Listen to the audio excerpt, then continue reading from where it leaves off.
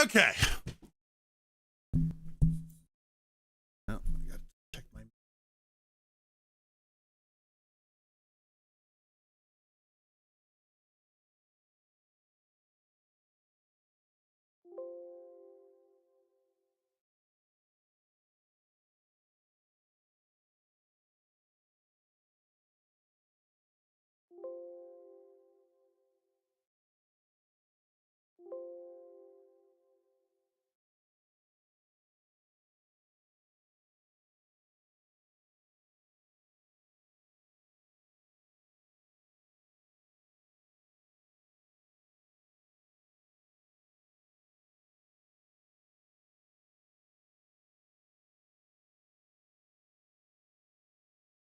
Okay, there we go.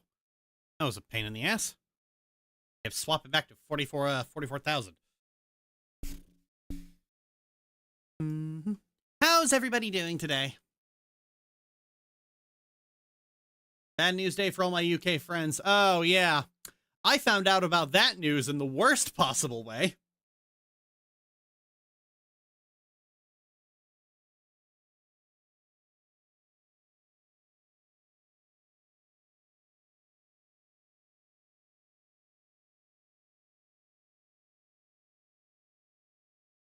Couldn't sleep. How the fuck is some way here in Poland are like the only place where we got more, not less rights from courts recently?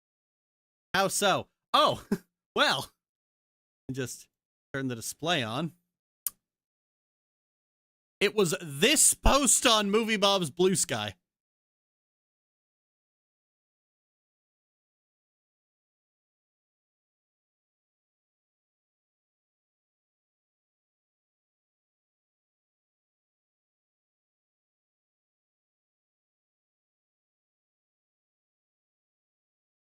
Look, you know, everybody knows where J.K. Rowling lives, so, like...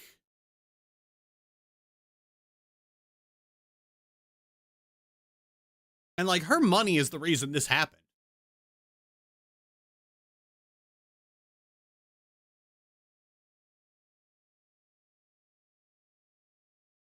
Now, I'm not saying you should light J.K. Rowling's house on fire.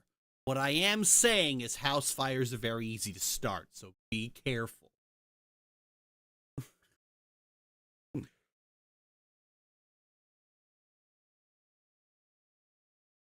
I think people worry about making her a martyr. Who gives a fuck, honestly?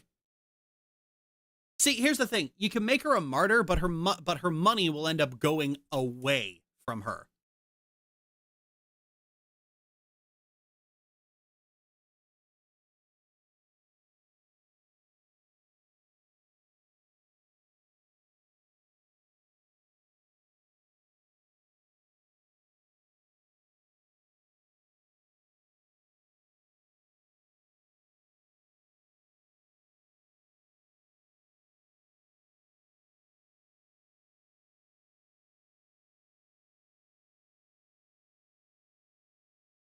Okay, so we are talking about the UK.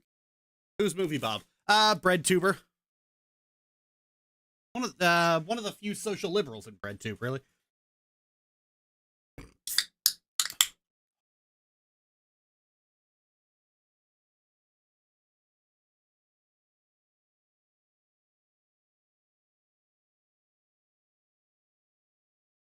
Okay.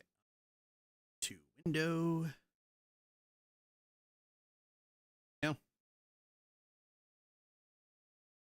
Who's the little creature with goggle? Who's the little creature with goggles? They look adorable. Oh, that's Kari. Like Digimon Kari.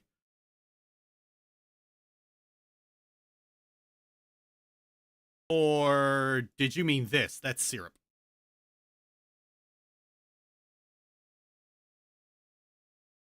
Even relevant enough to have its own moniker, or is it just an easy reference term? Just an easy reference term.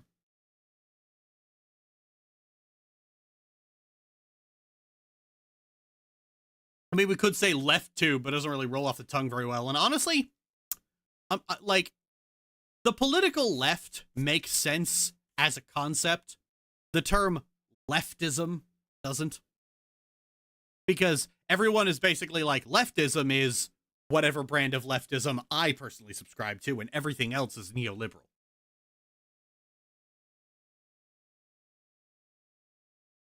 It's just kind of useless as a term. Like the concept, like the left and the right as terms, they're useless when you could just say liberal and conservative. A social conservative, a fascist.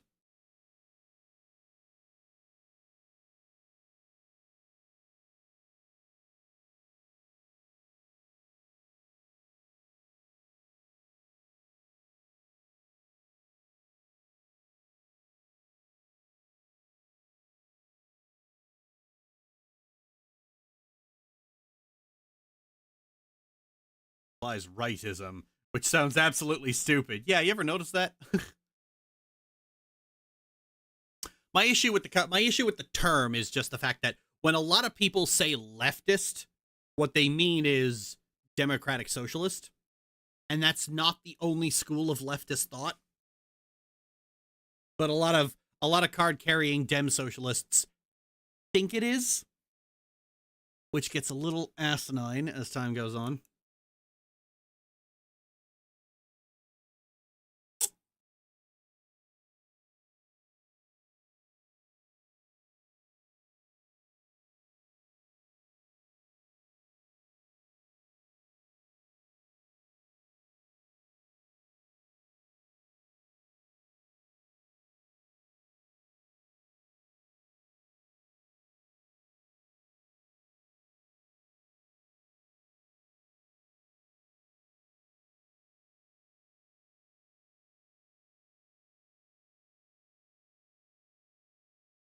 Please subscribe to the channel. Aw, thanks. Oh, I don't have the alert box on, do I?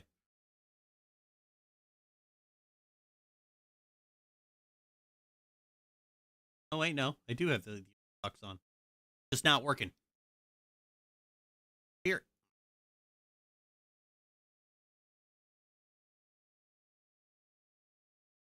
That's the case in the US and Australia, at least. Yep. As I feel like the term liberal is also used to describe conservatives who behave like they're progressive until they're tree. No. You see, liberal is based like, okay, liberal as a concept means a lot of something. So, you know, like say a liberal capitalist is a laissez-faire capitalist. A liberal socialist is somebody who wants to do a lot of socialism. In broader political context, it means big government, whereas conservative means small government. Where things get weird is that liberal means something different depending on who is saying it. So if a centrist says liberal, they mean a socialist. If a conservative says liberal, they mean either a social liberal or a socialist, or just anyone who wants to regulate capitalism. And when a socialist says liberal, they mean conservative. Then you start getting into phrases like neoliberalism, which refers to the resurgence of classical liberalism, which was like the economic policy of, it's the economic policy of Reagan and the Gilded Age. That's why it's called classical liberalism. It's like, well, Lily, if that's classical liberalism, what's the actual new liberalism? It's called social liberalism, which is like FDR, the New Deal, that kind of stuff. High taxes on the rich, a very robust social safety net, but still operating within a capitalist economy. Mixed economy is what social liberalism is. Mixed economy.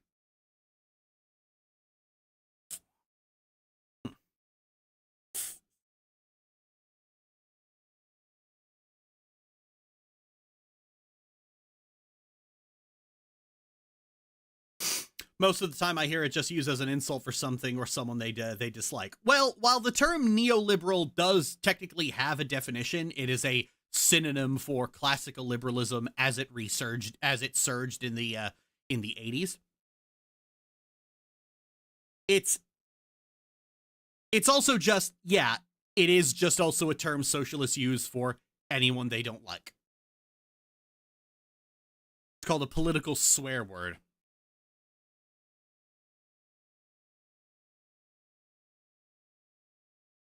It's like any buzzword, really. It has a definition, but it's also vague enough on its own that you can kind of just spread it to everyone.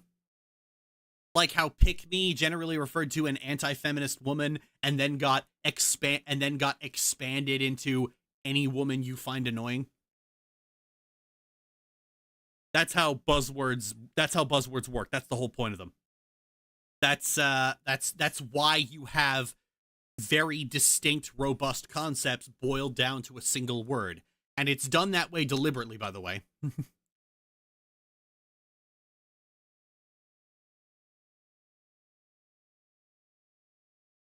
It does lead to funny conversations where the new liberalism is actually the old liberalism after it came back once people got complacent with the actual new liberalism. That's what that meant? Wow, thanks. Yep.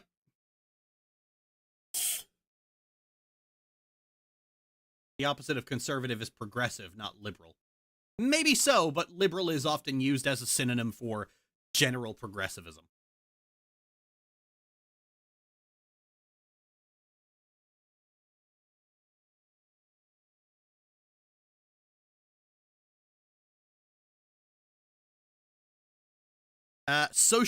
When most people think of like the left, people are like, well, what does it mean when someone is like on the left? And what that typically means is they are either a democratic socialist or a social liberal.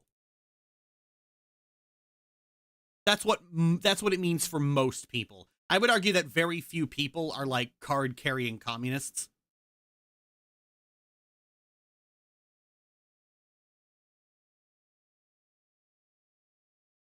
It's fun learning about stuff like this from you. Oh, thanks.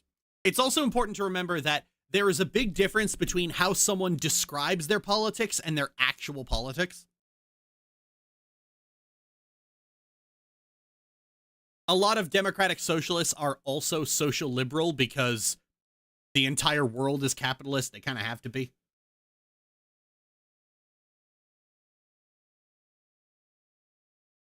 Yeah, you know, like lying. Yep.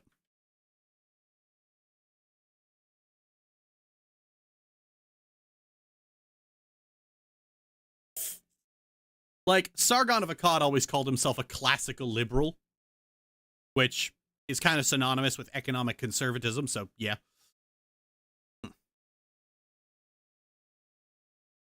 But he mostly just bitched and moaned about feminists and immigrants, so he was a Nazi.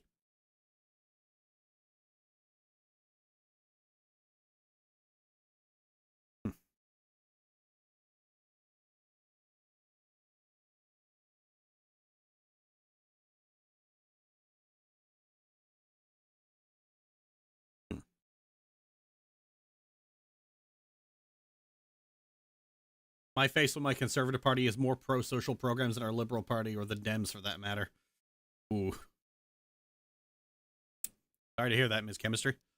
Yeah, that's kind of the case here in Canada as well. You know, we have the NDP, who are like democratic socialist, who they're the socialist party.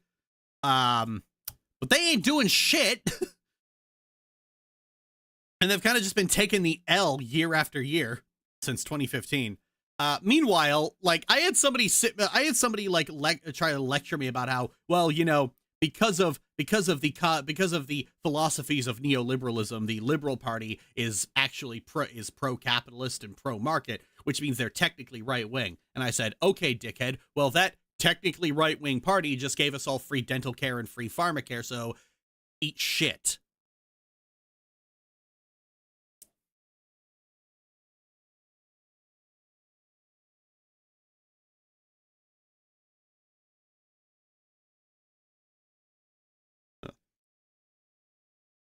Certified CD call smarty moment, thanks.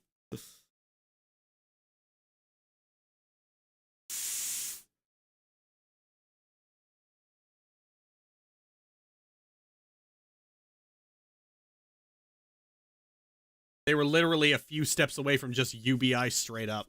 Oh, the Liberal Party is pro-UBI.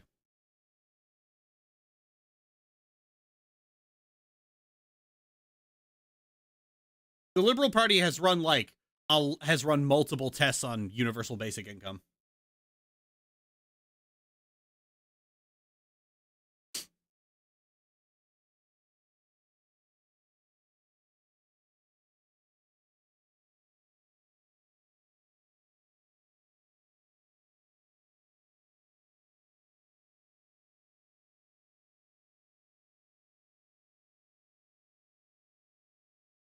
One of the Liberal leadership candidates actually was planning to open a path to basic personal income.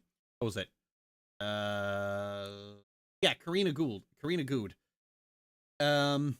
Unfortunately, she lost to Carney, so.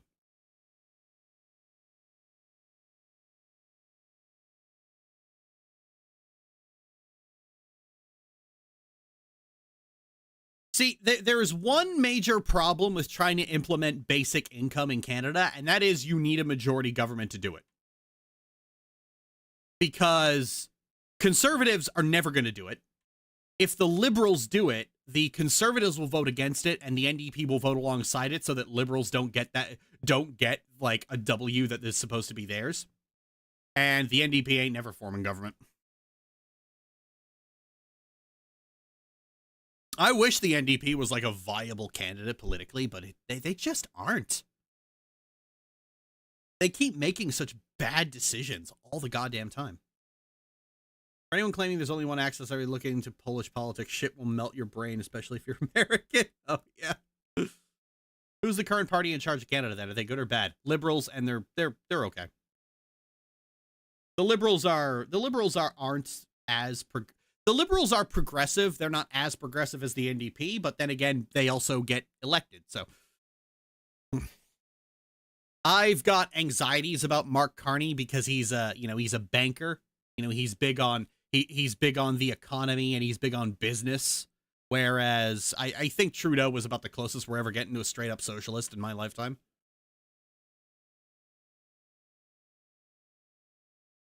What gaffes did the NDP keep making? Well, for one reason in particular, for reasons that basically only baffle, for reasons that make sense only to the NDP, they've been running the same leader for 3 elections in a row now. This is Singh's 3rd election in a row as NDP leader. Now, typically, like in most cases, parties tend to, like, or at least the 3 main parties, they tend to drop their leader once they lose an election. Like, the Conservatives ran Andrew Scheer against Trudeau and 2015. I'm forgetting which was which.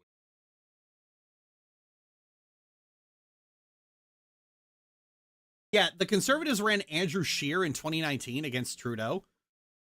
Then when they lost, they ran Aaron O'Toole in 2021. And now they're running Pierre Poilievre. Now, fucking hell, Poilievre is a fucking grimy little fucking ghoul.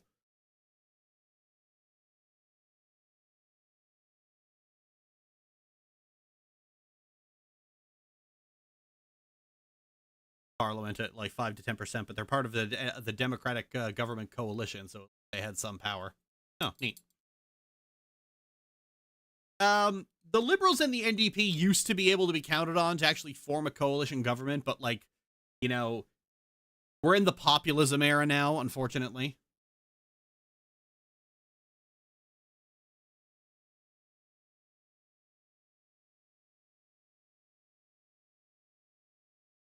I always hear people yap about like, oh, we need to do leftist populism. And it's like, well, there's a problem with that.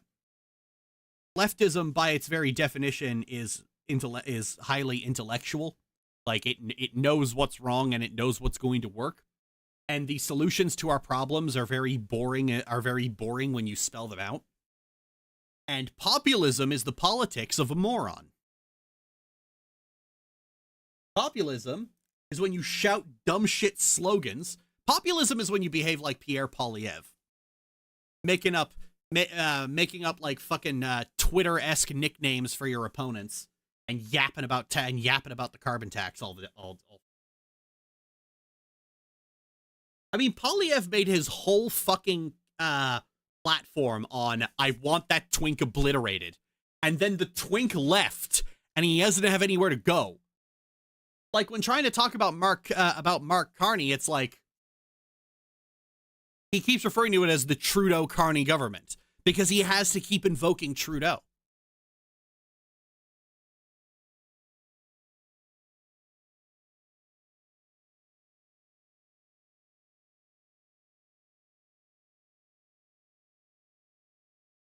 Populist, like, I do not think the left wing should be doing populism. Populism is for idiots. An advertisement versus a college lecture on a subject. Yep. And that's kind of the problem. You see, liberals tend to have degrees in law, whereas conservatives tend to have degrees in marketing.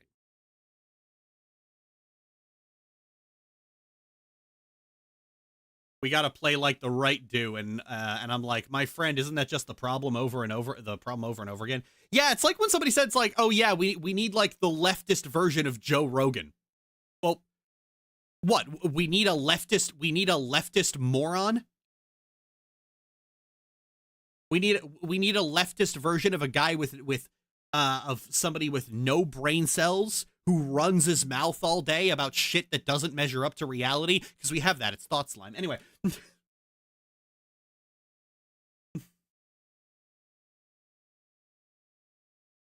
I'm kidding, of course. Although, like, dear God. I'm kidding, of course, though. I would say probably my biggest criticism of thought slime is just so fucking miserable all the goddamn time. And I'm sorry, you can't do leftism based on hatred. It doesn't work. You have to love people more than you hate corporations.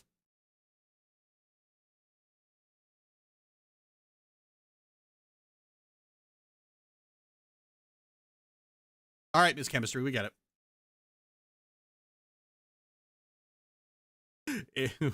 Damn, shots fired.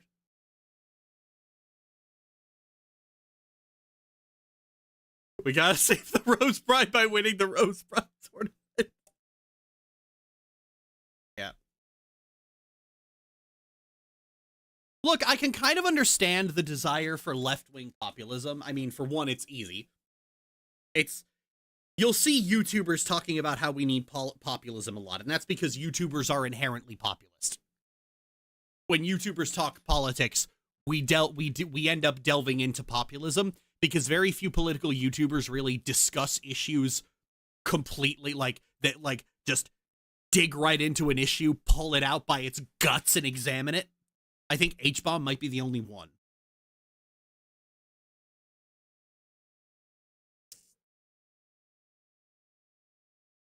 But all right, Miss Chemistry, can I pay attention, please? But like this time, I can kind of understand it, because a problem that every democracy is currently having is that the public is stupid. Like, everything surrounding Trump only happened because like American voters are idiots. Not just Trump voters either. Basically, every little fucking weird-ass excuse that people came up with not to vote Democrat in the last American election, that was idiocy. That was straight-up fucking idiocy. It's like when you hear leftists talk about withholding your vote out of protest. That is not how voting works. That is not how voting fucking works.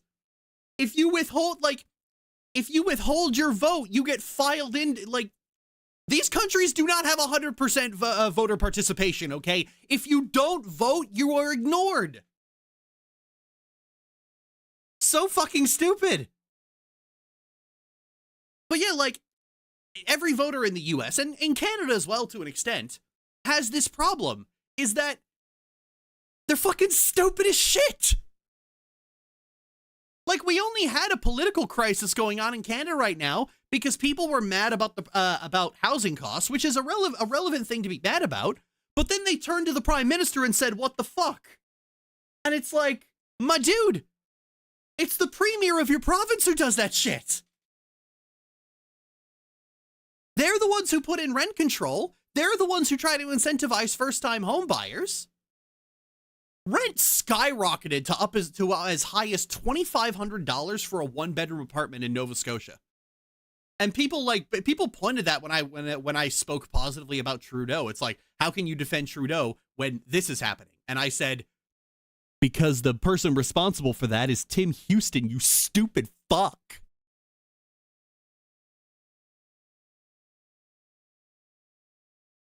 Because I know how my fucking government works, you idiot.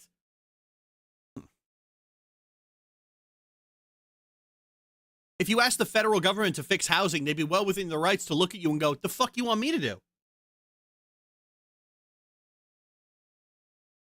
The most the federal government can do is provide funding to construct more housing to the province.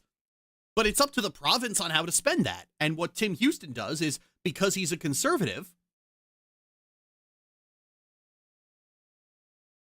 he just flittered it away and gave it to the landlords. He spent it on building condos. He spent it on, he subsidized the building, the construction of apartment buildings that are owned by corporations.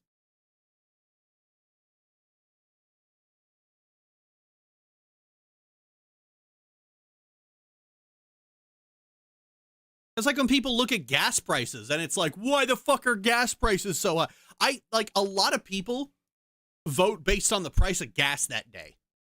Like, the price of gas is skyrocketing. So, like, what the fuck, Trudeau? And it's like, my dude, Canada does not control the price of oil.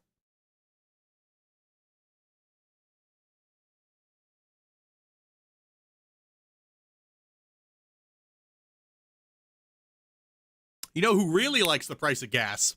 Fucking Alberta.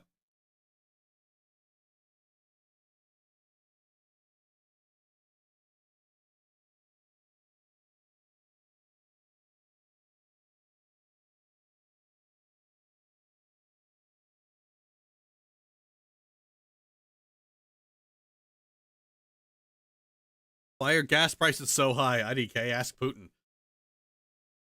How bad is Alberta? Everybody always says that Alberta is like the Texas of Canada. Not true. It's the Florida of Canada.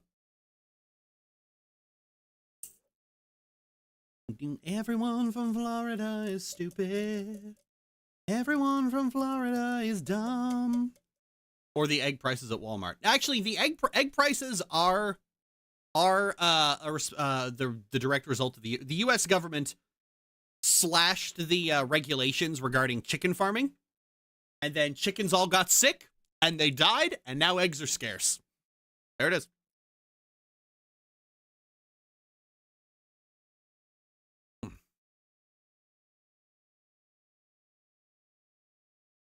Albertans are rabidly conservative because their main industry is the oil industry.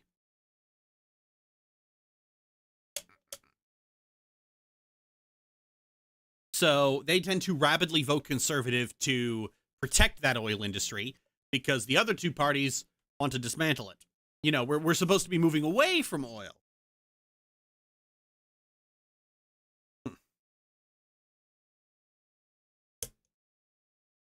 Might not be the brightest guy, but next to them my IQ's high. If they had guitars, here's how they'd strum. I'm like doing no work as I talk Canadian politics. You know what? There's an election coming up, so it makes sense I'm talking Canadian politics. How are you, CD? I'm doing great, Lolo.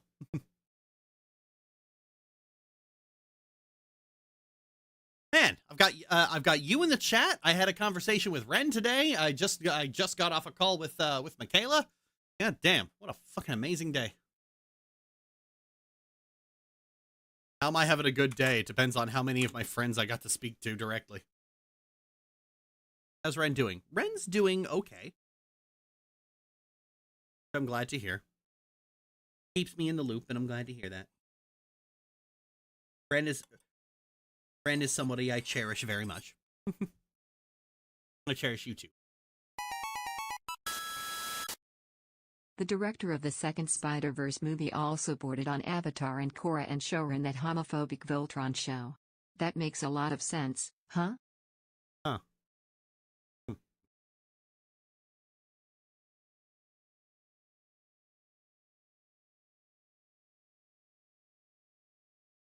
Difference between a school in an area made wealthy by tourism versus literally right across the bridge to where there isn't tourism money is staggering, like a whole other planet. Yep. Nice that CD gets all the good social juice today. Oh yeah. I've actually been doing a lot better since I stopped bothering trying to go back onto Tumblr. You know, it seems obvious, But people having a direct line to a direct message line to me just meant a lot more harassment. And now that I'm not on Tumblr, it's just no fucking harassment. Great. I only find out what the stalkers are doing like 2 weeks after the fact.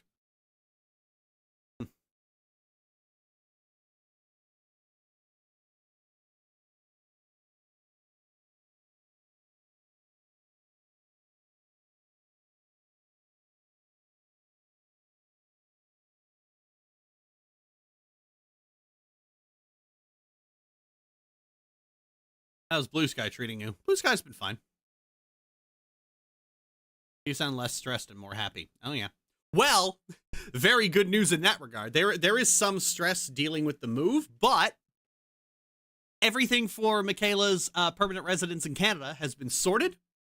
She's getting here May 28th, and we just got to deal with shipping her stuff, throwing out the other stuff, and paying to terminate her lease. Like, she's already listed as an occupant on mine. Fucking amazing. Ooh, let's fucking go. Oh my god, that's amazing. Some of you already knew this. Glad for you and Michaela. Awesome. Yep. So fucking good.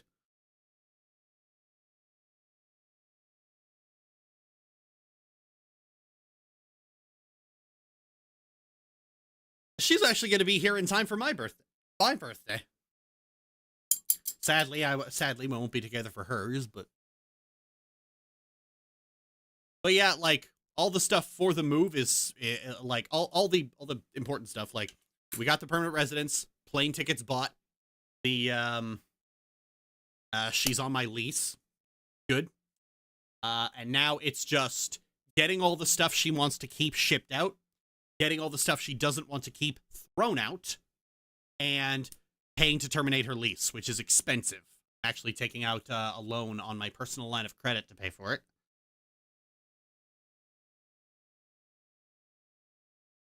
But yeah, May 28th, 3 p.m., she lands in Nova Scotia for the last fucking time.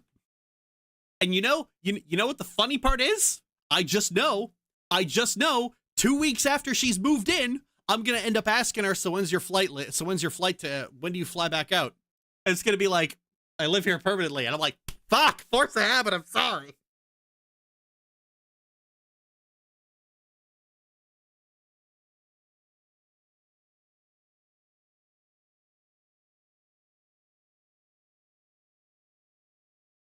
Paying to leave a building really just legal. Well, you're paying to break a contract. I mean, look, hey, the landlord could just as easily say, go fuck yourself, we're still charging you rent every month.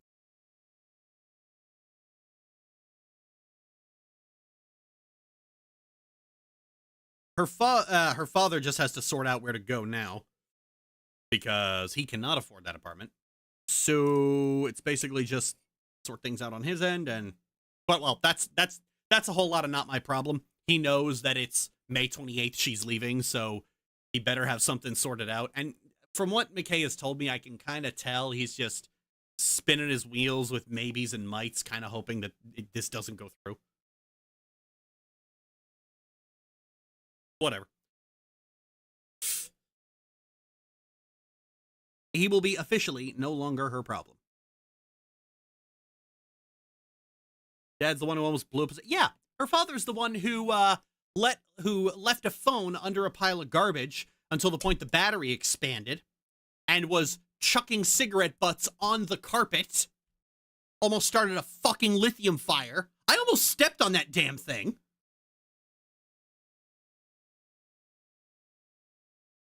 I'd already screamed my fucking head off at him over a bunch of other stuff. Like, holy... I remember that nightmare. Oh, yeah.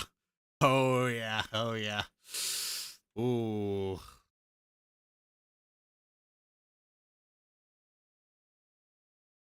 Sounds like an animal, Jesus. Yep. I learned what a spicy pillow was that day. Yep. I flew down last February. I flew down to help clean it up because the apartment was a mess and I knew it was going to have to be cleaned up. I was not prepared for how much of a mess. There was, like, that man, like his daughter was working morning to dusk. He's home all day, and he's chucking soda bottles and candy wrappers and cigarette butts everywhere until it piles up to the fucking ceiling. He is leaving ash fucking everywhere. He leaves a fucking layer of grime on the stove that is a half-inch thick. I got in there, I looked around, I went, what the fuck?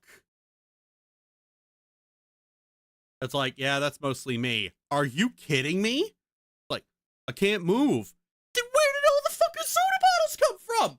You didn't conjure the garbage out of nowhere. And like, he was kind of trying to do the same weaselly, half manipulation, half taking account manipulation that looks like taking accountability that he does with Michaela, and I was not having it. I unloaded on that man. I screamed at him for a full 45 goddamn minutes, lecturing him about what a fucking child he is. A grown man, a fucking middle-aged man, can't clean up his own fucking messes. He claims he can't move, but when he's got to run out for more soda and cigarettes, oh man, you bet your ass he gets out of that fucking chair really quickly. When I come in and I berate the shit out of him, oh man, he's out of that chair and he's gone.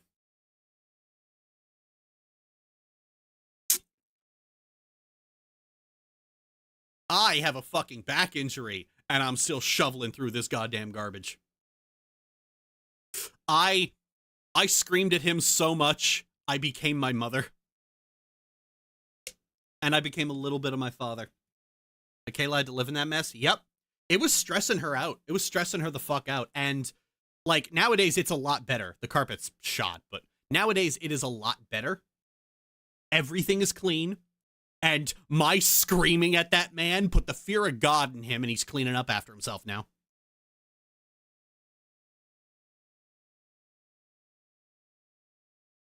I showed my mother the before and after photos, and she looked, it was like, okay, so here was the living room, and here's what it was after I got done with it. And she just went, that's my girl. Thank goodness Michaela's getting out of there. Oh yeah.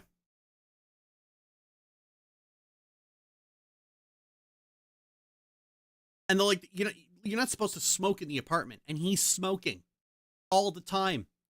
He does nothing but smoke. Hell, the first thing I said to him, I looked directly at him, I said, you, put that out. He doesn't smoke in the apartment anymore. Oh, man. I would fly right back down there. I would fly right back down there. You're amazing. Your support. You put the fear of God, that man. A black are his lungs. I don't know. Probably as black as his heart. They're good parents, not to mention if they suck. It is absurd. And yeah, that shit was stressing her the fuck out, but she is doing so much better now, not having to live in a pile of garbage.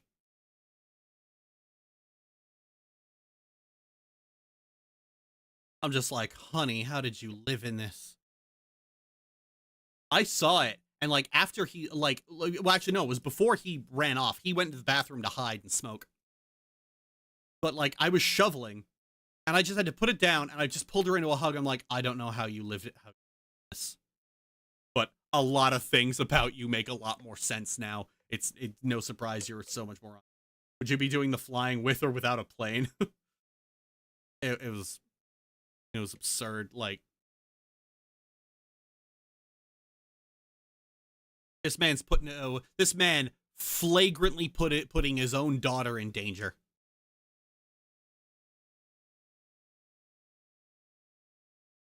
Leaving fire hazards in her home. Not only leaving fire hazards, I didn't just find a spicy pillow and like cigarettes thrown everywhere. He took the smoke detectors down. He said he had to replace the battery, but no, it's because they kept going off while he was smoking. So there's fire hazards everywhere and no smoke detectors. If a fire had started in the middle of the night, my wife would be dead.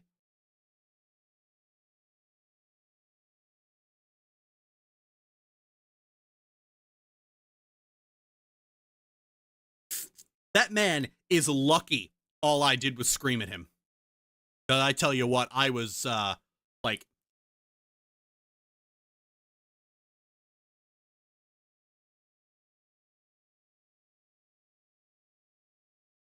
Oh, boy. I was about, it's like... He was already out when I found the spicy pillow, and when I found out the, smoke detectors were down. If he had been in the house, it's like, oh, you're gonna actually qualify for that disability check. You're getting what I'm through with you.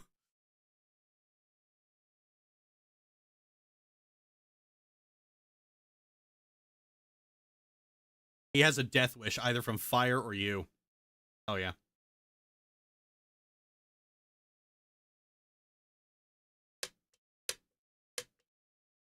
I've never even screamed at my own father as intensely as I screamed at him. I have not screamed at someone like that since I was fucking 17 years old. The last person I screamed at anything close to that was Courtney. Happy Michaela won't have to bother with his nasty ass anymore. That man has to be, what, in his 60s? Yup.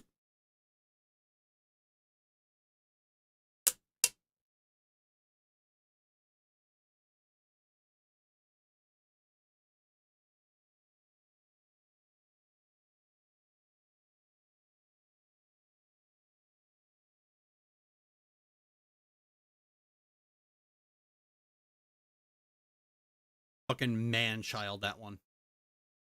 Absolute man-child. So glad you and Michaela will be in. Me too. Like, once Michaela's out of that apartment and she's in Canada, he is officially no longer her problem. She's already said that she has no intention on keeping in touch with her father. I completely understand that.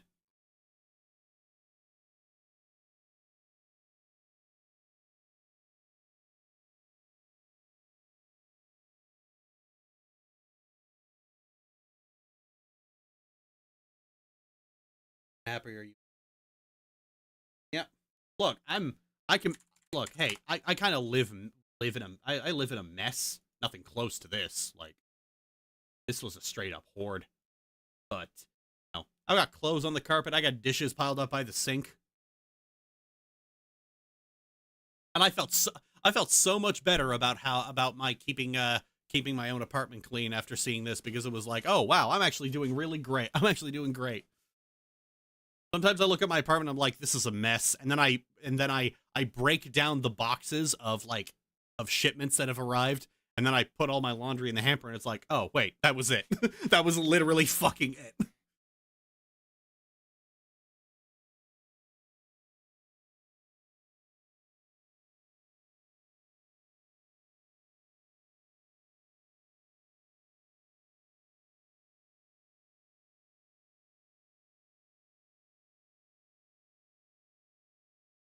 Now I want to clean my room, even if it's not messy. You probably should. It always feels satisfying to clean your house.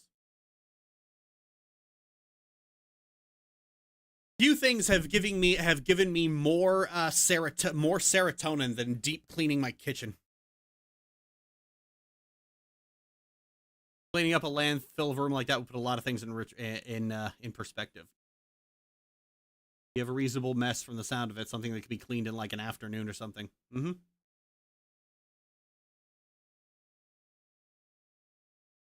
A big problem Michaela was actually having with it is the fact that it was so large and so emotionally daunting that it was like, you kind of get into a panic spiral where it's like, this is massive, it's going to take me forever. And when I got there, I was just like, okay, here's the first thing I said to her was, here's what we're going to do. We're going to spend like some time in the morning shoveling through this massive living room garbage pile. And then we're going to pick a room and focus on it. And what really got her like motivation up, what really made her clue in that this is doable, was the first day we focused on the bathroom. Because if we were going to be in this, we needed a place to shower. we needed a way to clean ourselves. There was so much dust and soot and ash. It was sticking in my hair. Like, I told her to buy N95 masks, and like, when I took the when I took the mask off, the front was black. That's how much shit it had filtered. Can you imagine if I'd been breathing that shit in?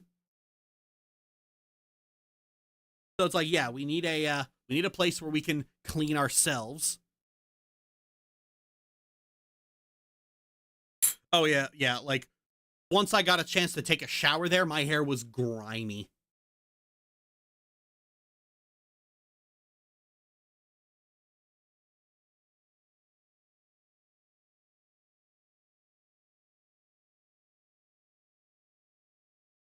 But the kicker is that, so we deep cleaned the bathroom first, and it took about 4 hours to do.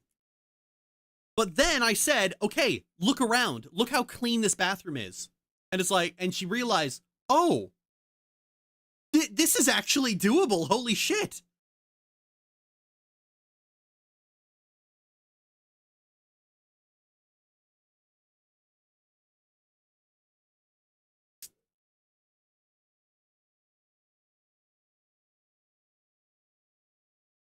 I don't think that could legally be considered a living space of 4. Yeah. It's like, this is actually doable. And she felt a lot better. And I kind of explained to her, it's like, okay, she asked me, like, how did you do that? It's like, you just compartmentalize. You just do it one room at a time. It's an apartment. It's a finite area. If we just do it one room at a time, we'll be fine. And so the next day we did the we did the dining room, because that was easier. The kitchen took 2 days. The kitchen was a daunting task. That took 2 days. And of course, each day we were shoveling more and more of that garbage out, which that's what most of it was. You know, that's what most of the stuff in the living room was. It's like, yeah, you just compartmentalize. You just do it one room at a time, honey. Pick a room, focus on that. There you go. You got it. Just don't look at everything else. It will be fine. I think having me directing her helped, because, you know, like I said, it's we both have ADHD. It's an ADHD problem. You're looking at everything. It's like, okay, I got to do this, but I should also do that and this, and I got to get that and whatever and that over there. And it's like, nope, one room.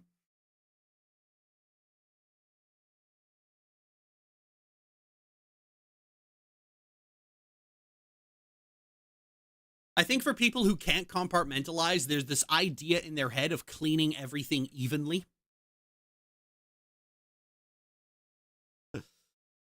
The best sleep of your lives after that whole place was done. Yep. I think I was there for about 2 weeks.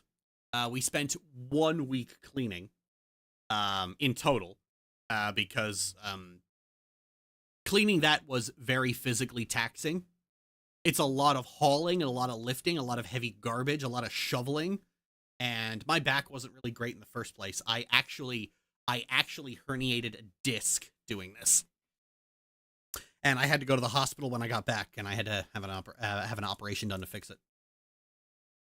But you know, like, I was there for 14 days. We spent 7 of those days cleaning, and 7 of those days relaxing and resting and just enjoying the fruits of our labor.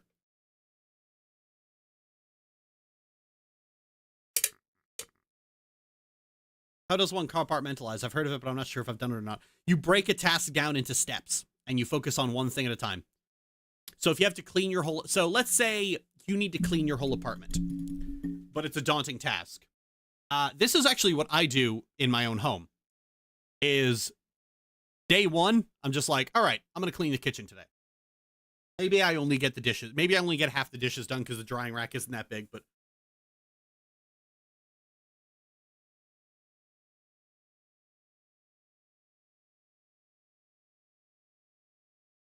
And then it's like, all right, I'm going to clean the living room today, which usually amounts to breaking down boxes and moving them away and gathering up shopping bags and throwing them out and whatnot. And then, all right, I'm going to clean the bathroom today, which is a lot more difficult. There's a lot more nooks and crannies to get into. And then it's like, all right, I'm going to clean my bedroom. And when it comes to cleaning my bedroom, if I clean off my dresser and then I pick up my laundry off the floor, boom, the bedroom's done.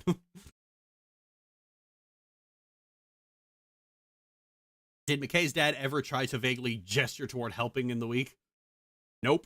He said he was going to help, but once I was there and once I started screaming, he left and he didn't come back until I had gone.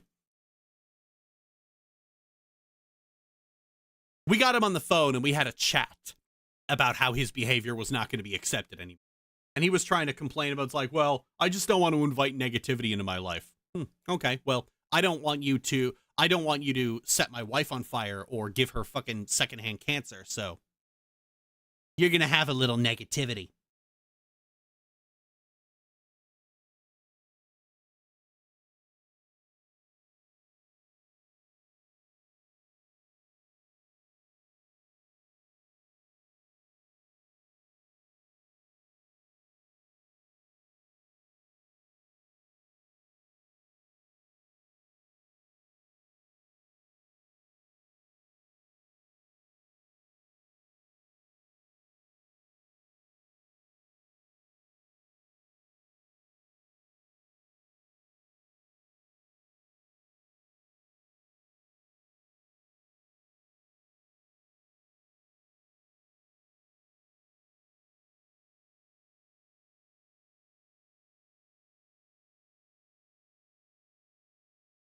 He is the negativity. Don't invite negativity does one thing, does the thing that guarantees negativity. Seriously, a dirty living space can mentally kill a person. Yep. I don't know if it was said before, but if it was, I missed it. But what does the CD stand for? It stands for Central District. It stands for Crackpot Destabilizer.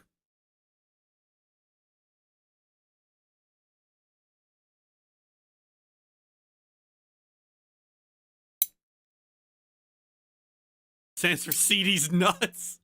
Coin operated. Compact disc, duh. Cupcake determinator. But yeah, funny. I got on the phone with a few of her other relatives. I got on the phone with my mother-in-law, and my mother-in-law was kind of taking a, just keep the peace, don't do anything to be disruptive and stuff like that. She's not in the house, so, and I kind of gave her, I gave her shit as well for like just, your passivity over this is absolutely shameful. It's like, do you talk to your mother this way? And it's like, if my mother pulled anything close to what the two of you have pulled, she'd consider herself a failure if I didn't.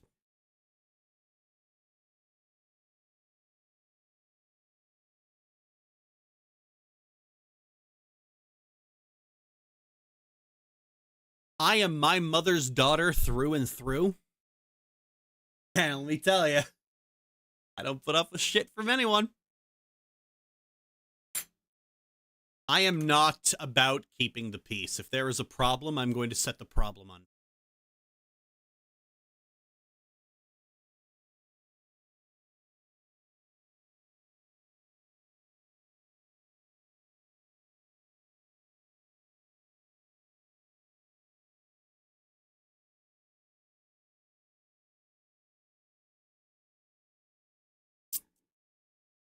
Negative peace is worthless. Yep.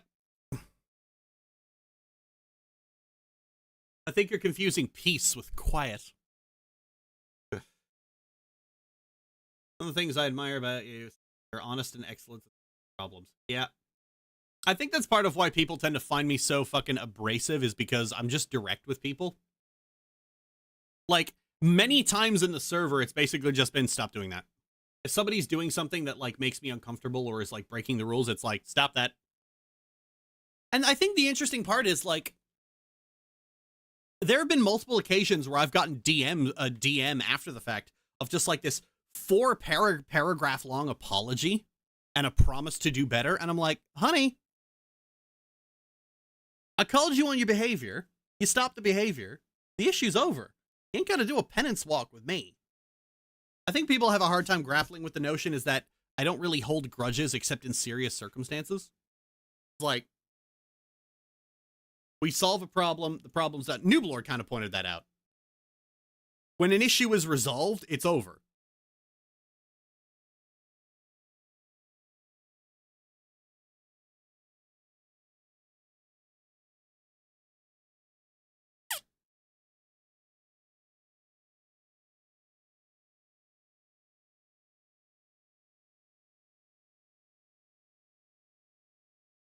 Told my brother off for using racial slurs. He had a bitch fit because everyone at some point has gotten pissed off.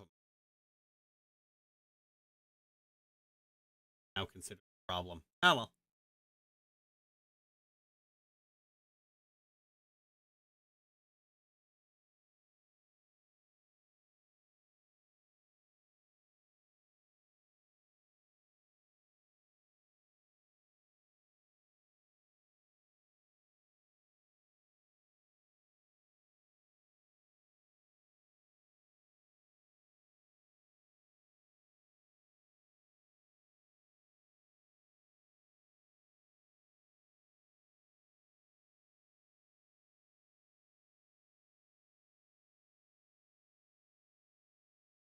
Hey, cut it out. Okay, shouldn't be that hard. Yeah, the problem is a lot of people are just so fucking spady.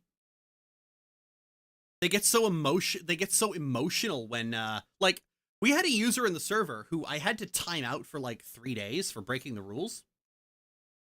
She got pissy, she left the server, and now she's in the stalker servers. After previously going through why everything the stalker, like, she was one of the people who helped me go through everything the stalkers say about and examine why it's bullshit, to the point that she was even getting frustrated with how stupid these people were. And then I punished her once in the server. She fucked off and changed all her positions. Well, always nice when the trash takes itself out.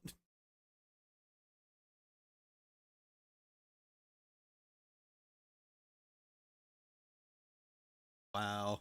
Yep. Yep. Oh my god. So these mea culpa DMs are an ego defensive source. I think so. I think it's okay, here's the kicker. I think the problem is that administrators and moderators and just like community like leaders in small communities like this, they tend to be very vindictive. A lot of people on the internet and a lot of people in fandom are extremely vindictive. So if you cross them, they're going to hold on to that shit forever. And I think a lot of people are accustomed to that. They're accustomed to what happens with a lot of admins is if you fuck up, they hold on to that. And if you keep, they won't tell you, they won't call you on the behavior. It's just, they'll hold on to that. And then when they want an excuse to get rid of you, they'll just pull all that shit out.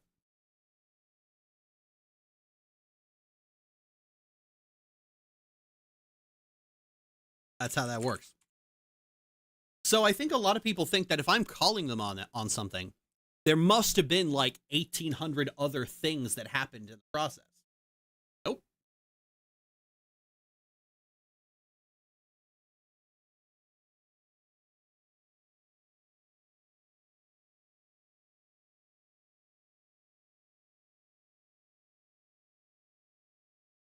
How do you find these people, CD? I don't know. Find me. I already said that.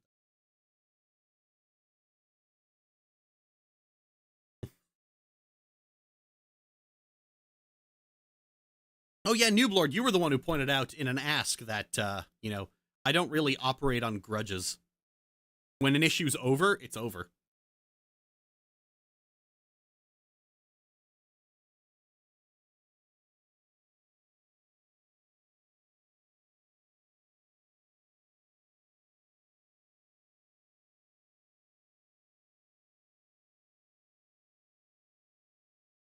Reminds me of corporate stuff like filling out a log so they have grounds to fire you. Yep.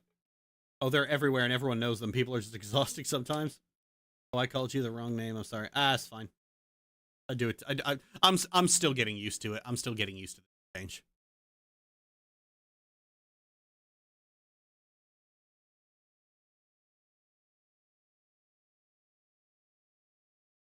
I'm okay. I did the screaming matches and call-outs for years when I was younger. It's why I found you so relatable. Found your content. Now my mother whines and moans about how I never call or hang out with the family. Oh, yeah. I think call-out culture is just something everyone on the internet has to grow out of.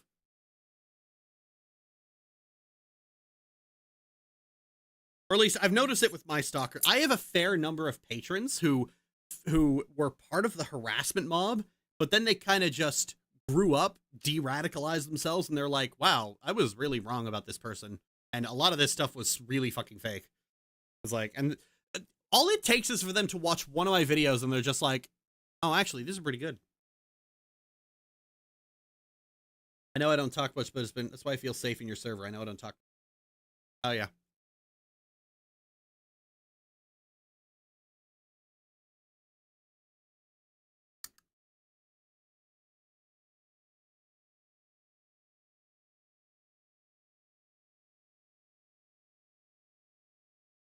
I think way more about myself and how I see the world.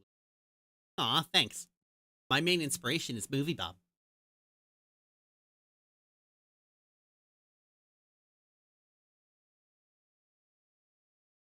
This work stream has turned into a hangout stream. Just did a video on fascism. Call out culture is just, I don't like this person, so I'm going to send a mob after them to get them to shut up, and that's it. Yeah, here's the kicker. A lot of people will say that. A lot of people recognize that, but then they always make excuses for the people they don't like. You know, Kiwi Farms is terrible until they're going after the person you have parasocial hatred of. Then it's, oh, this is a stopped clock moment. Oh, they got it right this time. Always the case. And Thought Slime's done shit like this too. But I mean, even H-Bomb's done it. H-Bomb, I mean, like, I think the funniest version of this, I don't even begrudge him for it. It's like a minor criticism, but H-Bomb calling out drama YouTube in a drama video. And I had to stop and I just go, what the fuck on, man?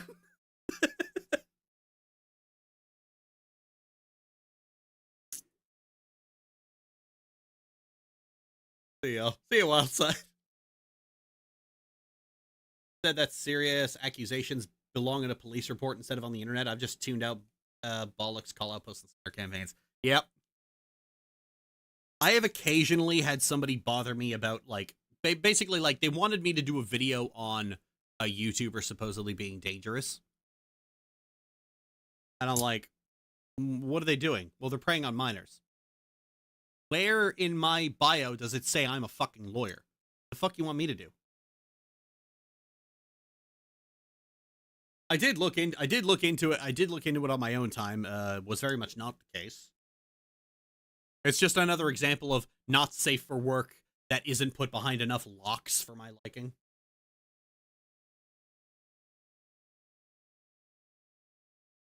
Call me an insane stalker for doing fan arts of you, which I don't know how to respond to those allegations. Don't. Who says you have to respond to them? Fuck the allegations. FN Rich cover for those guys. Yeah. Fuck the allegations. Insane stalker for doing fan arts of you. I mean, like, hey, an actual stalker of mine keeps trying to do mocking art of me, and I keep coming out looking like a MILF, so. I get the sneaking feeling there isn't a Kiwi Farms article on Trump or J.K. Rowling. Of course there isn't.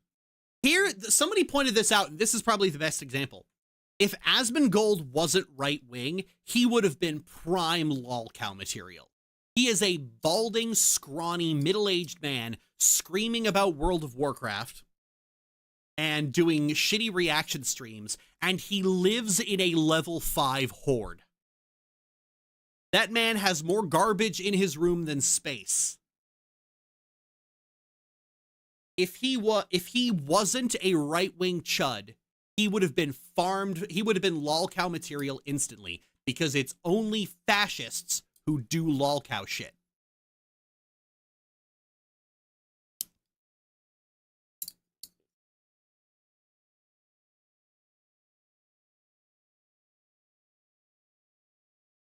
A MILF, a backfire of spectacular proportions. Yep.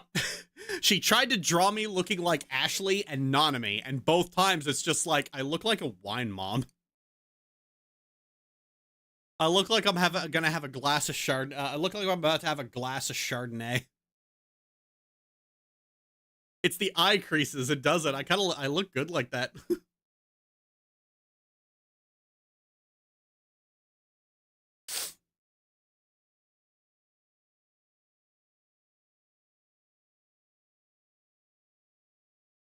I have to tell I have to suggest to McKay. It's like, hey McKay, you should draw me with like creases on my eyes and like my hair graying.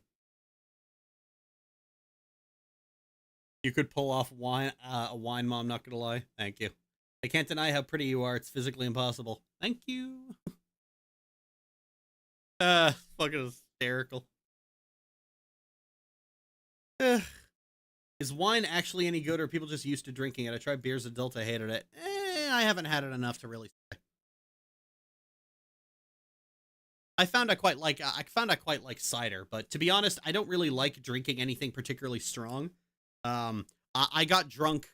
I got drunk when I was 17 and woke up in a very bad situation, and I've never really liked being impaired ever since.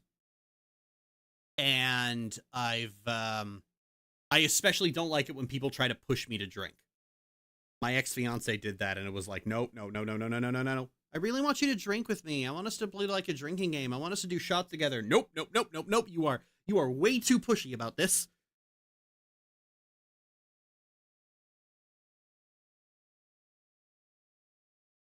Koppenberg's my go-to cider. Oh, neat. We have a local cider here, Annapolis. Never understood why people want to be drunk unless you're miserable. They're miserable. There it is. There you go. They're miserable. A lot of people do it to deal with the stress of 9 to 5 jobs.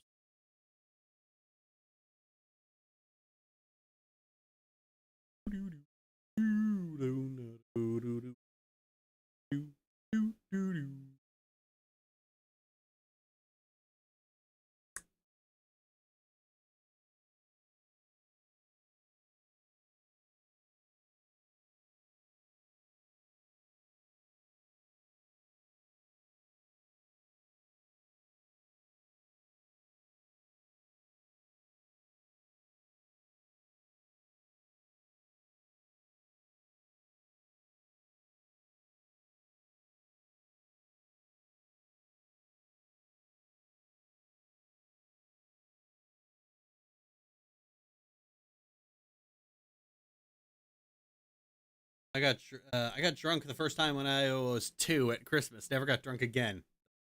The fuck did you do? Did you have a sip of spiked eggnog?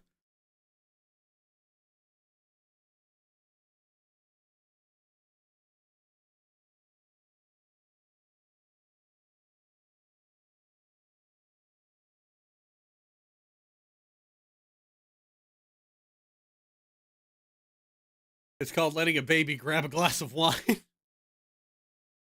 We had a comic about that. Like, Bonnie really wanted to try hard. She saw it and she was like, "Can I have some?" It's like, it's hard cider, but it's like it's like this drink's for adults. Okay, but can I have some? I was like, she's gonna keep pushing this and probably try to get into it.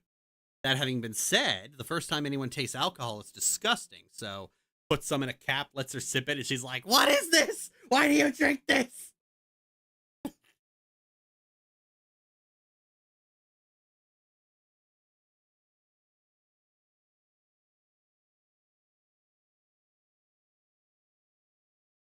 Violence beverage. Oh yeah.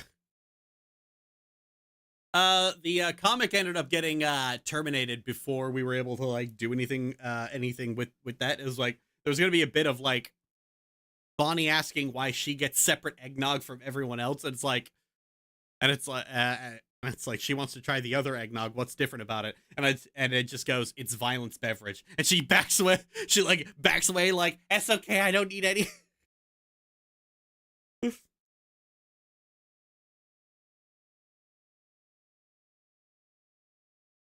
That's what my parents did. They let us have a sip of beer, and it was comically revolting. Yeah.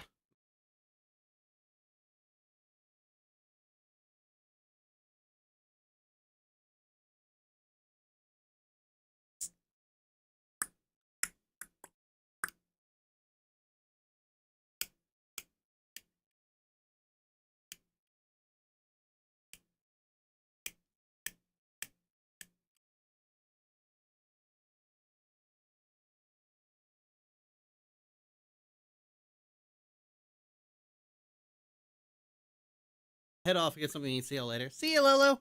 Love you.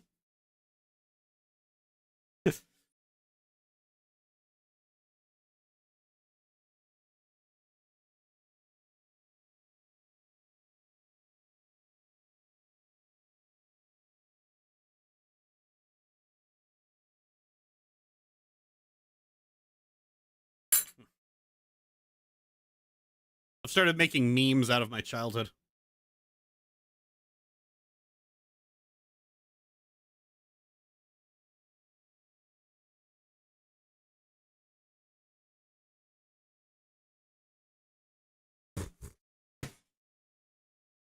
What are some drinks you get in Canada you haven't found anywhere else that you like?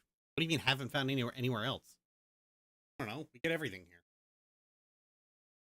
here. Memes? Yeah.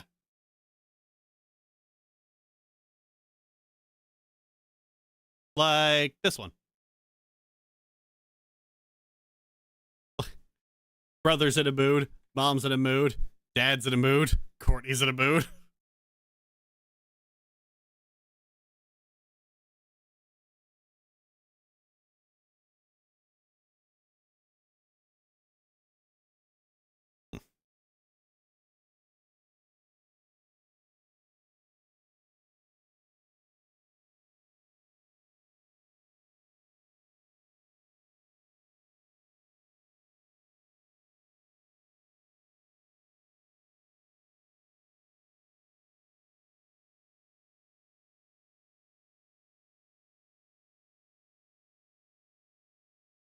That tracks.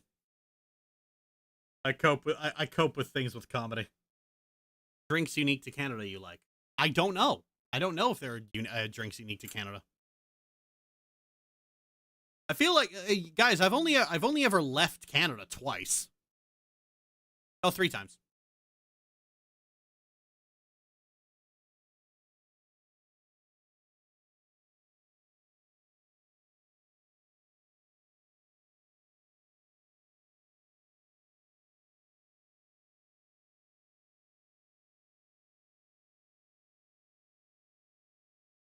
Wait, for real? Yeah, you guys think I travel?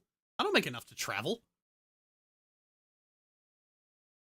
I feel like you guys think that because I'm a YouTuber, I must be loaded. No, I am a working class YouTuber.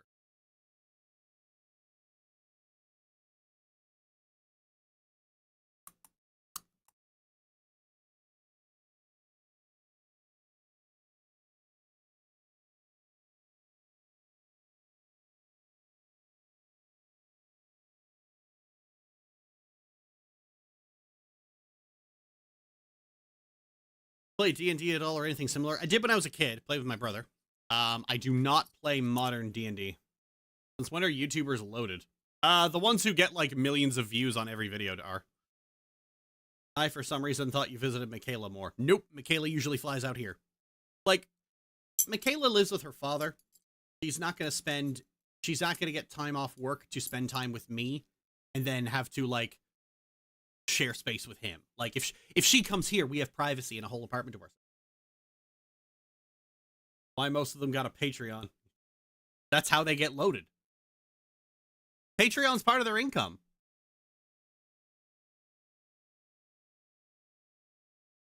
Okay, it's time to actually get to fucking work here. First kiss at a spooky soiree is a much simpler story that ultimately ends with the two sometime and we're afraid of ruining their friendship, which as a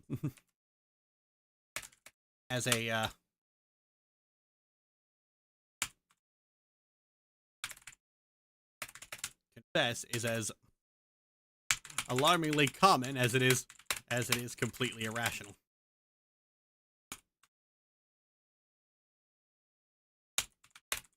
But the cute hook here, this one is that Marzipan has very different interactions.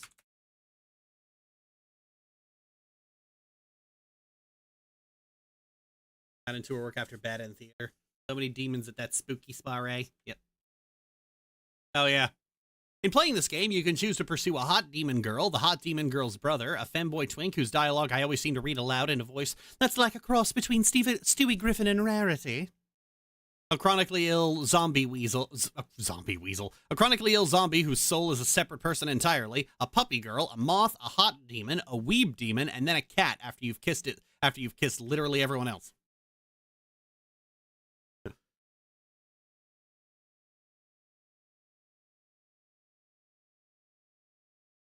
Oh yeah, and if you have a save file from Syrup and the Ultimate Sweet, the Chocolate Twins will appear. That's cool. I didn't know. That's cool. I didn't know Renpai knew how to do that.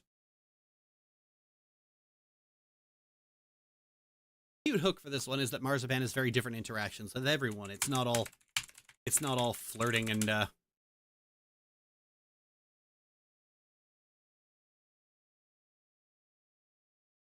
don't remember a lot of them very well. I'll do the ones I do remember, and then I'm gonna have to record all the others. Are you gonna cover date treat? Maybe. I could easily slot it in there if I'm feeling like it. Videos like this are very easy to do because they're very modular. Each section slots in and out as much as I like.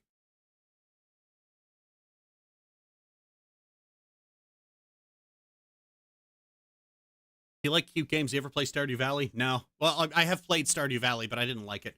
Too much crafting.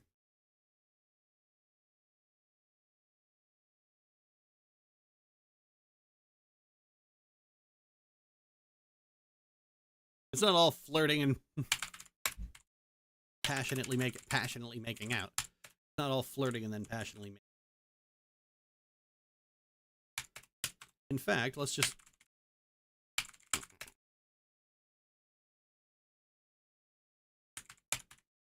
Periwinkle being the it's like mayfly he is always looking for someone to get flirtatious with and take home.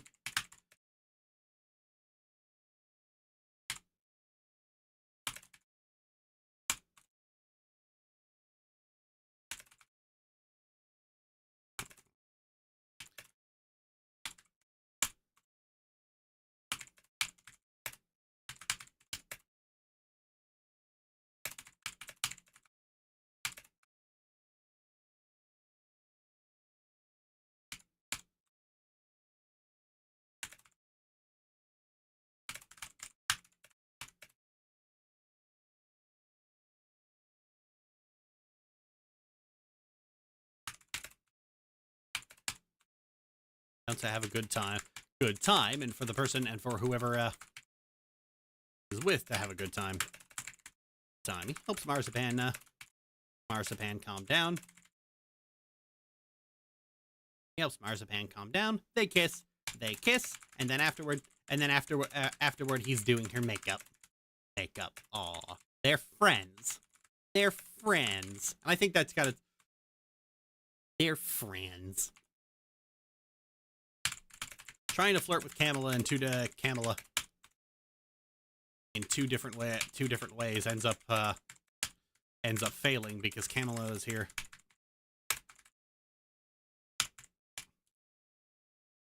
with Eleni. But one of the routes involves getting in contact with her brother Olog. Marzipan ends up summoning Olog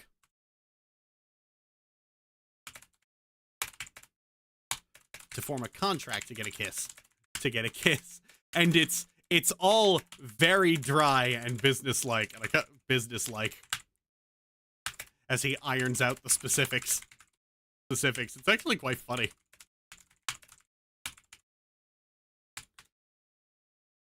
Olog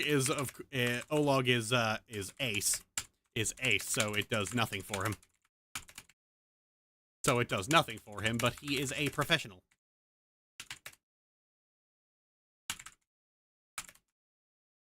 Marzipan, I respect the commitment to the craft, sir. I respect the commitment.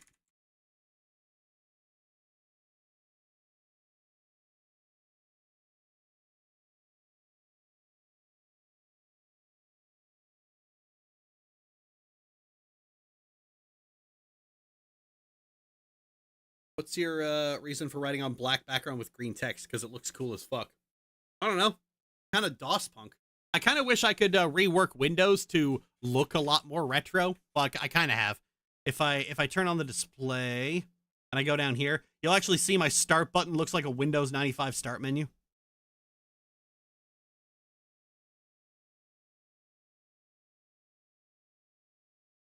DOS punk, that's what I'm going to call it. They basically hire a sex worker route. I respect the commitment to the craft, sir. Olog is great if you really like dry awkwardness.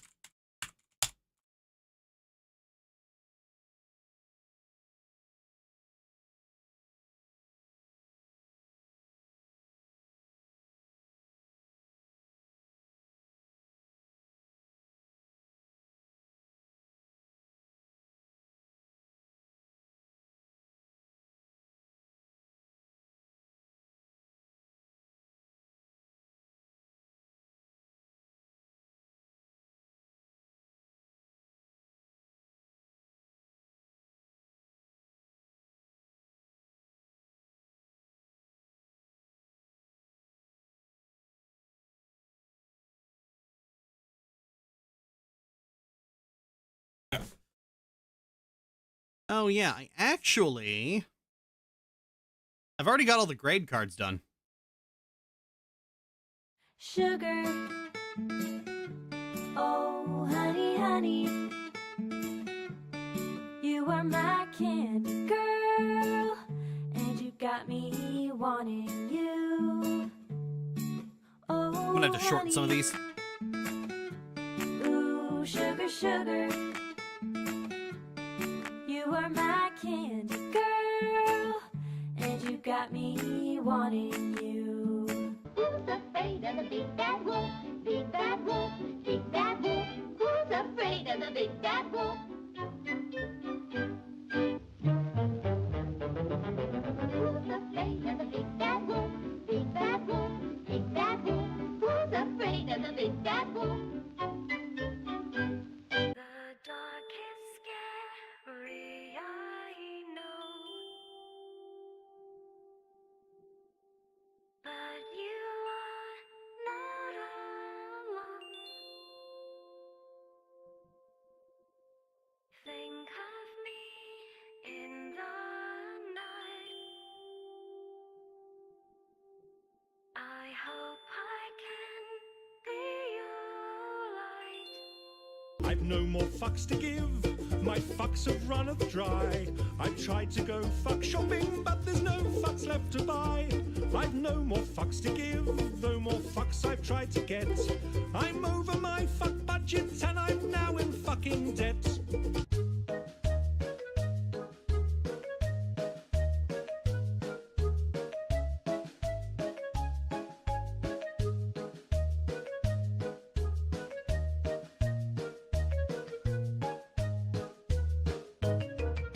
Bad little girl, that's what you're acting like. You don't really sound that you're that kind of girl. And if you are, why do you want to hang out with me?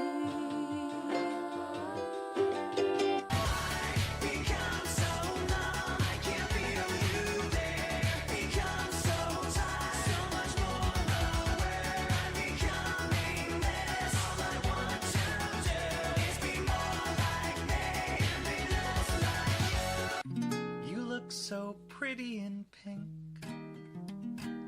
against the starry night sky. Without you my heart would sink, so I am telling you why. For all your tragedies, all right, happy endings. Undo all our suffering. I missed you, my darling. Heartaches, my loving you meant only heartaches. Your kiss was such a sacred thing to me. I can't believe it's just a burning memory. I need a himbo. I'm holding out for a himbo till the end of the night. He's gotta be strong and he's gotta be fast and he's gotta be dumb and polite. Honey, what you waiting for? Welcome to my candy store. It's time for you to prove you're not a loser anymore. And step into my candy store. Is that Oreo? Probably. I have all the music credits in my in a text file.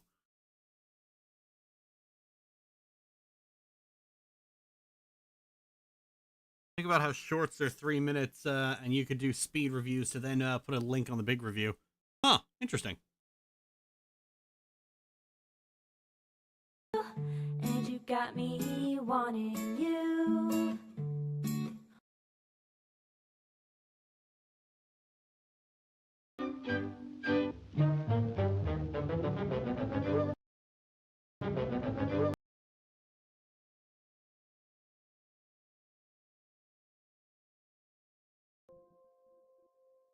Think of me in the night.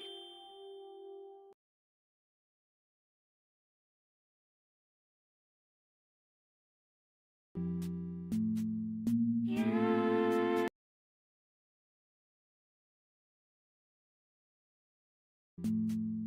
Yeah. Yes, it's true. I love you.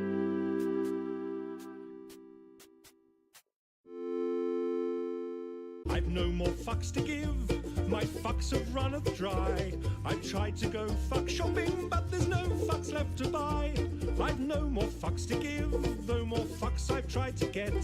I'm over That's my fuck budget much. and I'm now in fucking debt.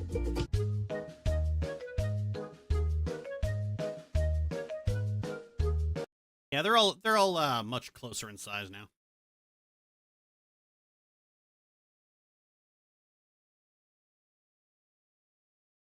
Anyway, back to this.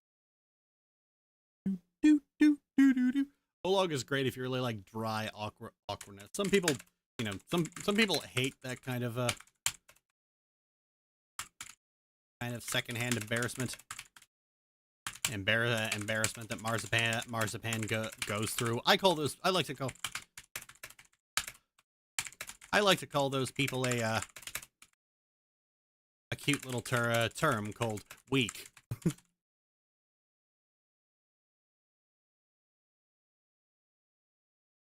There's a term I use for those kind of people, kind of people. It's called weak.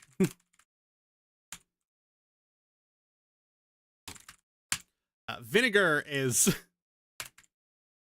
outside of the secret ending. Ending is probably the best. Marzipan just sees a girl lying face down on the floor. Lauren thinks, okay, is she dead? Oh, sue me, CD. Huh.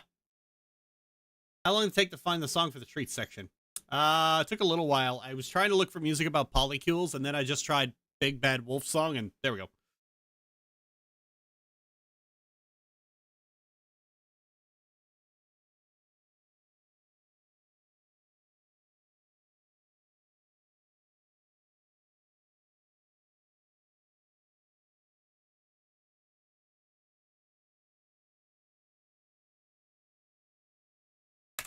End result is a conversation with a zombie girl.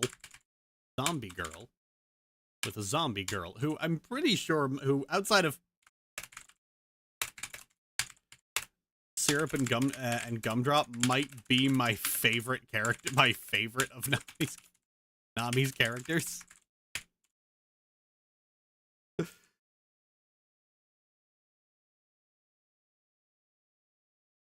You know that Syrup is probably Arrow, but not Ace. It's only ever mentioned that she likes girls. They never really go in. They ever go in depth on that. I know there's one comic where she basically says it's like, I'm not interested in having a relationship with anyone. I don't have time for that. Which ordinarily would clock that in, but Nami doesn't usually use euphemisms like that. So I'm curious where she's going.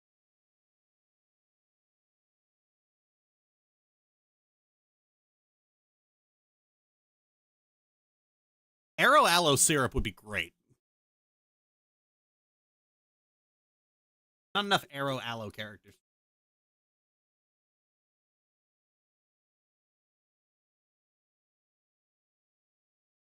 What was the remix of what I think is a Linkin Park song? Oh yeah, that is an 80s remix of Numb.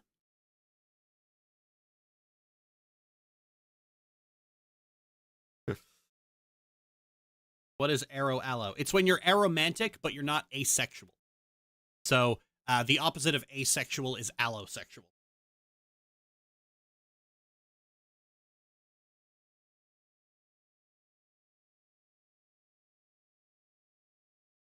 NomNomNomi. No, it's NomNomNomi.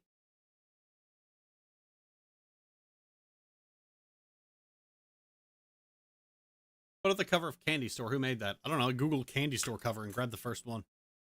I'd have to open the credits document. I'm not gonna bother. Side of syrup and gumdrop might be. Sounded like Anna. Nope, it's not Anna. Anna's songs get content ID claim.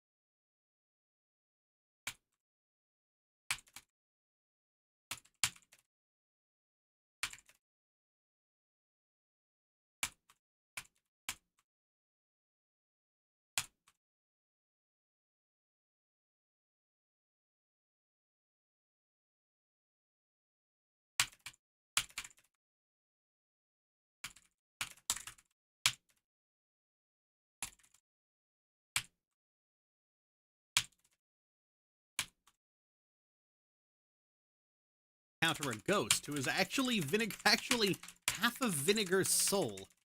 So follow me on this.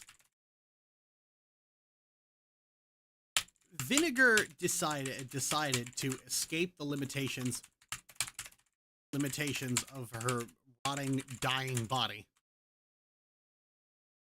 by extracting her soul.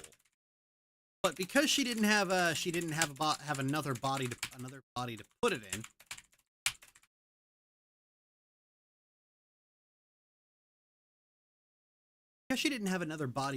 in, she had to split it in half. This This means syrup. This means Vinegar is now two distinct people. Literal split personality. You have the zombie half, miserable and grouchy from her illness, and the ghost half, who is a lot more upbeat and chipper. Oh, hang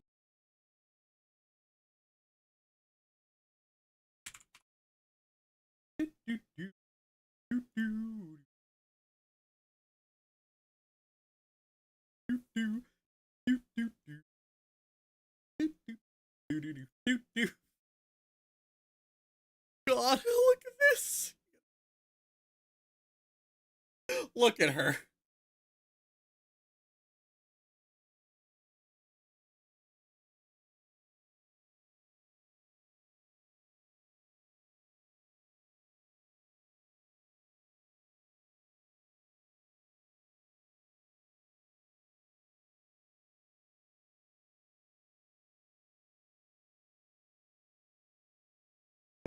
Vinegar's comics are probably the best. It's just like, this is her day now.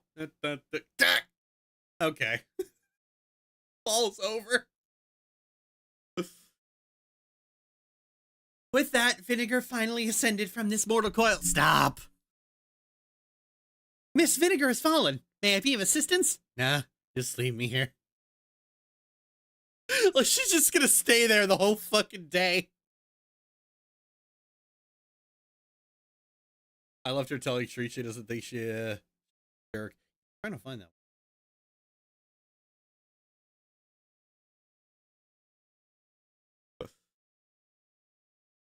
One time, Time and I had just finished a late-night shift at our work, and I was following her down the stairs, but then I missed a step, and the next thing I knew, I was in Time's arms. It was so embarrassing, but kind of romantic, too. I felt bad for worrying her, but it honestly made me really happy.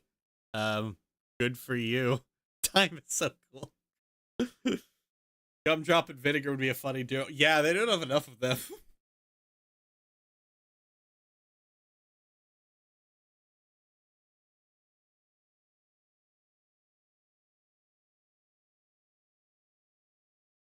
She's Eeyore. She is an absolutely adorable cat girl version of Eeyore, and I'm here. She's not actually a cat girl. She just wears cat ears.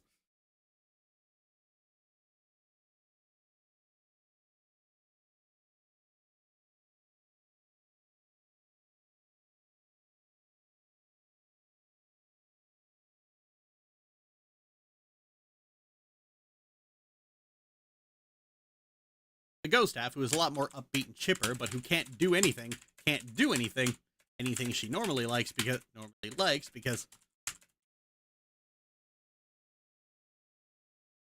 she's incorporeal. Interactions with Vinegar involve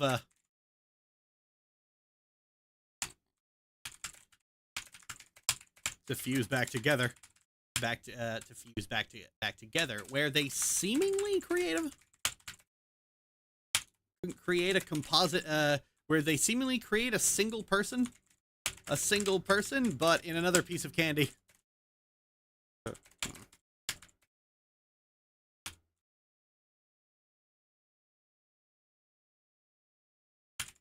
Is shown to still be two people. Yep. Like, Vinegar has so far not had her own game. She just appears in other games. In other games, when as a character, she's fascinating.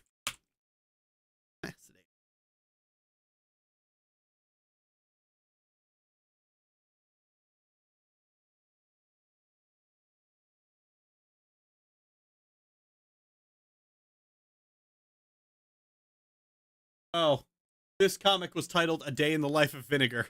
Sleeping, my body hurts.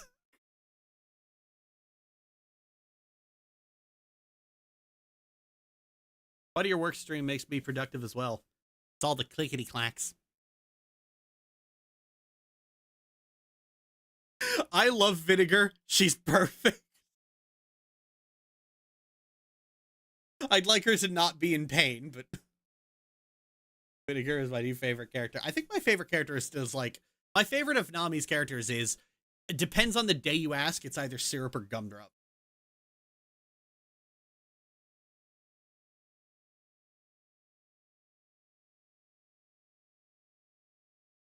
Appears in other games, when as a character she's fascinating. Like, not only is she literally rotting, which in terms of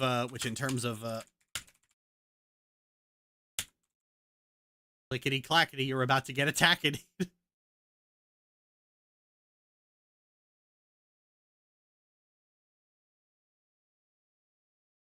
Your favorite ships, Syrup and Gumdrop? Oh, yep, absolutely.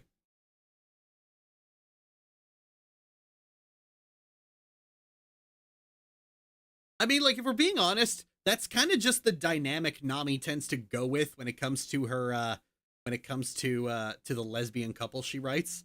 Like, it's one of them is either aloof and or easily embarrassed, and is kind of like and then the other one is high energy and a little embarrassing. So you get like the Maiden and the Overlord.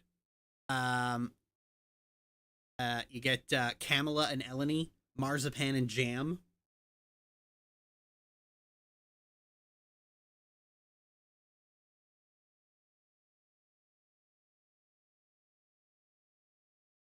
Cool Girl and Cutie Pie seems to just be her favorite dynamic.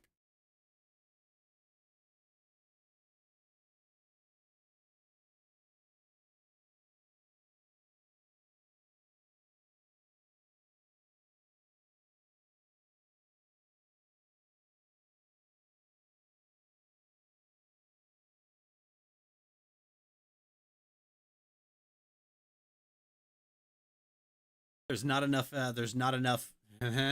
like, they don't get plenty in other fandoms. God forbid girls be gay. And there's Starry Flowers. I mean, there's Periwinkle and Pastille. Love those two. High energy wife loves her wife and can tell that when she's smiling or frowning on the inside. Perfect.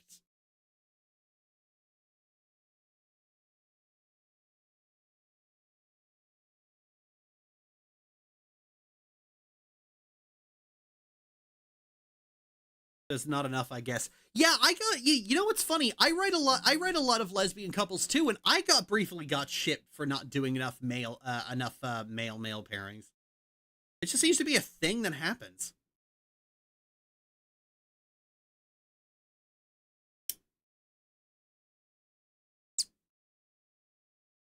I used to get asked on Tumblr, it's like, when are you gonna write a male pairing? And it's like, when I can stomach the emotional burden of writing two men at all.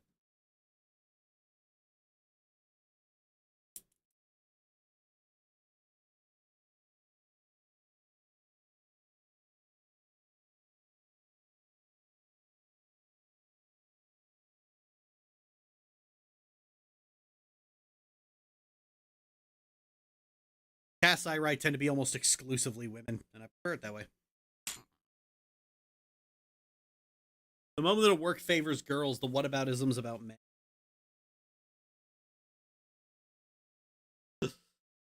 Vinegar has so far not had her own game. She just appears in other games when, as a character, she's fascinating. Not only is she literally rotting, which is chronic illness, utterly fucking nightmarish. Nightmarish. Like, your brain rotting too? Rotting too? Are you gonna forget things? Are you gonna develop like necrotic dementia? Dementia? Like, but also she's split her soul in half into two distinct people. Back with Snack, currently discussing when CD was getting bullshit for not writing MLM. God forbid a woman have hobbies. Is the world just lesbian polygamous Candyland? No.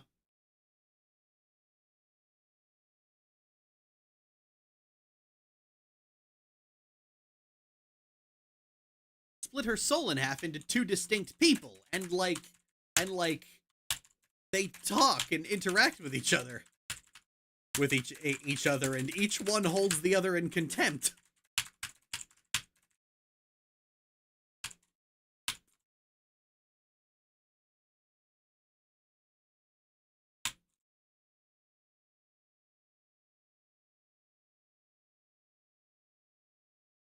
Like an actual self, like,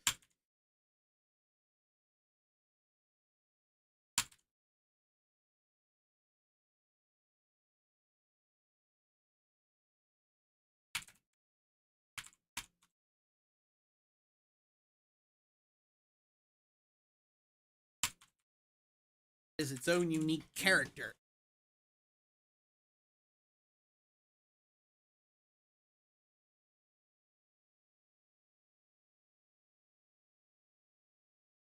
Also, like, as we'll find out later, in a later game, like, soul extraction is really fucking difficult.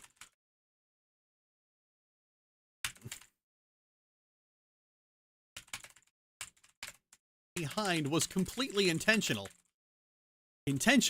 Like, how powerful is vinegar?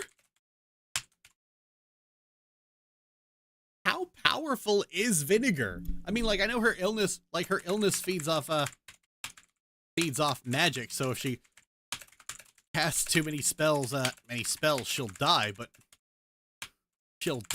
like, that is a scarily powerful lady.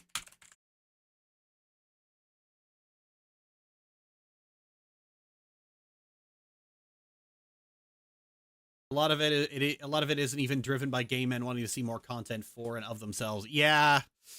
Yep. It's driven by fangirlies. You wouldn't be shocked how much of it is from straight women mad because they want more fetish material.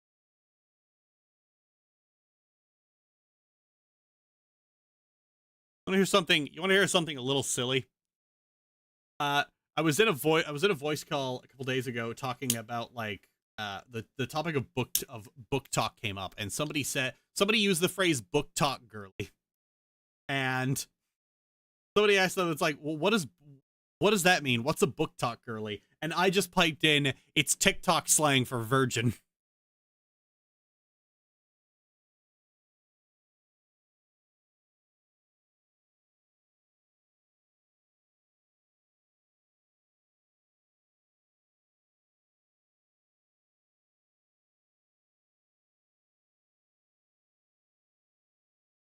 Writing man is hard. The worst I had was making a Warhammer character because I desperately wanted to make a male character female, but that was too much backlash.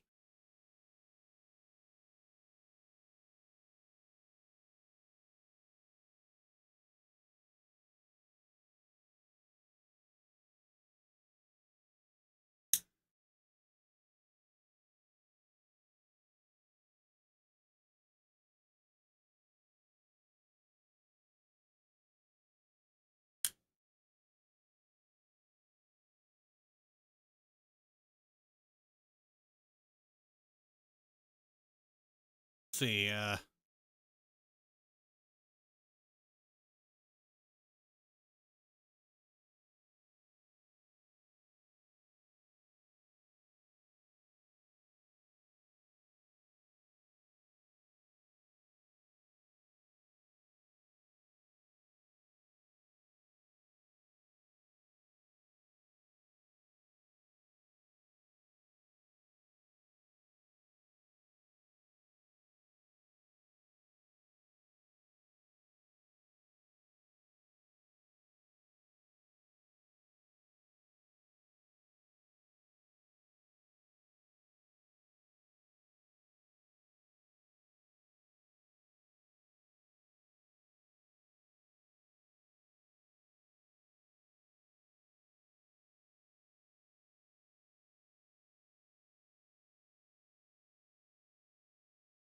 asked her garden, so she studied really hard for like 4 years to do this at least. Yeah, probably.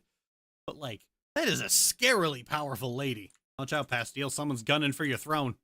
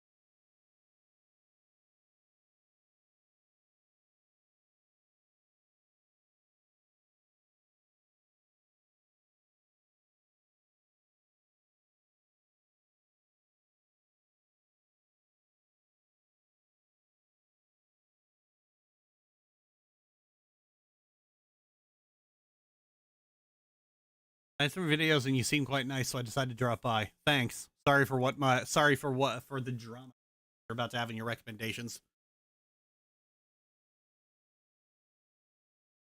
Like, that is a scarily powerful lady. CD, are you just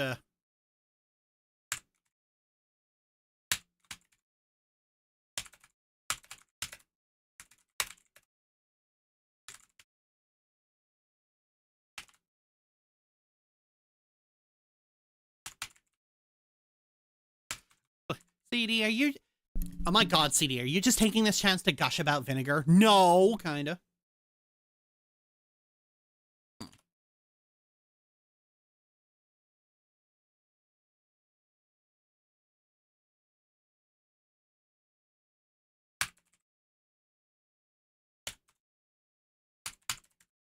All that interesting? I guess it comes down to personal taste. Personal taste.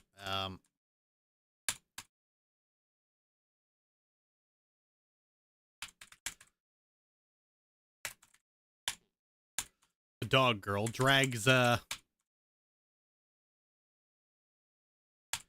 out to the graveyard to find a bone. To find a bone, and then licks her face.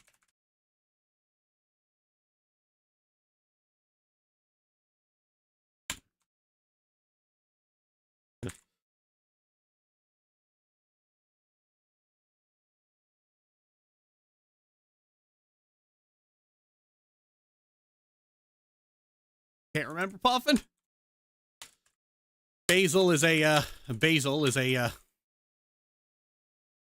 squirrely little demon who is absolutely obsessed with whatever the Nomiverse obsessed with the Nomi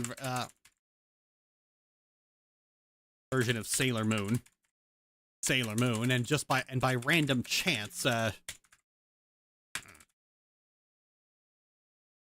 bond over liking the same garbage anime. In the same garbage anime. Aw, they're bonding. Let's close the door so this that is garbage anime. I'm gonna be honest. I don't care for Basil. I'm gonna be honest.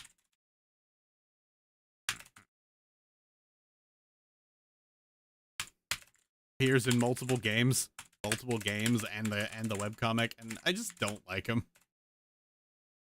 And I just don't like him, like, at all.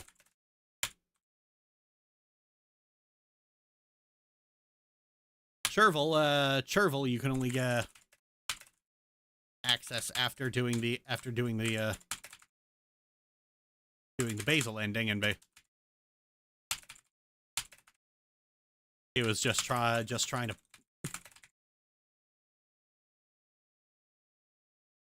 on his brother. Rude, man. But Marzipan thinks he's handsome, so he just lets it go. I actually know which anime franchise NomNomNomi is obsessed with, but A, it works. Really? Which one?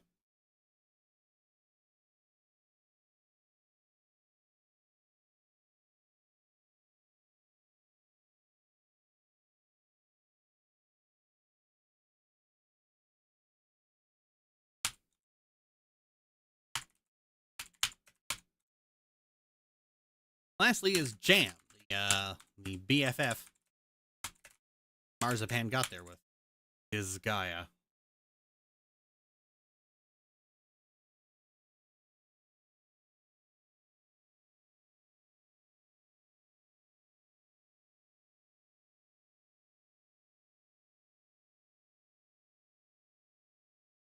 Okay.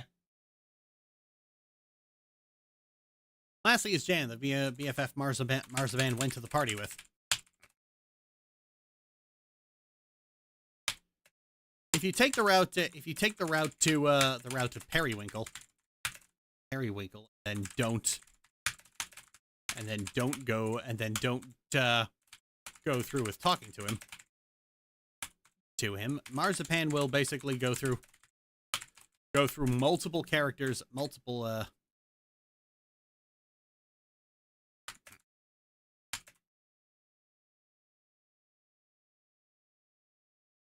I might have mistyped that game franchise. No, I found it.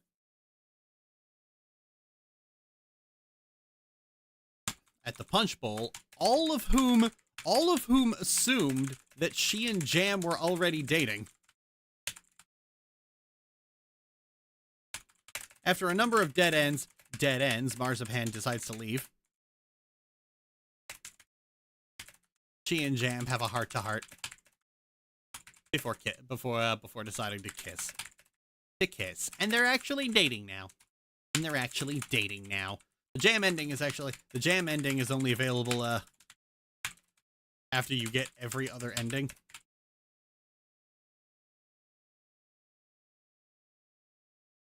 The Jam ending is only available after you get every other ending because other ending. And in Starry Flowers, it's revealed to have been canon. To have been the canon ending, because of course it is. Because of course it is. Why wouldn't it be? Why wouldn't it be? They're big cute. They're big cute, and it's the only one. That ends in an actual relationship. Love that for them.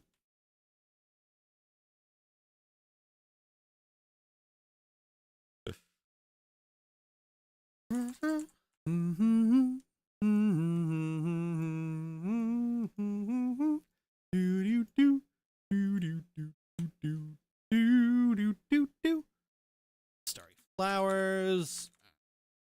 Dead End Theater, Astra's Garden. Oh, look at all of them.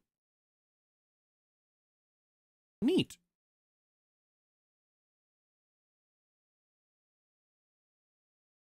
Honey, what you wait for? I am gonna rewrite a few of the old ones though. So, but I got all the new ones done. That's good.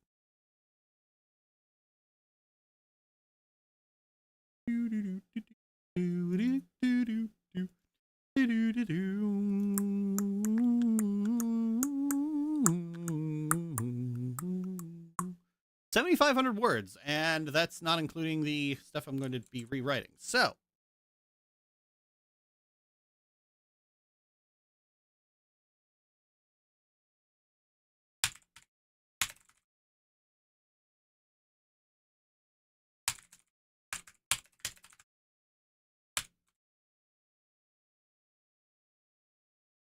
alone, and obviously not for the video. You might enjoy Mermaid Splash. I replayed it recently. Thought it was really. Oh, is that one of the ones she did with the?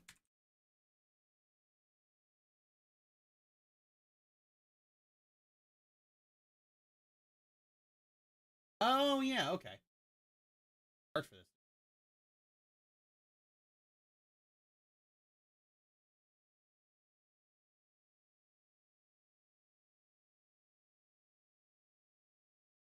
Art and writing. Oh, ooh, art and writing. I'm only covering the solo games at the moment. I'm not really covering the collaborative games because they're all just kind of different. They're all different from like the usual stuff she writes. So, that'll be for another time, possibly.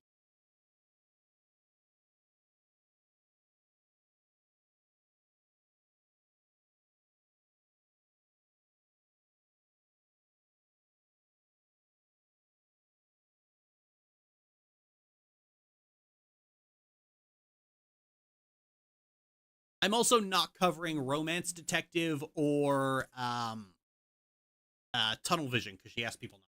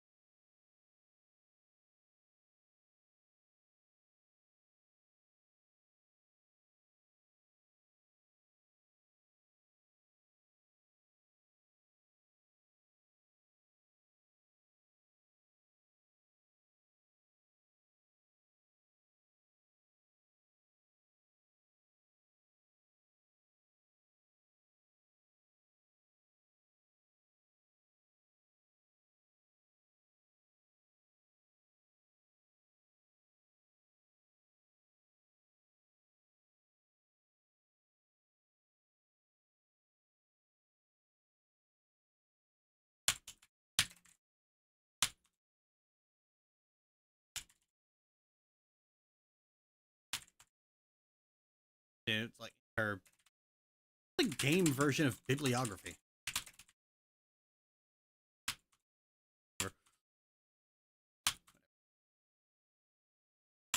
Made for a game jam.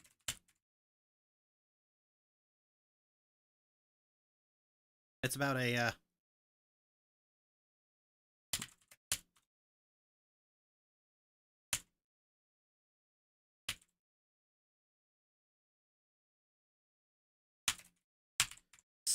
named Syrup. Syrup is something of a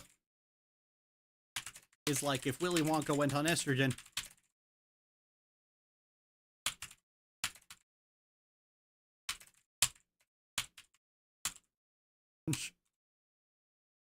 Like if Willy Wonka went on estrogen and got really grunge.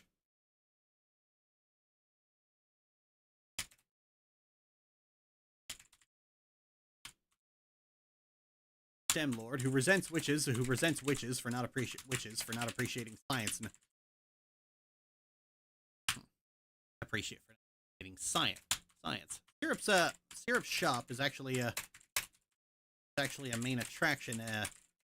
Syrup's shop, Atelier Sweets.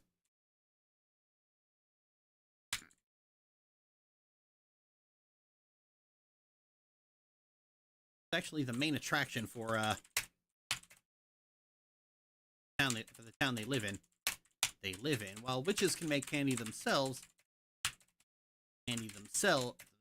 syrups taste the best. Syrups taste the best because witch magic leaves residue all over the candy.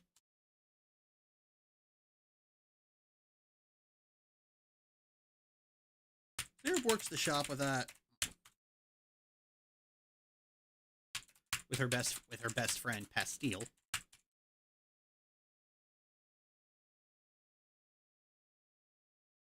Their best friend Pastille, who actually runs the place,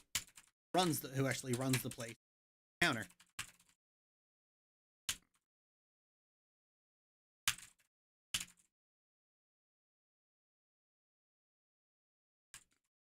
There being Wonka had Oompa Loompas though, and Gene Wilder had swag. Syrup is a different aesthetic and different scale. This is before the factory. Okay. Question. Which adaptation of Charlie and the Chocolate Factory is better? Gene Wilder one or the Johnny Depp one?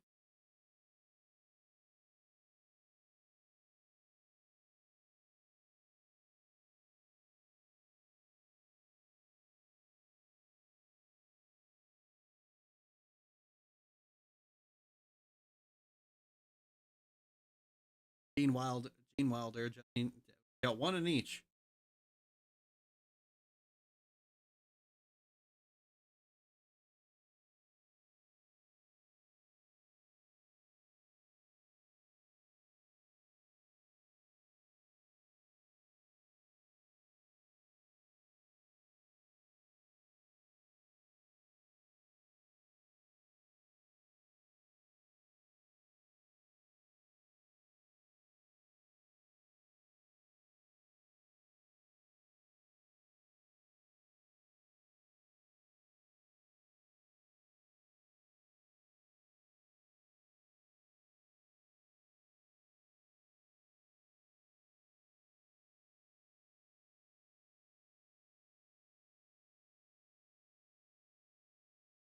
Either is better. I wouldn't say either is better than the other. They both have their strengths, but I love Johnny Depp. I think the Depp version is miles better. I think it really. I think like well, first of all, the movie is just better in general. It's better acted. It's better cast and whatnot. But Depp's performance as Willy Wonka really just captures what a squirrely little socially incompetent recluse Willy Wonka would be. I mean, he fired all his workers, sealed himself in his factory, and works only with people who literally don't speak the same language as him. And then he lets people in, and it's just like, hello, all of you. How do you do, children? Depp's Wonka has big theater kid. No, he does not. He does not. Depp's Wonka has basement dweller energy.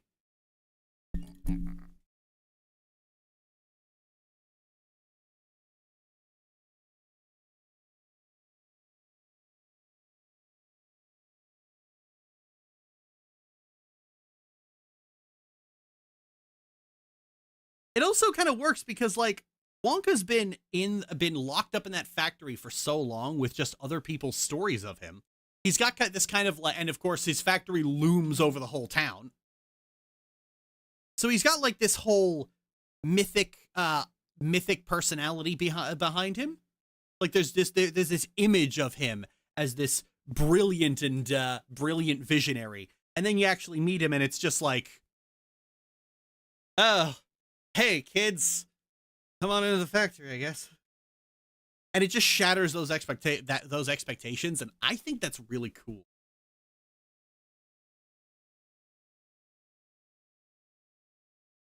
children's show hosts and thought, what if someone had those mannerisms all the time? Oh my god.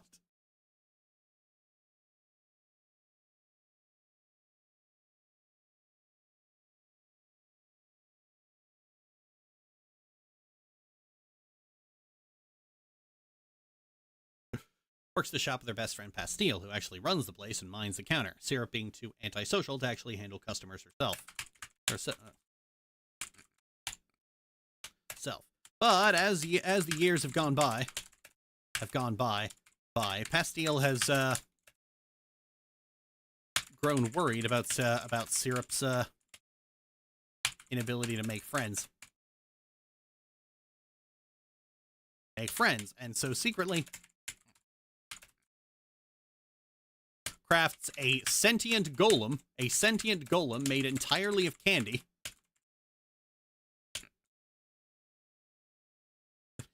Syrup's lab.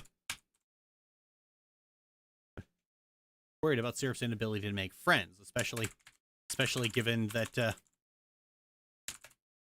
Syrup is so scornful of witches that Pastille has had to hide the fact that he's a witch. He's a witch himself. Syrup is that important to him. Oh, there's a really fucking good, let's see. There's a really good comic that describes their relationship, and I...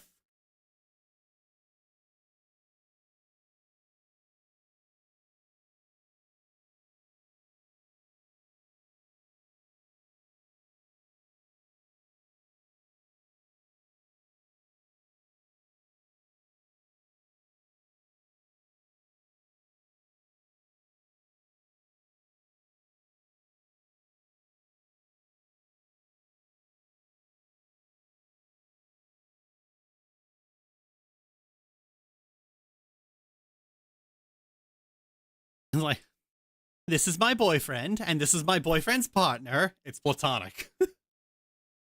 Perfect. A+ dynamic.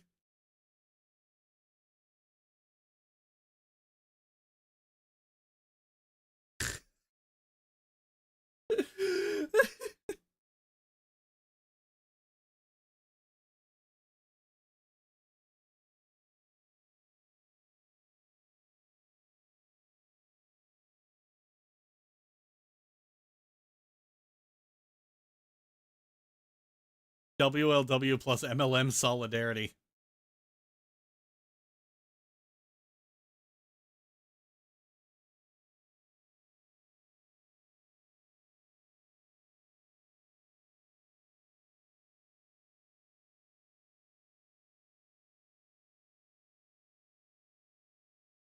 Dun, dun, dun, dun.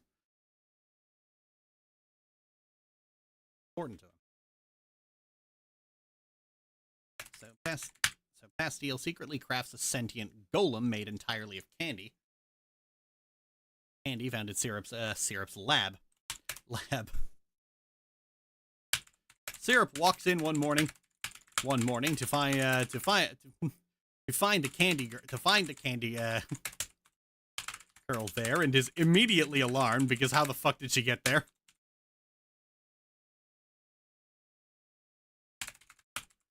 She get there. The candy girl then does the sensible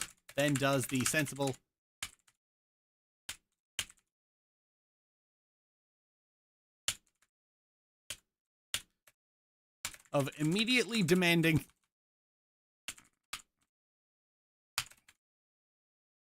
Syrup eat her. I think they're getting off on a great start. What a wonderful start to this relationship.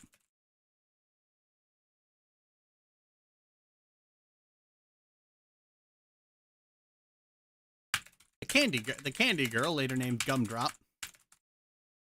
has a singular mission. To get along with Syrup.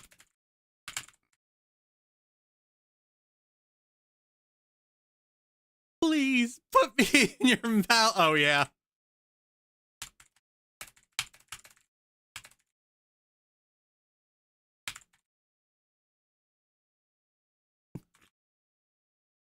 What a wonderful start to this relationship.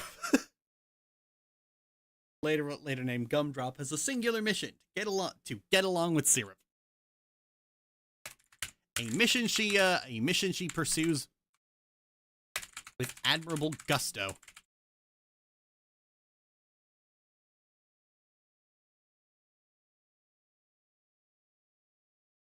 Someone who will eat me when I ask Gumdrop. People are gonna take that the wrong way.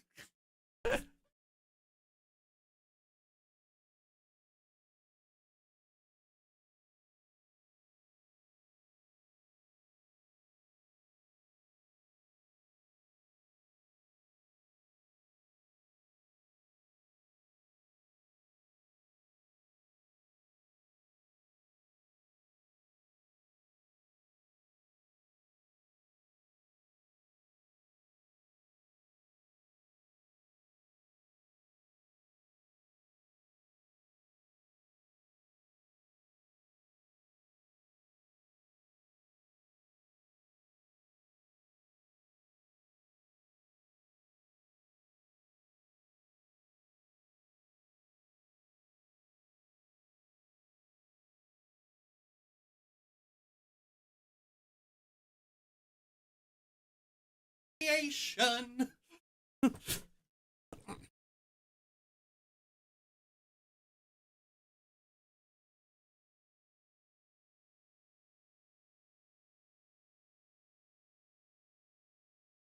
A mission she pursues with admirable gusto.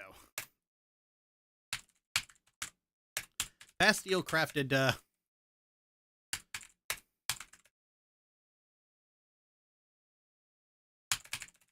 make friends with Syrup, and made her a cute girl because as we later learn, that's Syrup's type. That's Syrup's type, so she'd have an edge. Syrup's frosty heart.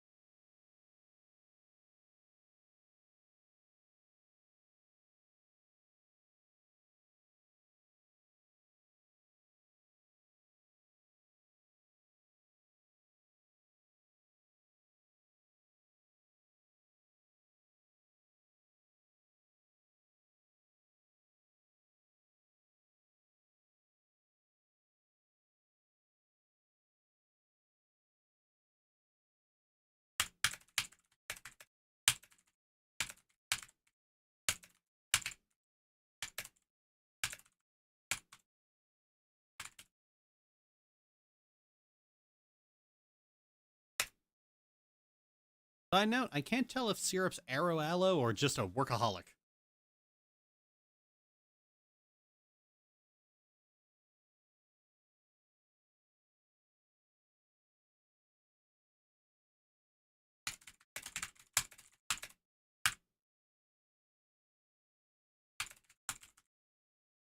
Disregard, so I guess we'll find out.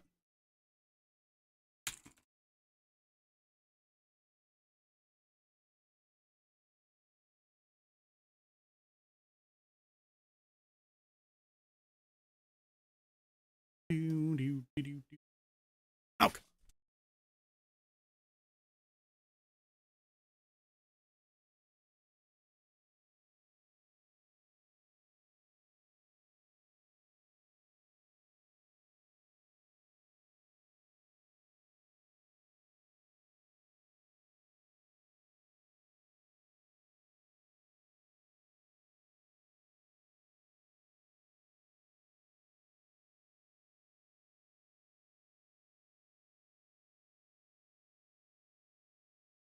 All of your inebriation.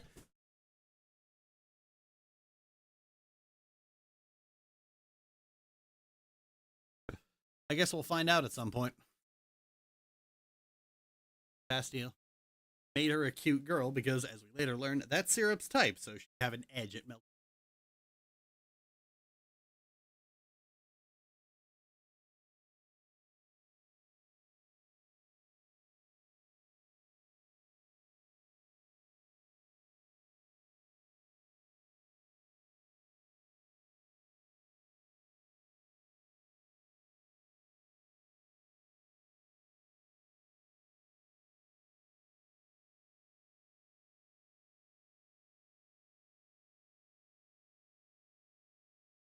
I'm hearing Michaela's voice while reading the gumdrop messages.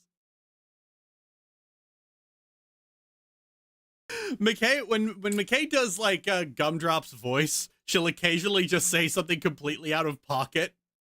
Like we were doing Syrup 2 and the week ended and we ended up getting like Syrup's paycheck. And it was like the medium-sized paycheck, so you see Syrup holding like a handful of bills and Gumdrop cheering behind her. And then McKay just drops, "You're rolling in some fat stacks, Syrup." We all just lost it.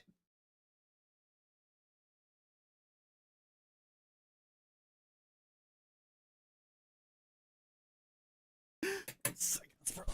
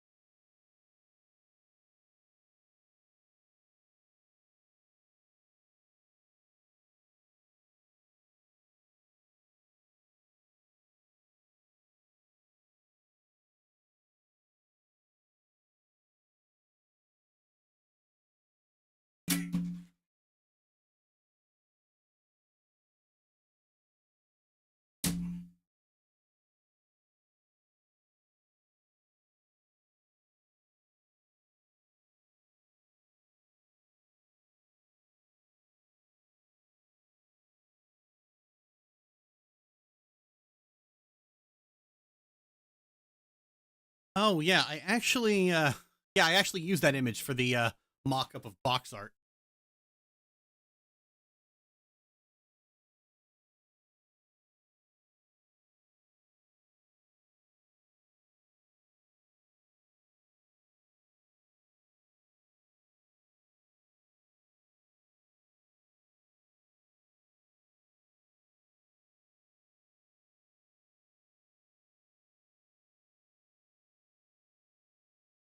Oh fuck. There it is.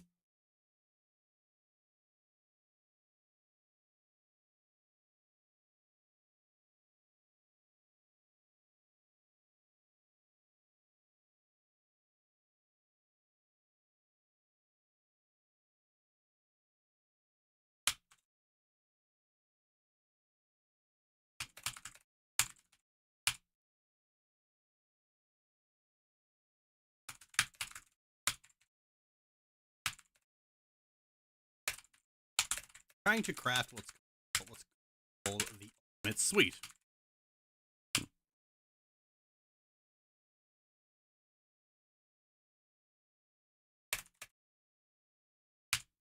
A dessert so perfect it will make you cry just by tasting it.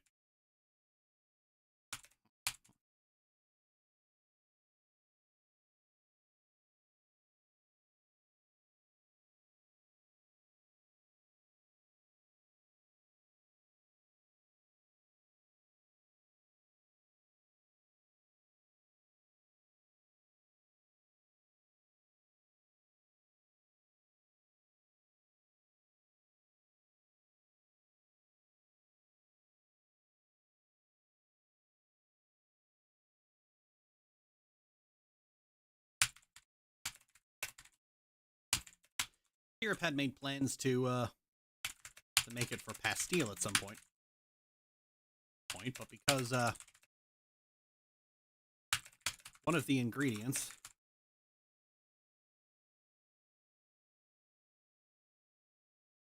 requires a witch to locate. Locate. She eventually dropped the idea because she's too proud and stubborn.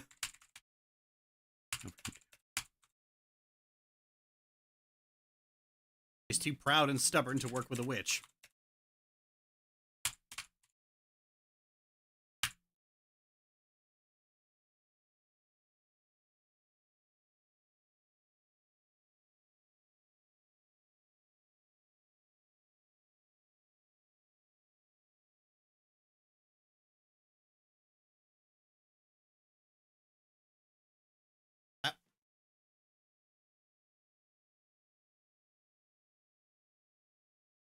Too proud and stubborn to work with a witch.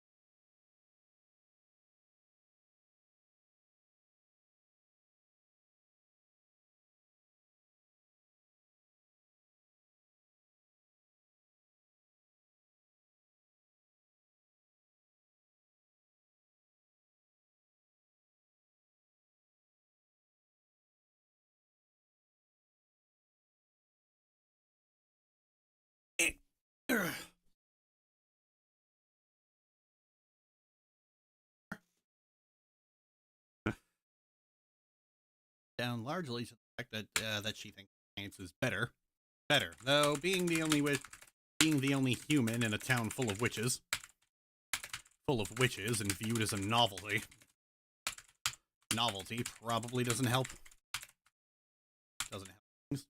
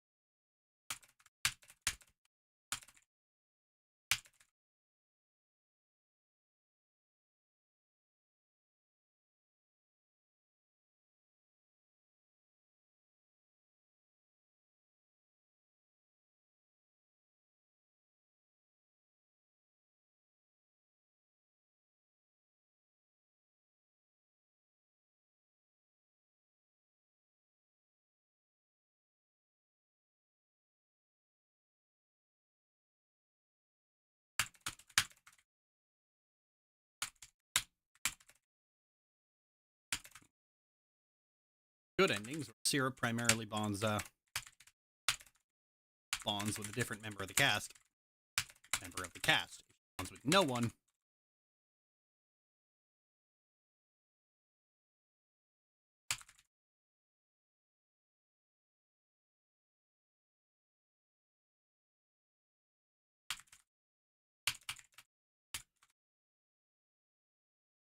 to the Chocolate Brothers and gets vastly rich.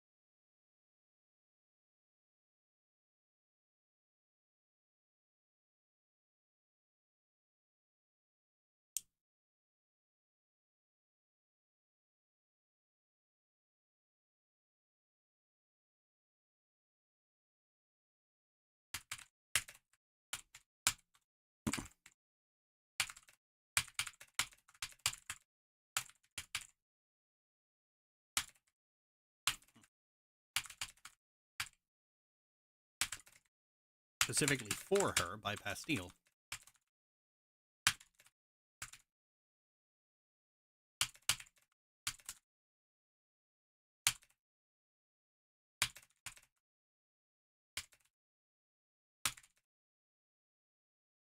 Syrup is real. Gumdrop's affection for Syrup is real before...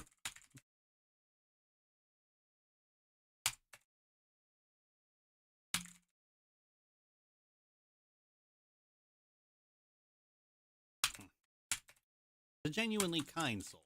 Ending comes about because from treating Gumdrop kindness despite finding her presence alarming. Pretty much any harm be it coming to Gumdrop, any harm or cruelty coming to Gumdrop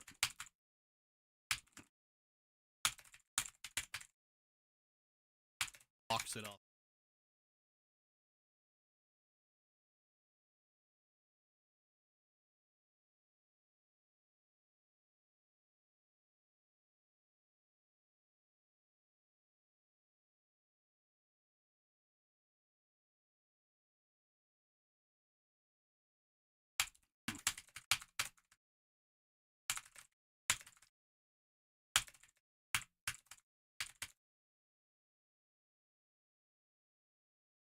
Strengthen their bond. They literally dress up and travel.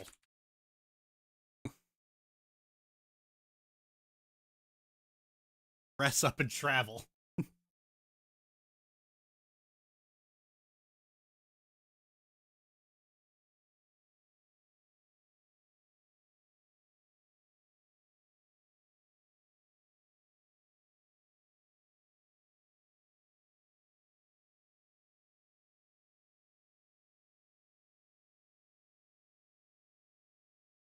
They literally dress up and travel.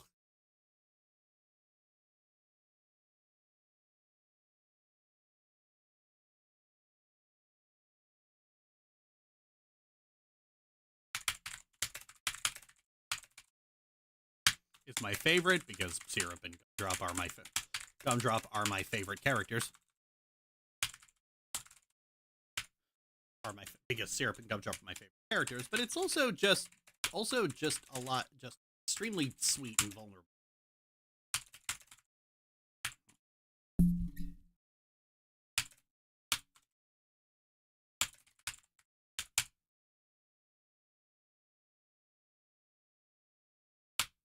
Shows a side of Syrup that the sequel really expands on. Namely, she isn't mean, just cold.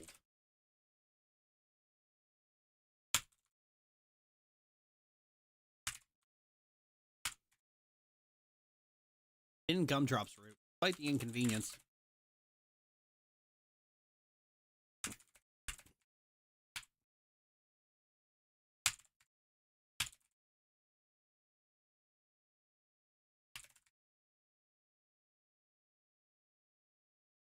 Syrup never treats her with disdain or apathy.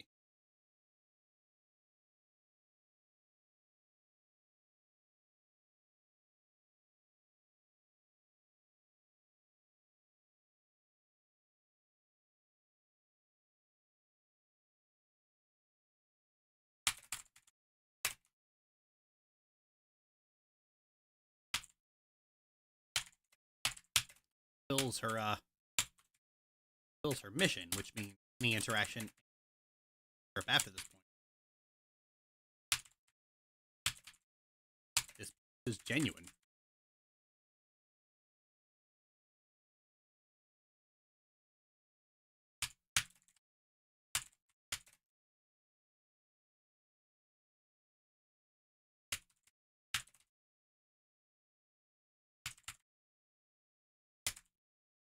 This ending, despite not being canon,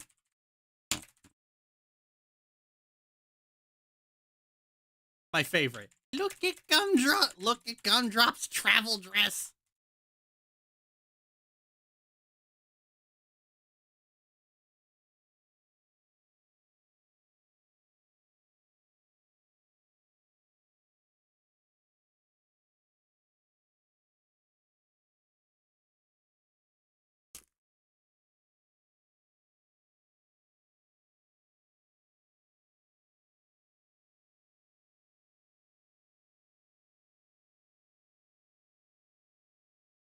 Yeah, blowing bubbles is fun. Gumdrop noticeably vibrating in the background. Look at Gumdrop's travel dress! Pastille ending comes about from not being as enthusiastic about Gumdrop.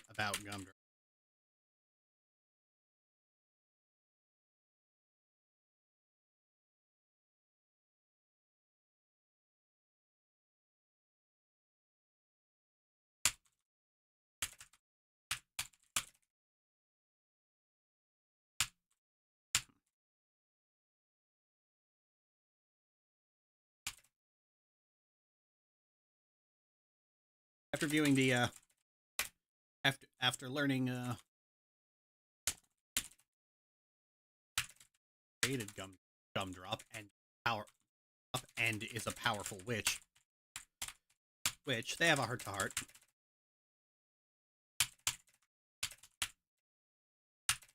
Pastille confesses that he didn't want to lose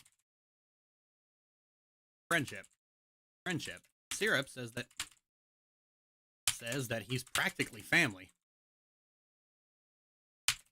And she doesn't dislike witches so much.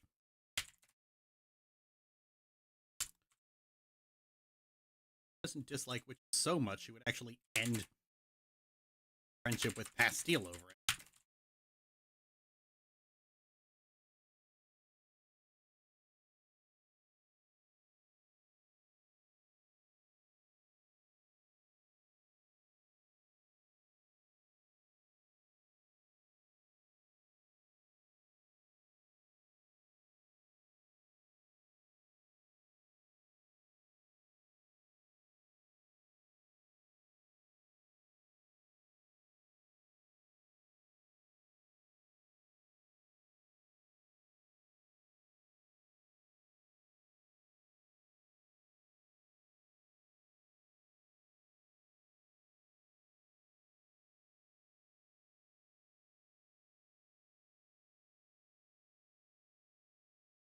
This ending is actually canon. Two eventually just work together to get rare ingredients to make more candy. This is the canon ending, actually. This is actually what I spend most of the sequel doing.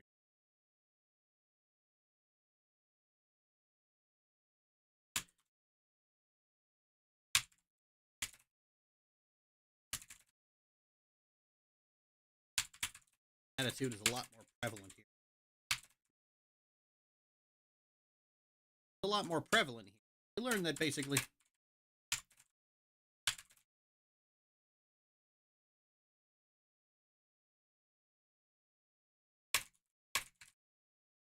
the effect of why do I need more friends? Why do I need more Why do I need more friends, Past? I've already got you. As someone who keeps a small social,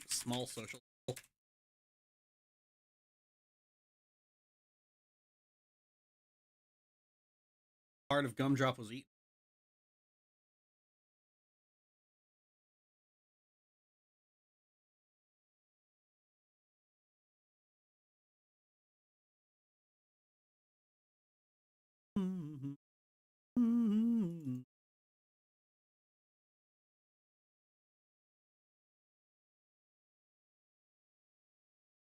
There we go. Oh, actually.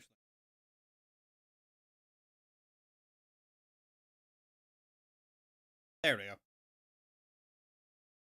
Look at her. That poor Beanie.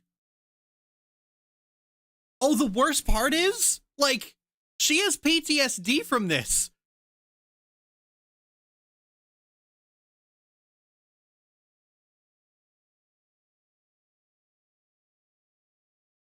But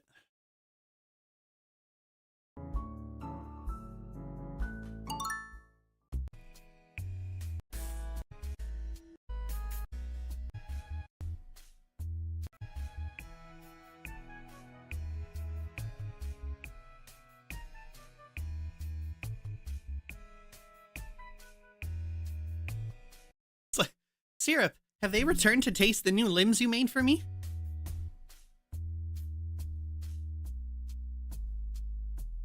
I'm just buying some candy. I won't let them touch you.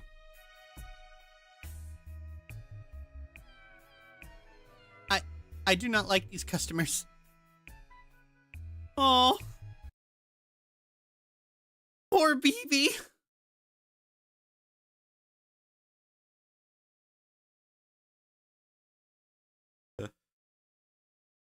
Butterscotch, Miss Butterscotch, if you eat any more of my leg, I won't be able to walk. Oh.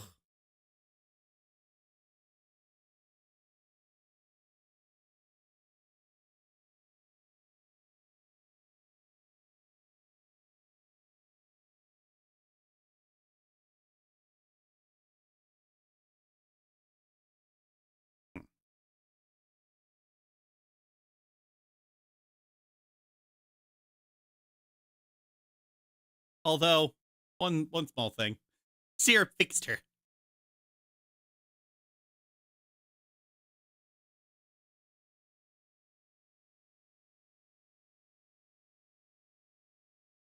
I do kind of like the fact that, like, you know, Syrup can mold a new arm for Gumdrop, and it just works. There's a bit in the sequel about trying to upgrade Gumdrop so she can have, like, taste and touch and stuff like that. And given what was going on with the Ultimate Suite, where you need to be both an alchemist and a powerful mage in order to do it, I get the sneaking suspicion that upgrading Gumdrop is going to require alchemy as much as it's going to require magic.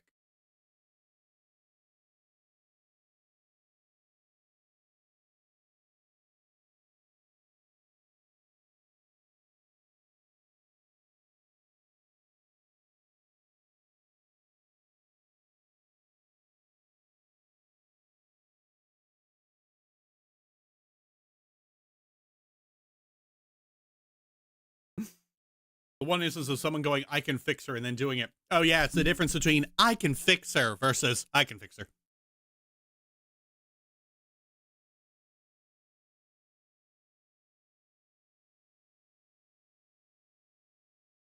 Given that the magic part is already done, Pastille already basically made one of the most advanced golems ever seen, I imagine Syrup's going to end up doing the rest.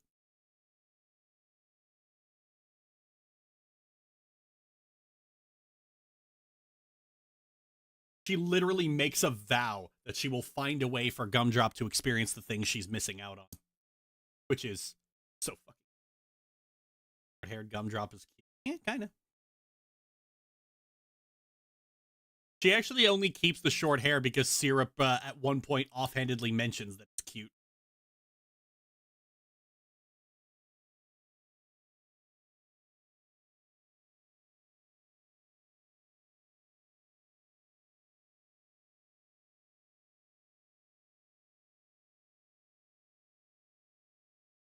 There's another 25% of the sequel left to go, so it's going to be...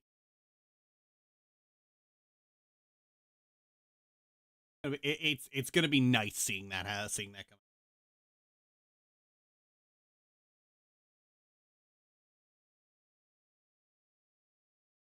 The section I do on Syrup 2 does not go too in depth on the plot or anything. So, you know, Nami specifically asked her patron not to post. So I mostly just get into a lot of Syrup's characterization.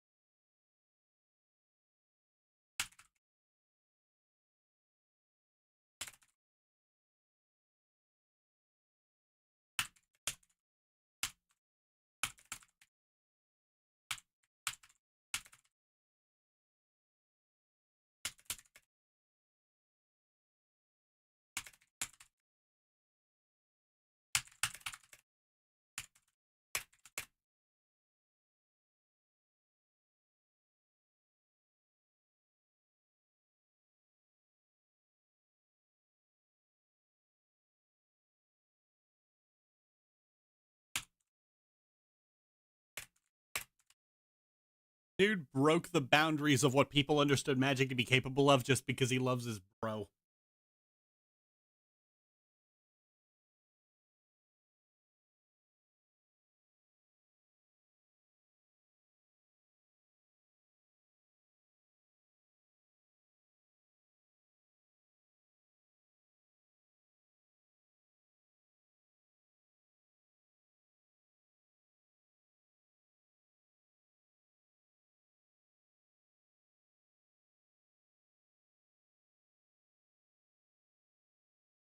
Can't wait for the moment where Gumdrop can finally taste Syrup's candy, and Syrup is holding back tears, but then Gumdrop says she loves it.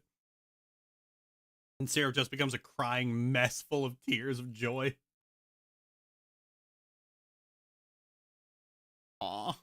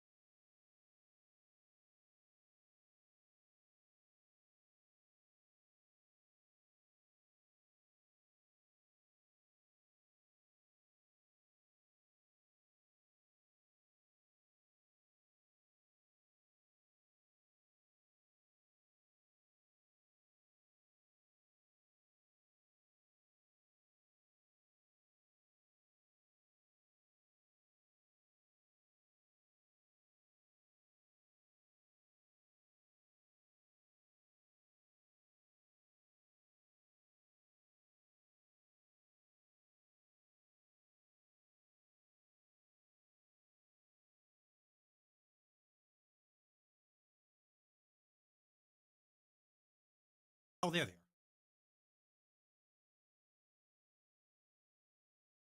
Yeah, when you get everyone's ending, their thing on the title screen changes. So this is like Butterscotch at first. This is Butterscotch if you get her ending. This is Gumdrop if you get Gumdrop's ending. Pastille if you get Pastille's ending. Syrup, and if you get Syrup's ending. And then Toffee, and if you get Toffee's ending. Toffee's the one who doesn't change change very much.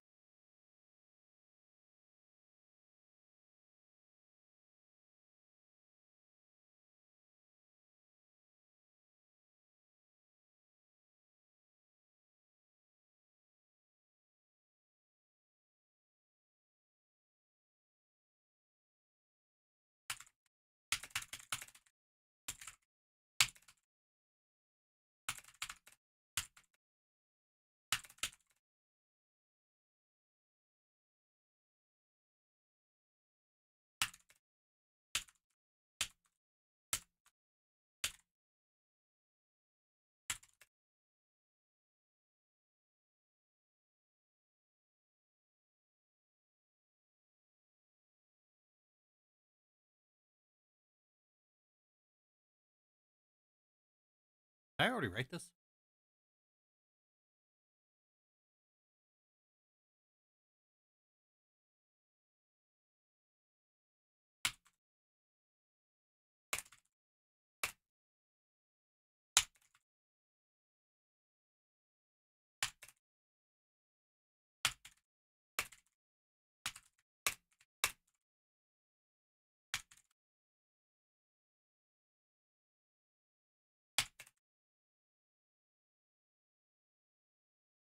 theme of the game, you'd expect this to be a bad ending. Be a bad ending. Except Syrup is still cordial with people here. She just doesn't deepen her bond with any characters. The actual bad endings involve Syrup doing things that are straight up irrational, things that put herself in danger.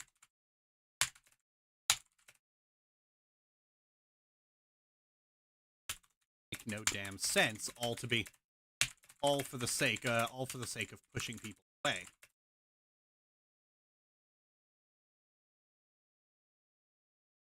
In her ending, she doesn't push anyone away or pull them.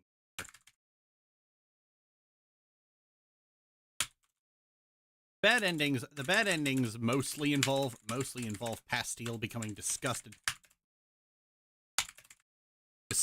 with her apathy and leaving.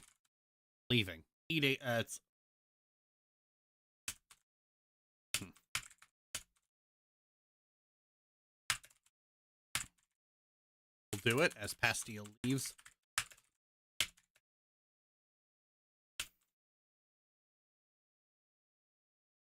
They come back, and then Syrup goes out of business. In another case, she hires Toffee to help, and then he and Butterscotch take the business over. She skips town.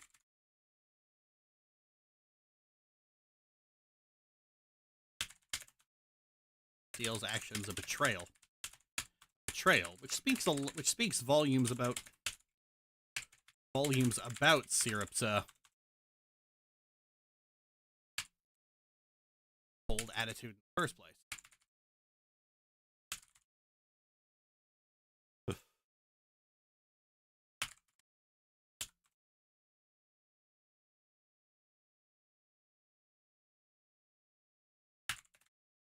They won't hurt her, and when she pushes them away, she pushes them away. She rationalizes it. Well, they were gonna hurt me anyway.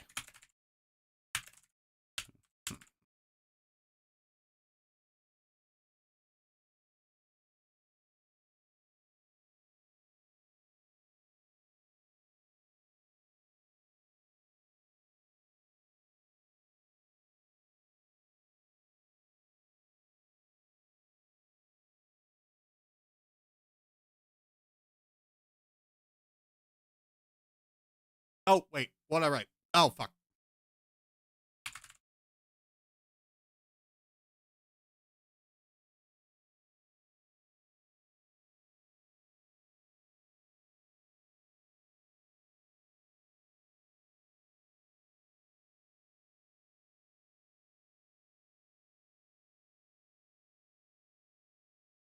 Well, they were gonna hurt.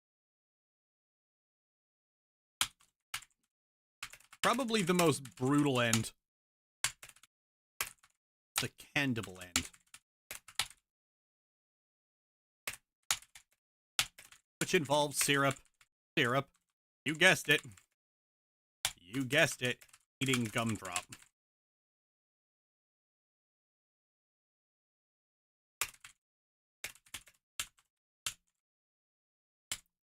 Pastille is disgusted and leaves, and Syrup neglects the shop while eating the golem. Twist of fate. While she's being eaten,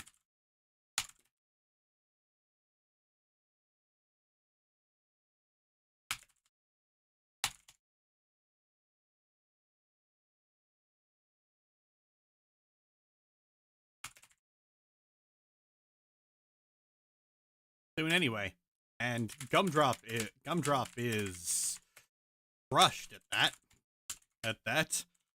It's crushed at that. It is Fucking grim. Grim. Even the ending menu just says, you ate her.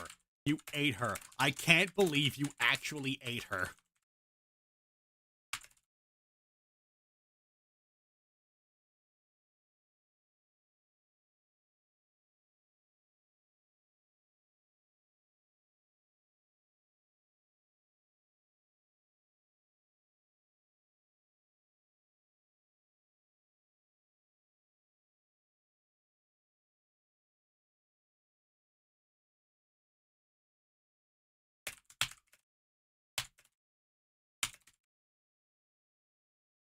It takes a special level of cruel to be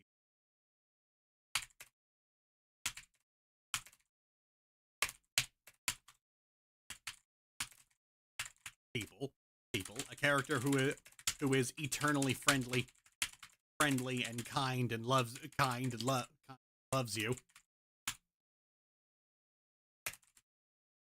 because she thinks you're cool.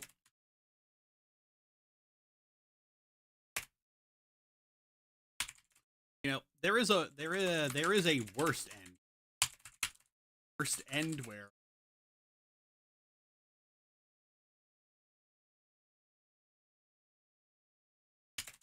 needless cruelty straight up kills her. But I think Candible might actually be the worst.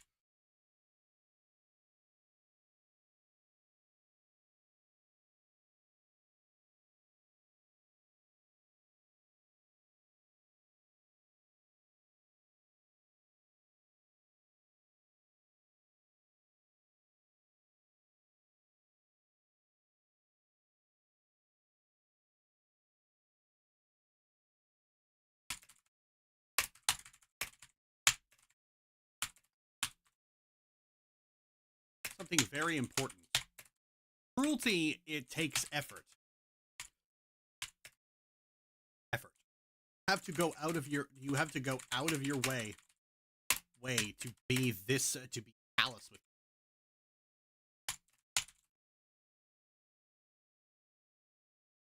effort. Out of your way to be callous with people. Often to no benefit.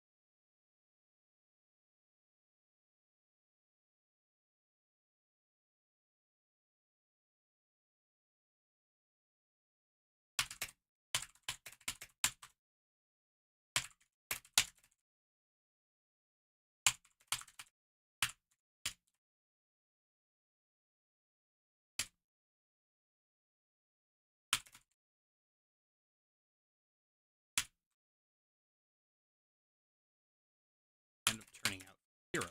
Because at the end of the day, you only hurt yourself.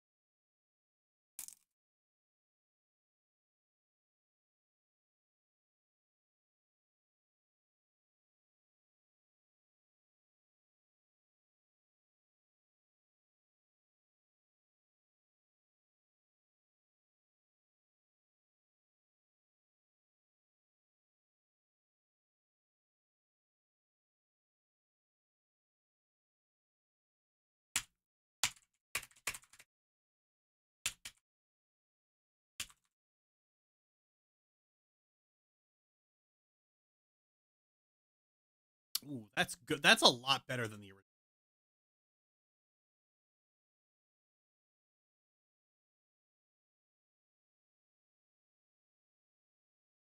I'll keep kind of the same. I may re-record videos consistent.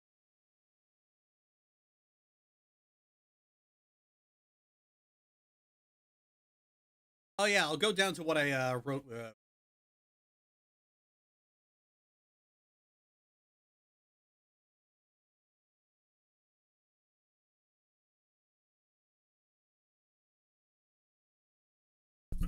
Just like in the first game, Syrup is the most unique and enjoyable character Nami has. She's got this relentless, aloof, cool girl image, wallpapering a sort of social ineptitude to the level of Johnny Depp's Willy Wonka. Syrup is the lead character of Another Piece of Candy, and there she's practically cranked up to 11, bordering on somewhere between... Second? Sorry.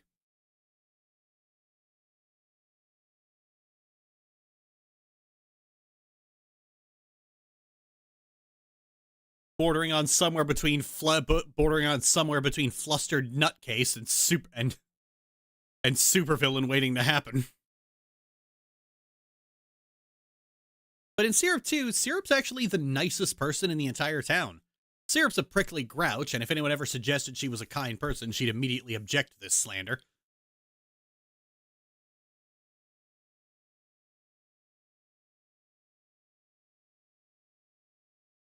And if anyone ever suggested she was a kind person, she would immediately object to this slander.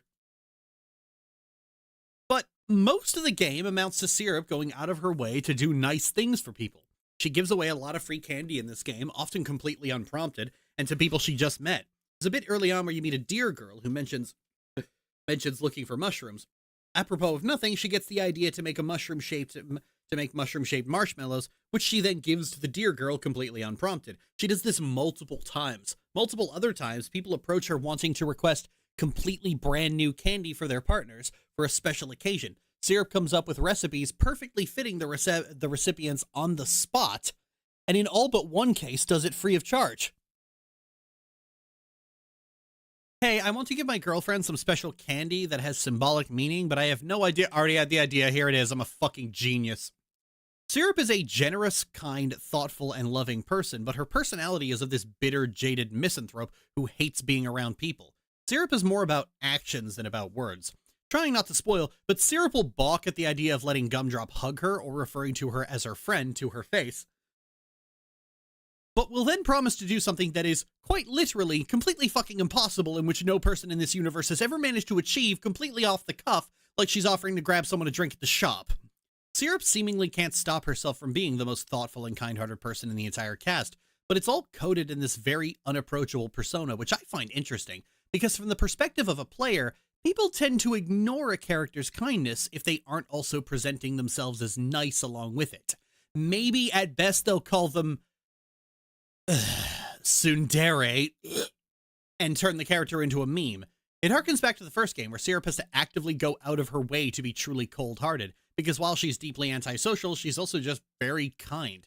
And this game really lets you sink your teeth into that aspect of Syrup's personality.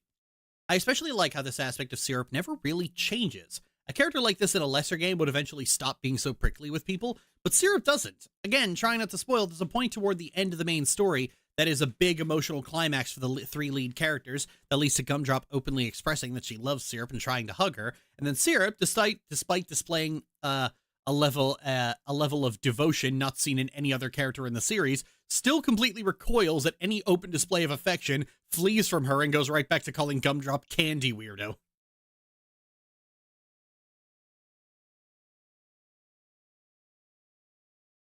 I don't know about you, but I'm hearing wedding bells already. Yeah, not gonna lie, I kind of ship it. Syrup and Gumdrop have a dynamic that mirrors a lot of the other couples in Nami's games, particularly Pastille and Periwinkle, Kamala and Eleni, the Maid and the Overlord, Treat and her girlfriends, the energetic and upbeat one plus the reserved and easily embarrassed one. It's a common motif in her work, and it's big cute. Her other works have this sort of recurring ship tease with Butterscotch, but Syrup displays a much stronger attachment and care toward Gumdrop than anyone else.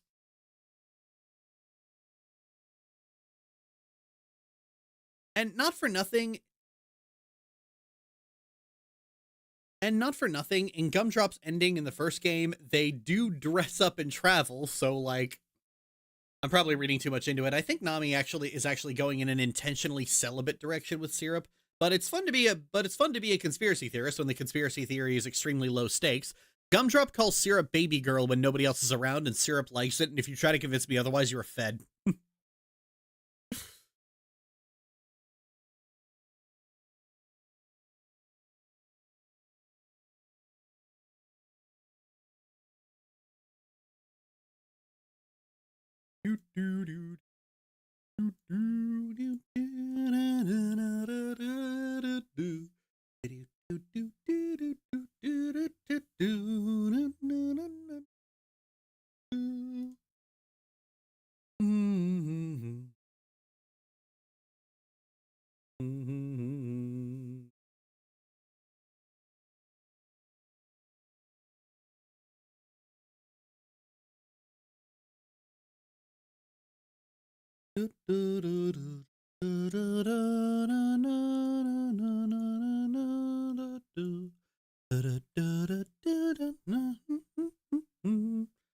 I say you deserve all the hugs, like you know the hugs, like all of them.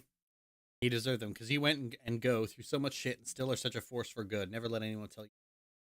Thank you.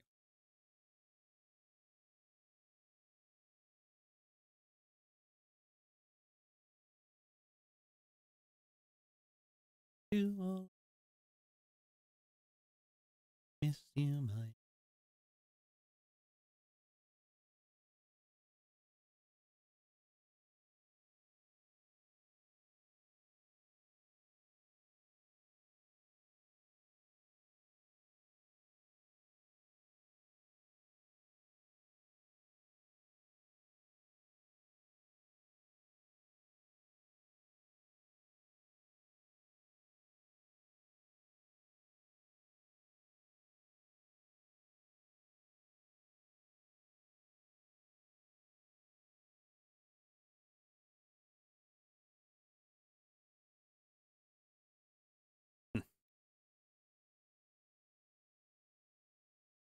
One of the pros for Syrup 2 should be a link to. Oh, that's genius!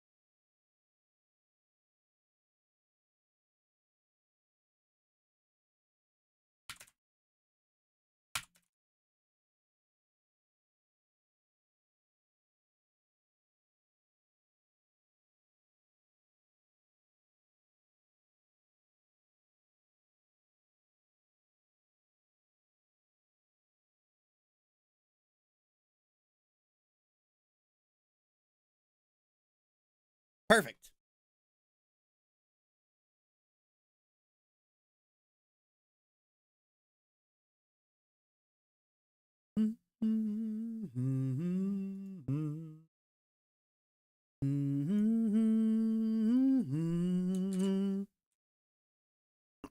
Okay, what do I need to do for this?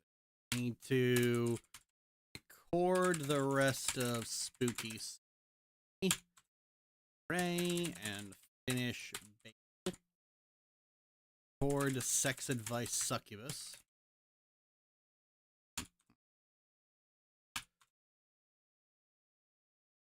And what do I want the next? I want the next. Yeah, it'll be Starflower. Yeah, it'll be Starflower.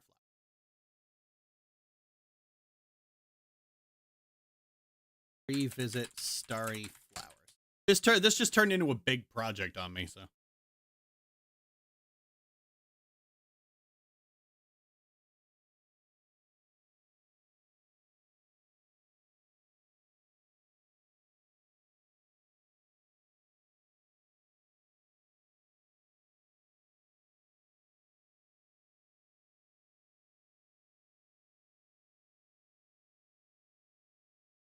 Fun fact, if you get the normal ending for Bad End Theater, the song just goes through tragedies parts and it ends with "I miss you, my darling." It's like labyrinth of suffering, miss you, my darling. But of course, the true end, it just goes to it just ends at labyrinth of suffering and goes into a bit from director and ends with "I missed you, my darling."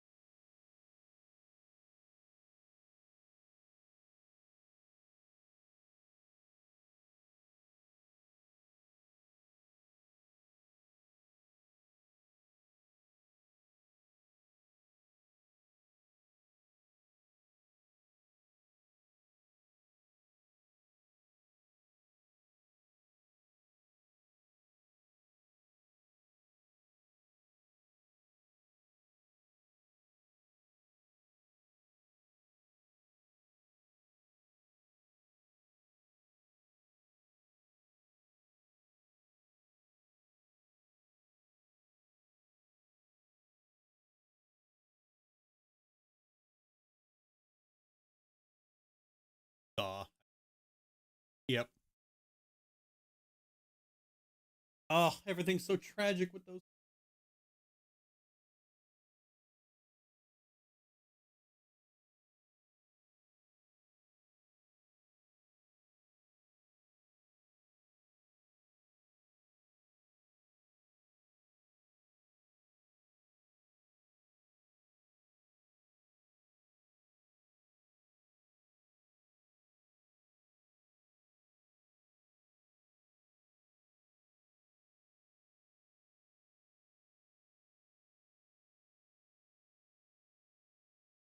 Huh.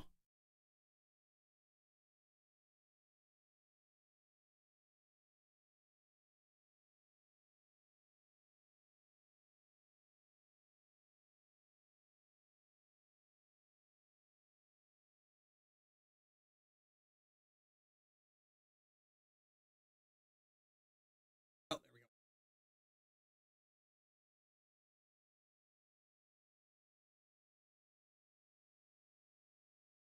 All right, we're good.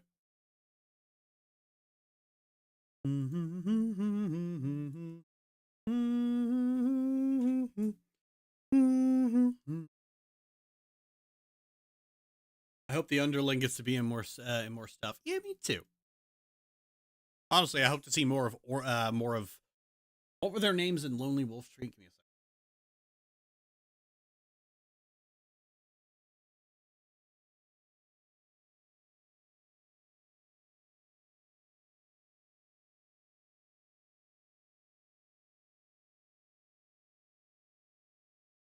Lilium and Orchid.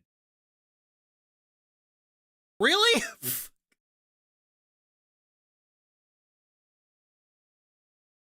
That is an odd coincidence.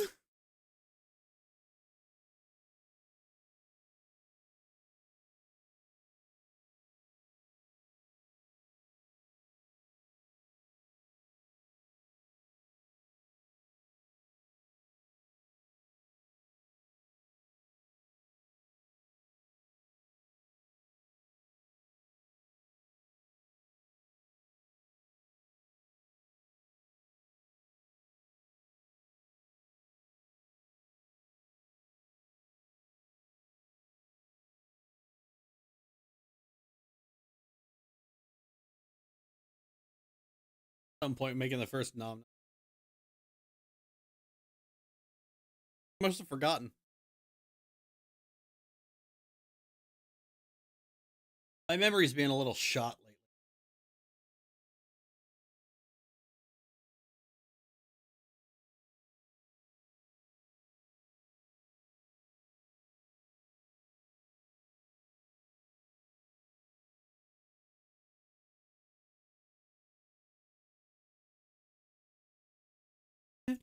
Thinking of your face. Coming along well. A lot better than the last videos. For all your tragedy.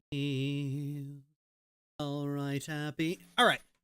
We can just shoot the shit while I do stuff in WoW. If there's anything y'all wanted to discuss, before you all flitter off to God knows what.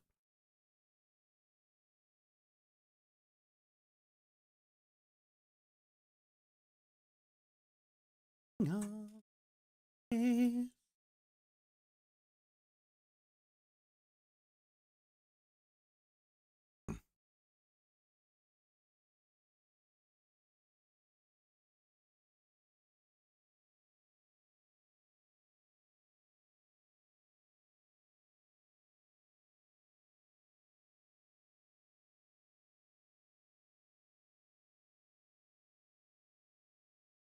Ask, have you slain Gala yet? The guild did. I have not actually been at the I've not actually been at that at that raid. I kind of just wanted to spend time with McKay. Because of her new job, me and McKay only get about an hour of time together every evening. Raiding. She gets home during the raid, and I can only talk to her for to get to me.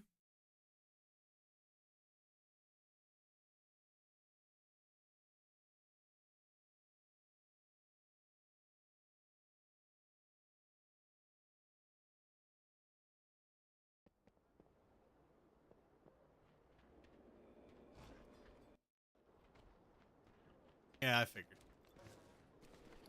Oh my god, these Weaver cloth bags will just not fucking sell.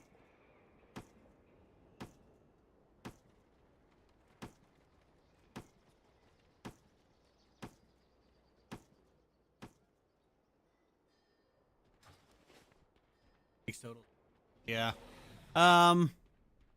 Next season is not certainly not going to be out until like yeah, the next season's not going to be out until after McKay's already. That'll make things.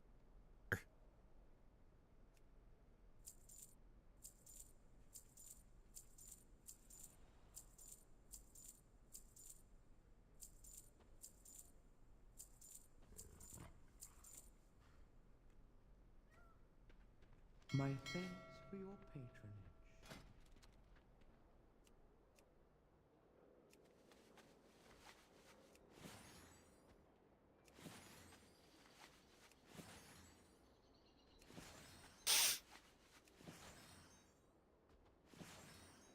See ya, Thero.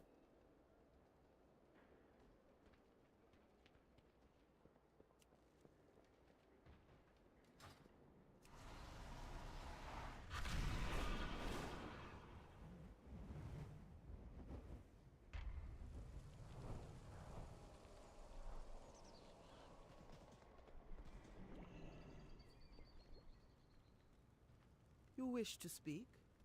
Walk with the Earth Mother. Retailoring orders. Retailoring orders. 2 knowledge. Don't ask much, do you?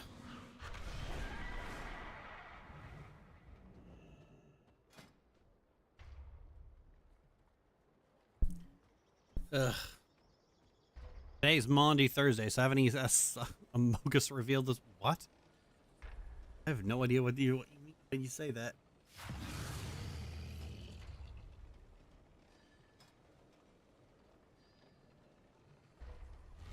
Beaver cloth enchanter's hat.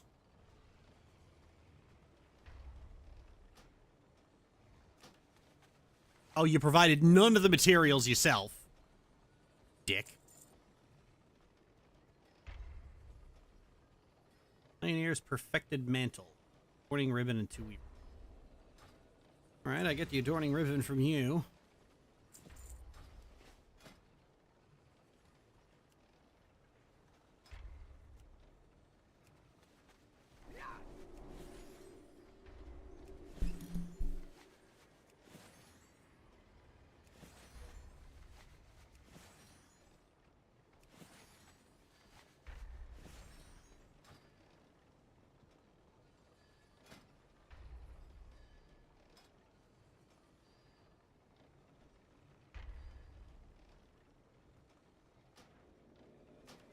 Again, provided no materials of your own.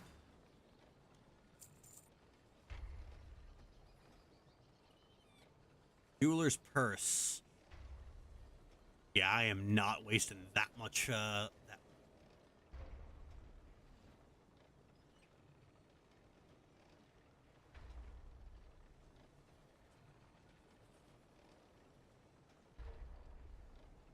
Nope.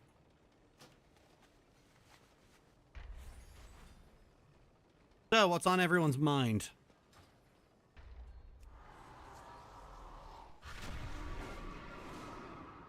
I mean, I don't have Tumblr anymore. If you had questions, this is the time to ask them. What brings you here?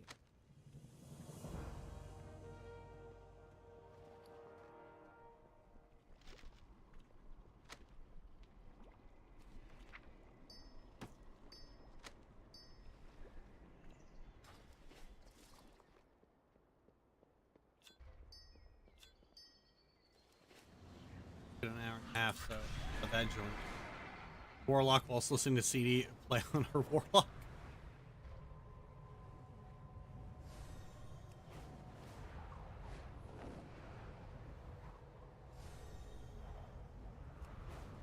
Have you ever heard of Kotaro Lives Alone? I have not.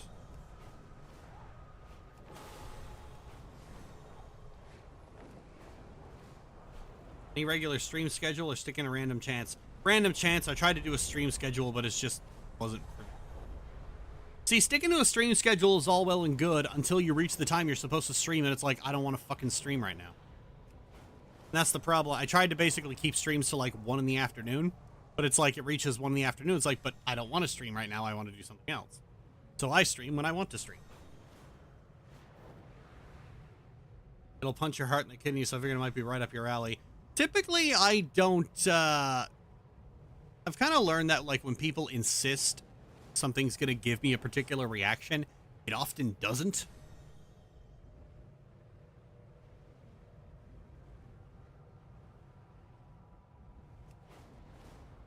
Fair enough about schedules. Yeah, I mean, like, why the fuck am I self-employed only to stick to a work schedule?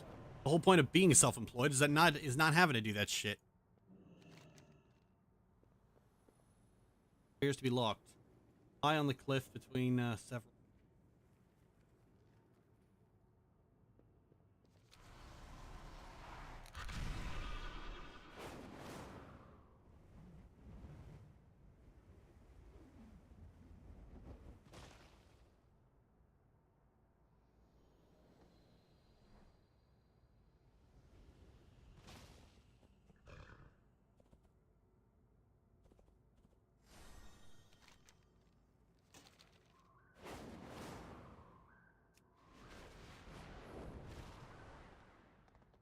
Kind of a point with that. Yeah.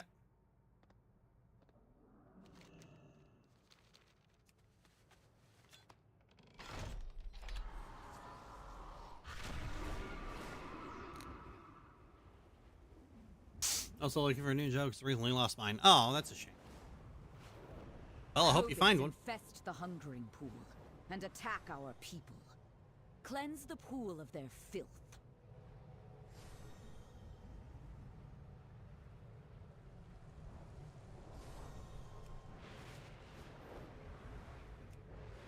Played South of Midnight. It came out last week. It was a delight to play. In most cases, if a game just came out, I've probably not played it.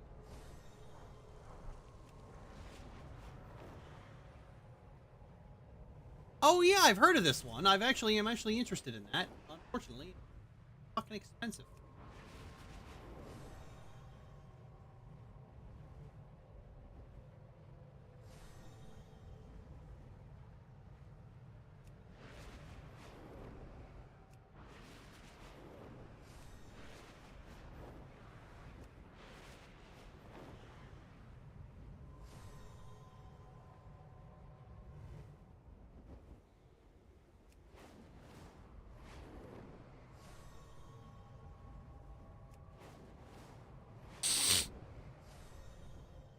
There a WoW class you wish just hadn't been made? Get the zoomies and misbehave. Druid. Take one for a run before it maims someone.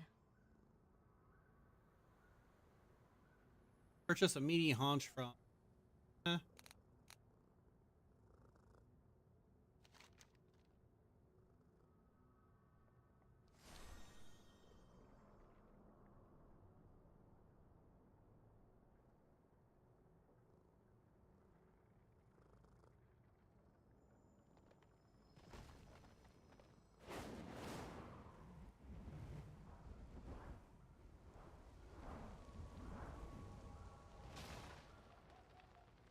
haunch.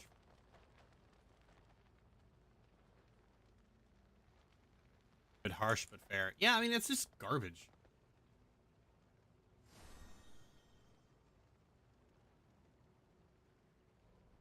One of those things that, oh, for fuck, all the way over there? Yeah, screw that. It's just one of those classes that its whole thing is jack of all trades. And it's often picked by people who are just terminally indecisive. Like, they panic at the idea of having to make decisions. And so it's like, well, I'll just be druid because that can do everything. It's like the people who play, it's like people who play D&D and they choose a bard.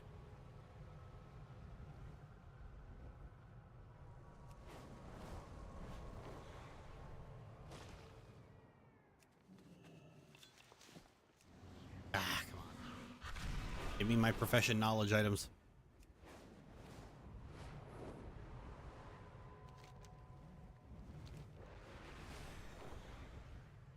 I've always thought the bard as a concept was kind of dumb. And not the fun kind of dumb. It's just like... You know what I think it is? Is like you get people who keep asking... you get people who keep asking for WoW to implement a bard class. And people are just like, why? What the fuck is a bard gonna do?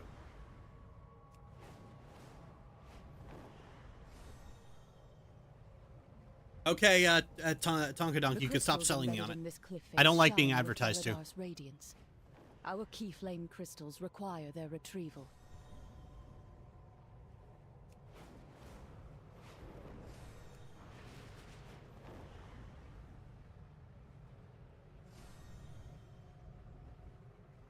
Ludography. I like that one. More fun picking a specialized class. It's not even that it's like more fun picking a specialized class. They're about the same. It's just that the problem comes down from the fact that, like, what the fuck is the bard gonna do? Bards are always the most ill-fitting class in an RPG because they aren't supposed to be out here. They're supposed to be in a tavern busking.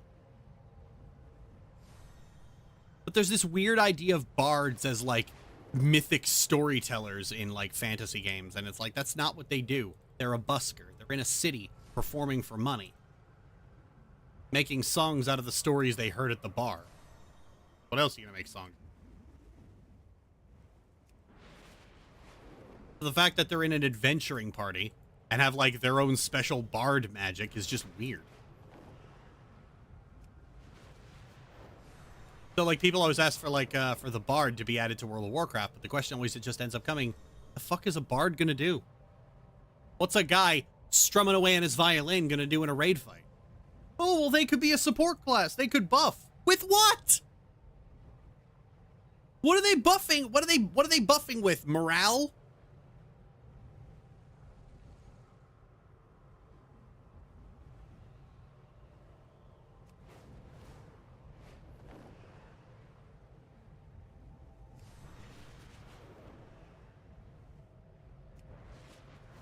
Bard is more for role-playing than anything. Yeah, Bard is like... Bard is one of those things where it's like, it's a skill your character has outside of the thing that they do for combat. And I know that, like, D&D tries to make them this magical class, but, like, again, that's just dumb.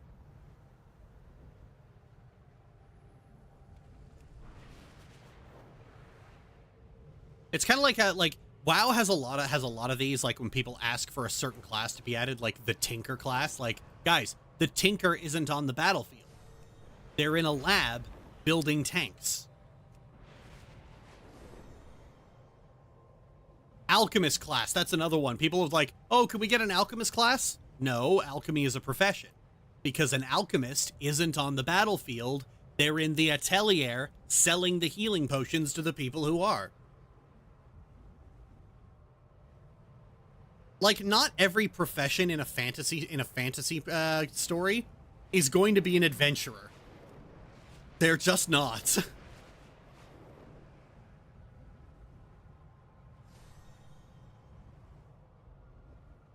Can't remember what it was. Being the bard is just a power flex, lol. He's hanging around on the battlefield for inspiration. Bard or bait?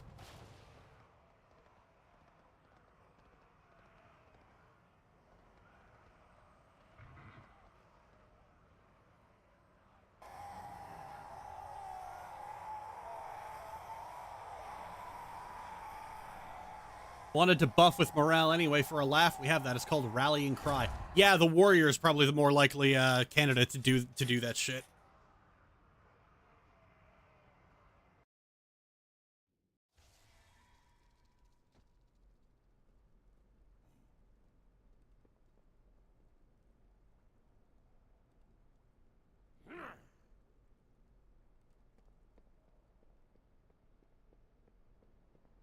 What makes it fun? Watching an alchemist bullshit their way to victory is fun. Seeing a bard tweak lyrics to a T-Pain song to fit the situation is hilarious. It's not. It's really not. It's just dumb.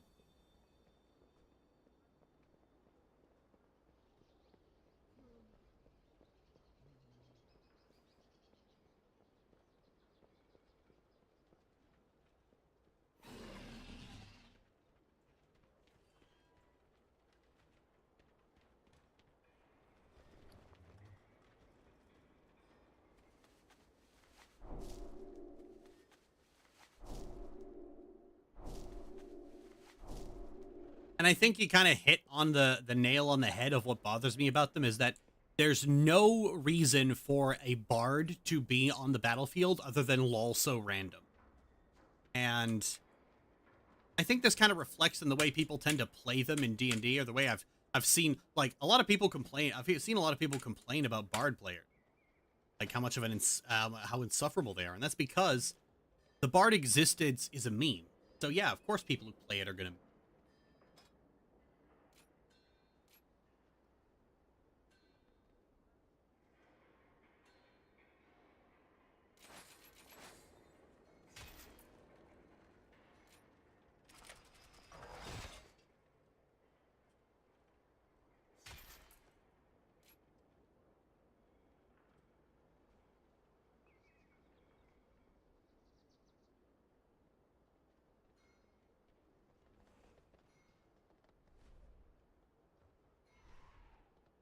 Medieval armies, not in battle though. They stayed in the higher up knights. Maybe if the commander is set on a hill overseeing the battle, he stays there. Or in the siege trench on the way. Yeah, I feel like, you know, comedy's great, but comedy takes more skill than just lol so random. Comedy is more than just memeing. And honestly, the other classes are just way better for comedy. Like, bards are so without a real niche that in Baldur's Gate 2, the bard niche is tanking. Because they have arcane spells. It means they can mage tank. And, like, they don't do it with special bard abilities. It's just the same arcane spells that are available to any mage. They're a mage with thief skills. And even then, bard will be instantly outdone by Imoen.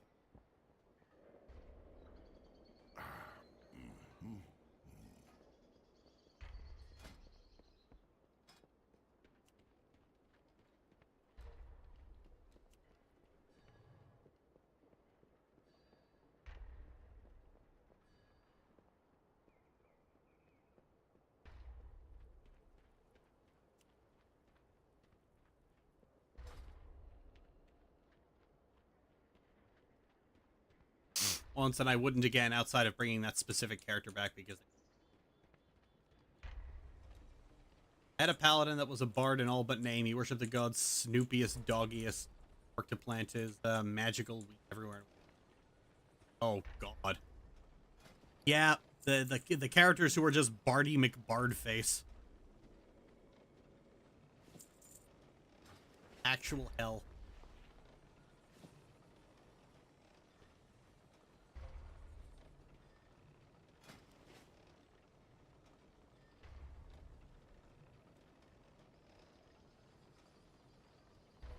like, that's kind of the problem, you know, it's just, there's nothing for a bard to do. Their whole existence is a joke, which means people tend to lean toward them as a joke.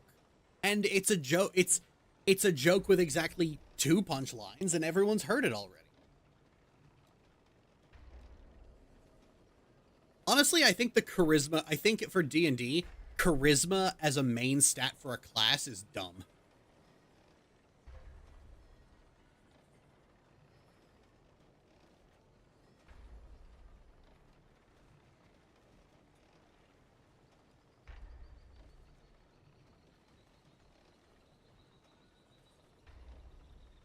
And I think they're only in there specifically to have, like, that kind of basically feeds into what's happened with stats over time, is that for a D&D character nowadays, it's just you have a dedicated main stat. There is either little or no rhyme or reason for that being your main stat, but it is, and you pour all your points into that, and then screw the others. Whereas in earlier editions of D&D, your stat spread was entirely dependent on what it was you wanted to do with a character.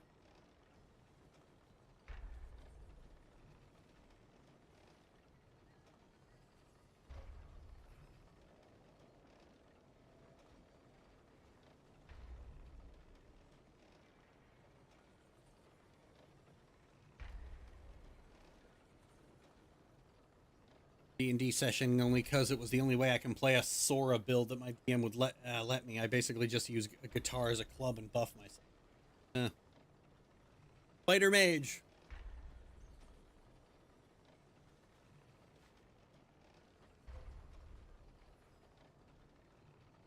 I think Bard really flourishes in 5th edition just because 5th edition has shitty multiclassing. Since I started with WH roleplay where it's less of a thing, yeah. Like, why the fuck does a paladin have charisma as a main stat? It's a paladin. Strength and wisdom. Done.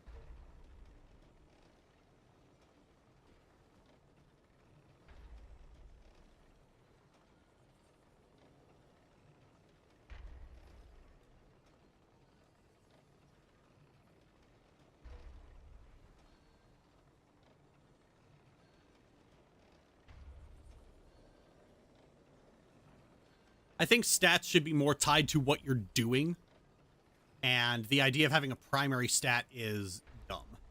That's exactly what it is. 5th edition is a shit system, so Bard comes out relatively unscathed compared to the other classes. Yeah, it's just better to play a Bard than it is to play a fighter mage.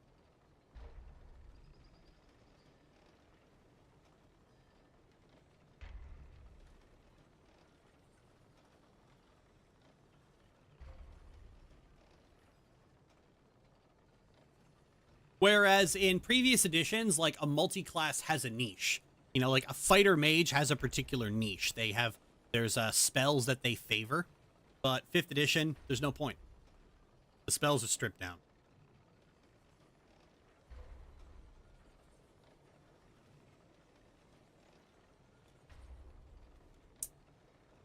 Only time I had fun with Bard was when it was only a part of her story for some flavor and she was primarily a fighter. Yeah, like I said, Bard or Alchemist, that's one of those things where it's like a secondary skill, like a profession.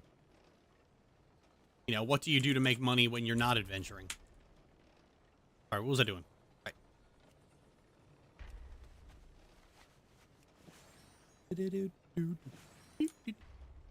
Now, let's see.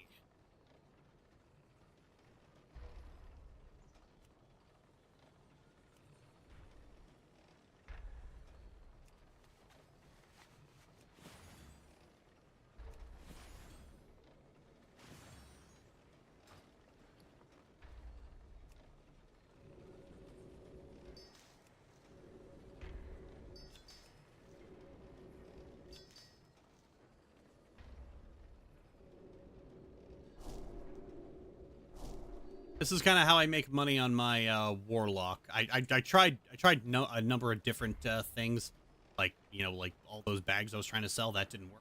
So what I'm gonna do now, what I've been doing lately is I have the cheapest recipe I can possibly get, and I craft.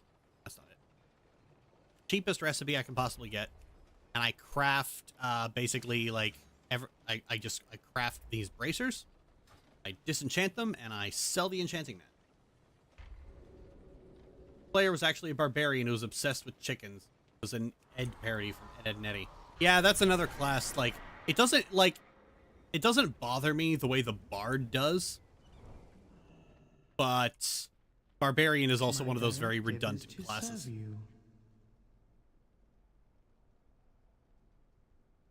Again, I primarily come from Baldur's Gate, so it's just like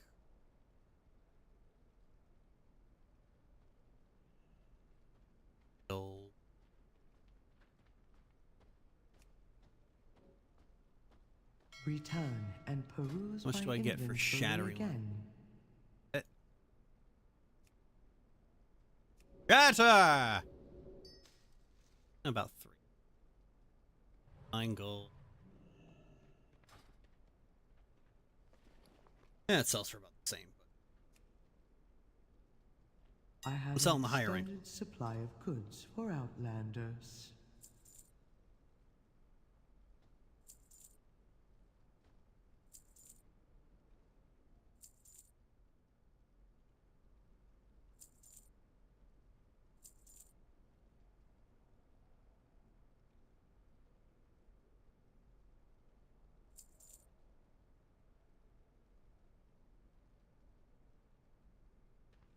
My directive has been. Why a distinction was made for fighter and barbarian? I guess the idea is that the fighter is supposed to be like this disciplined and trained warrior, whereas the barbarian is just a fucking, you know,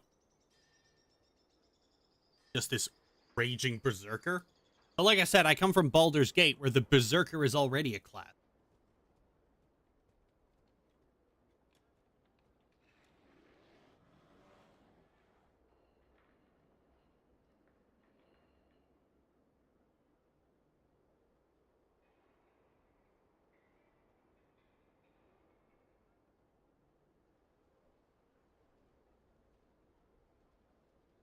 In Baldur's Gate 3, I actually respect Karlach from barbarian to fighter.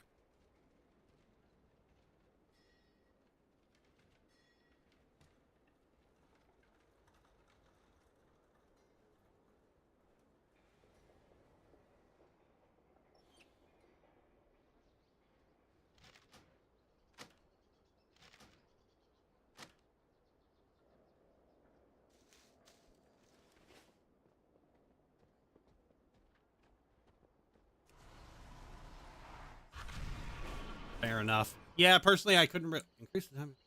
Yeah, personally, I couldn't really wrap my head around the specifics of the barbarian's mechanics. Like, what's the point of raging versus not raging? Am I getting a damage buff? No? Okay. Oh, it's enabling abilities like reckless attack. Oh, ew.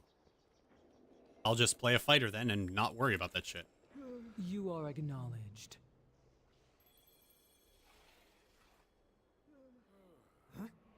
Remain vigilant.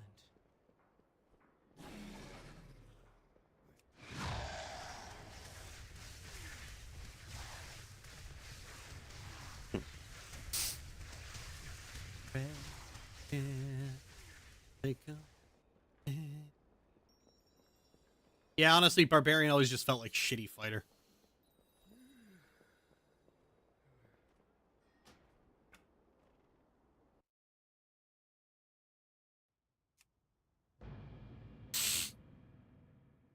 I really feel like a berserker class. Yep. Like either a berserker built around dual wielding. Like a flavor for the fighter that is all about the dual wielding.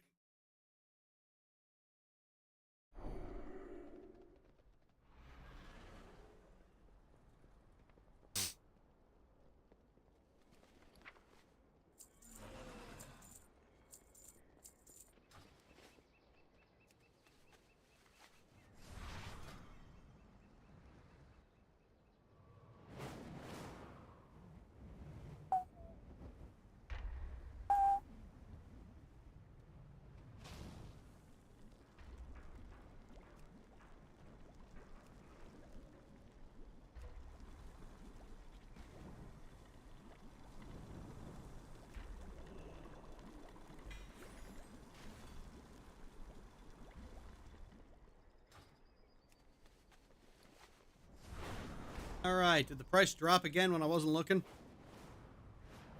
I had 50 of these tempered potions, and they were on the auction house for like fucking 170 gold. So I put them up. I made about 10,000 gold. I checked back later; they had doubled in price. Calibrated my prices to be reasonable. And I was so pissed. Yeah, it dropped again.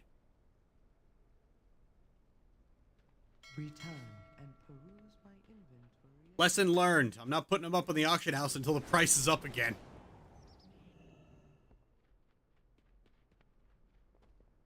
I have calibrated my prices to be reasonable.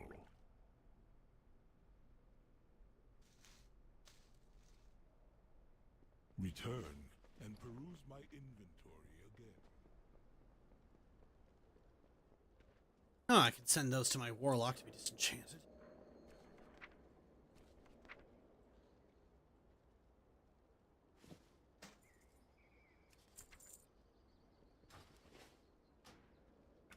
There we go.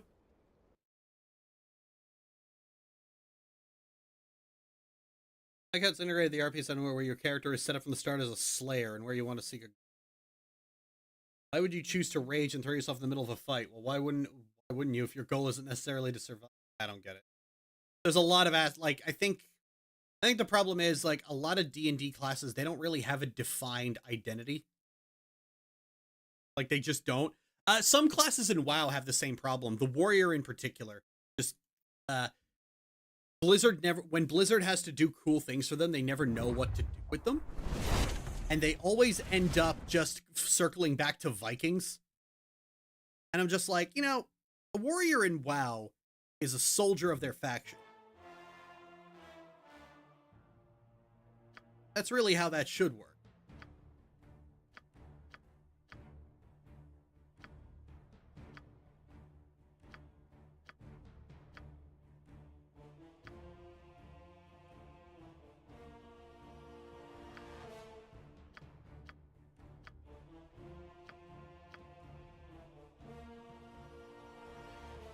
Actually, fuck, I can make my point about the bard here. Look, these are all the kits for the bard. Now, the Scald is actually the last proper kit. The rest are added by other things.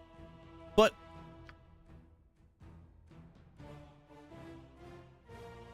trickster. Oh wait, no, that was a thief class. So you get the blade. Master artisans with bladed weapons. Everyone has seen a blade in action at fairs and carnivals. They're knife throwers who pop balloons while blindfolded. Okay, why are you in an adventuring party?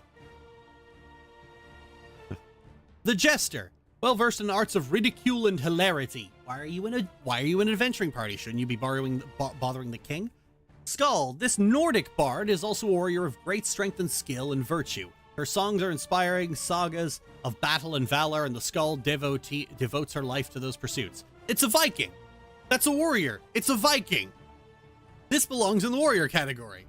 Abetor of... Now, this is where you get into the ones added by mods. Abetor of Mask. Contrary to popular belief, the trickster god Mask... Yeah, see, like, this one is beholden to a god, like a cleric is, for no fucking reason.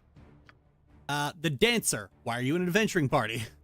The Darkbloom Bard. Rarely seen in the realms, Darkbloom Bards are recognized for their skill in using the powers of nature. You're a druid! Unlike druids, Darkbloom Bards appear to twist the beauty of flora and fauna into wicked and twisted visions. You're an evil druid! Storm Drummer. Yeah, like, that's Faldorn. That's Faldorn right there. Whose music has the power to summon lightning storms. Fucking druid! Troubadour is a healer, priest. Morbid class of bard, death singers take pleasure in singing tales of the macabre, and their magical songs are capable of raising the dead. A necromancer. Strategist. Masters of battlefield control, strategists regard combat the way most people would consider a puzzle. Again, you're a fighter, you're a general. You can see the problem, though, right? All right, like, there's never really a reason for these things to be here. Let's see. Assassins get to do big backstabs, but not often. Also, a bonus to saving throw versus death at first level. Levels thereafter may use the analyze ability. Now, later on, we get... Right, Hidden Blade. Assassin kills her target, she briefly turns invisible and moves at double her movement rate for 1 round. May not occur more than once every 5 rounds. 5 level. That's actually cool. Looks inside, cannibalized from another class. Yeah. You're so right. What the fuck is this shit? Yeah, nobody can make bards work.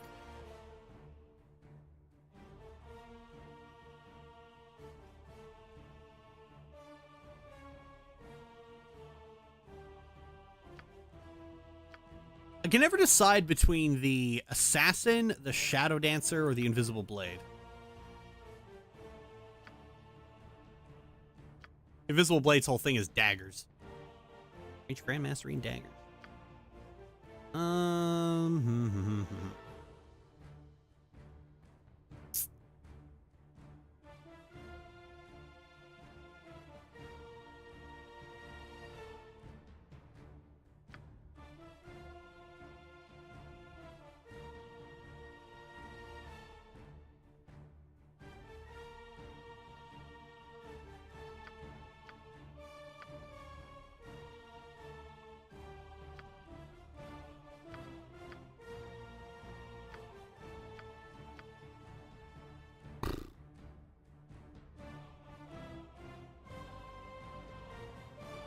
Yeah, right.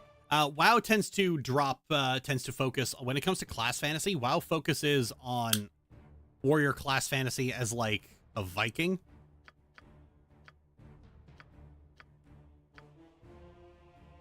When I always felt that the warrior class fantasy should be, you are a soldier of your faction. So an undead warrior is a death guard. A blood elf warrior is a far strider. I felt that should be it. Like, you know, you are a dedicated defender of your homeland. But no, they just go Viking. Like, it's always Vikings and orcs with them.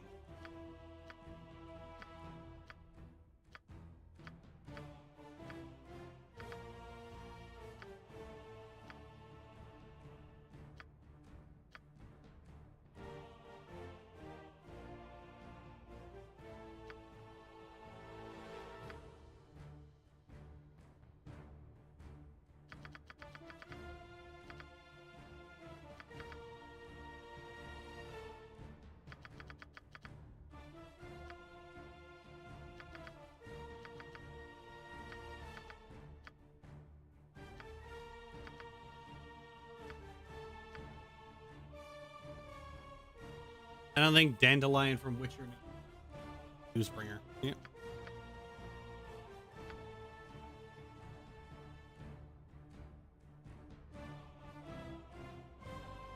Viking is treated as a useful regarding what the Vikings actually were.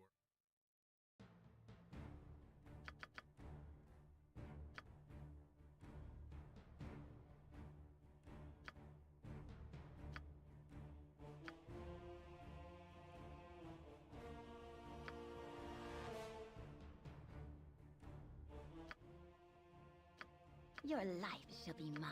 Your doom approach. You don't stand a chance. Who's in for it now? I've always been leadership material. You have about as much appeal as a rutting owl bear. My blade, you're all buffle-headed. Once more, onto the breach, dear friends! Ha! Wait a minute. To battle! Your doom. Do as I say, and we will. You don't stand a chance. Who's in for it now? Now you're going to be sorry!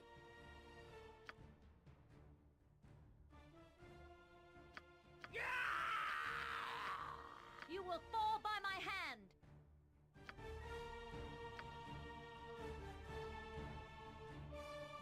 We'd be an NPC. Crazy concept, I know. Yeah.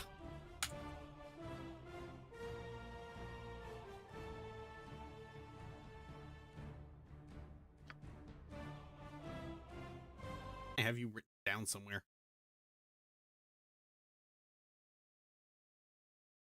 No, swear I did.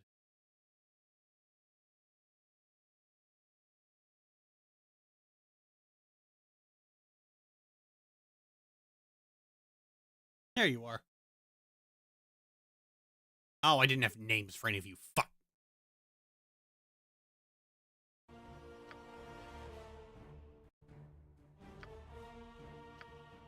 Nestled. Yes, it will be done. Certainly. Voice, my country, MON is dubbed by a woman of Belarusian descent. Completely different vibe compared to the OG. Ooh.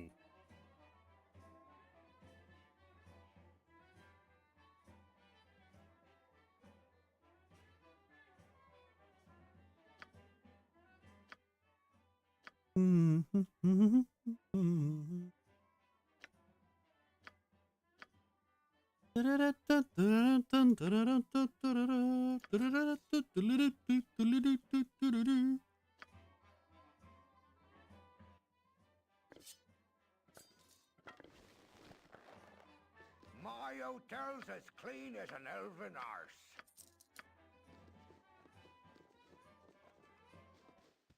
Without doubt.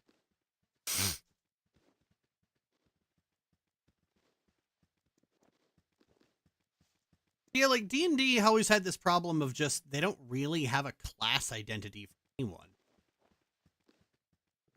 Everything's very vague and nondescript, and oftentimes rather than try and build breadth into the classes by giving them like different branches to go down, like they do have subclasses to an extent, but they suck.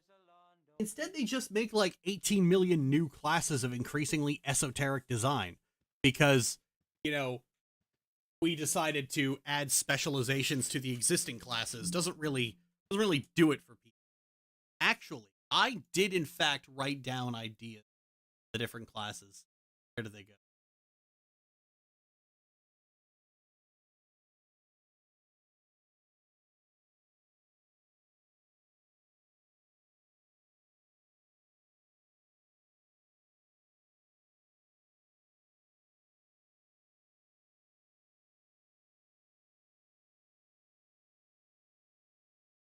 It was nice catching the street. See ya, Paul.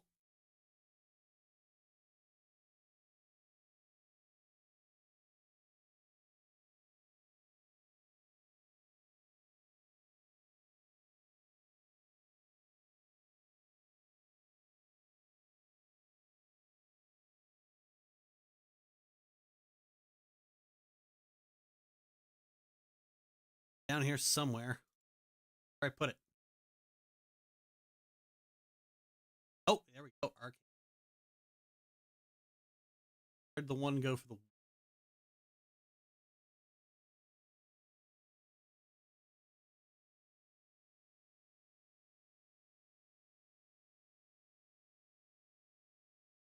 No, I wrote it down here. I never put it here somewhere.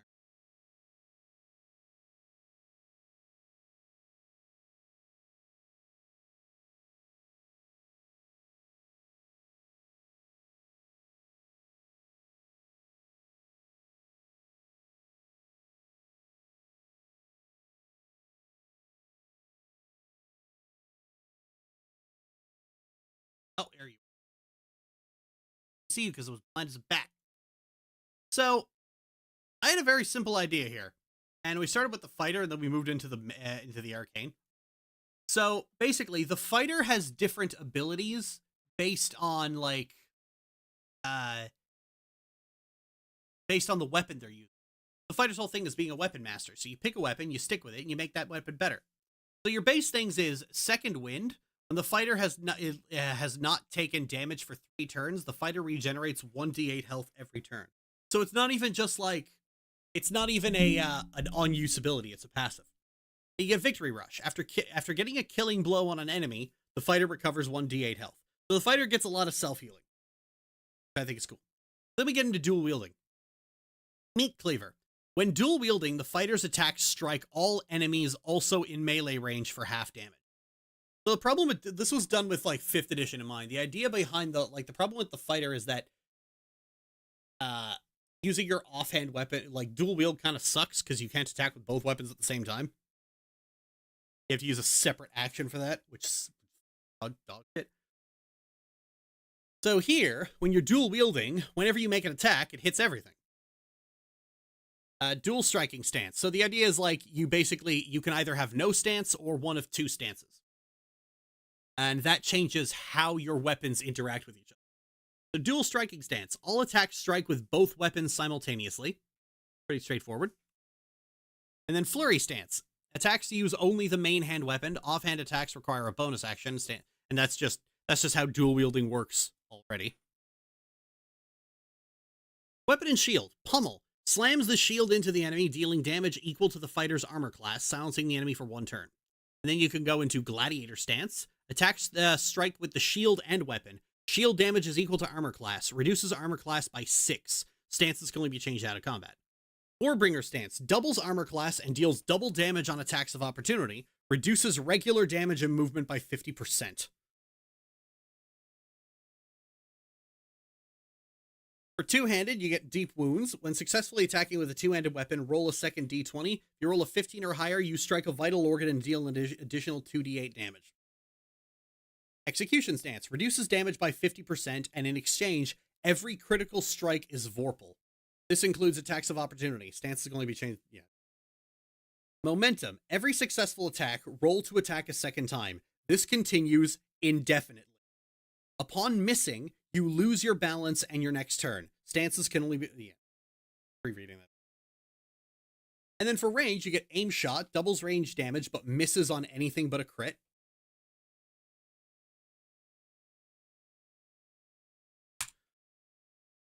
Sniper stance. For every turn the fighter attacks without moving, they gain an additional 1d6 damage, up to a maximum of 10d6.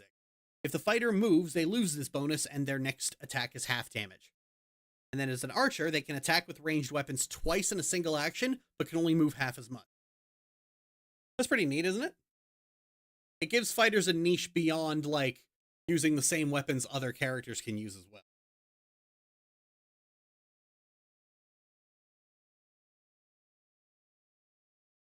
Guys?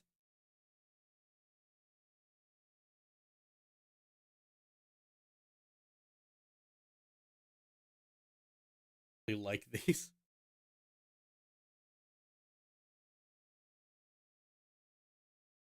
Rip and tear until fall over. Oh yeah, that gets really big when we go to the arcane ones because I'm big on kiss curse effects. So going into the mage, like 5th edition, mages and sorcerers don't have much difference between them. So how do you differentiate a mage?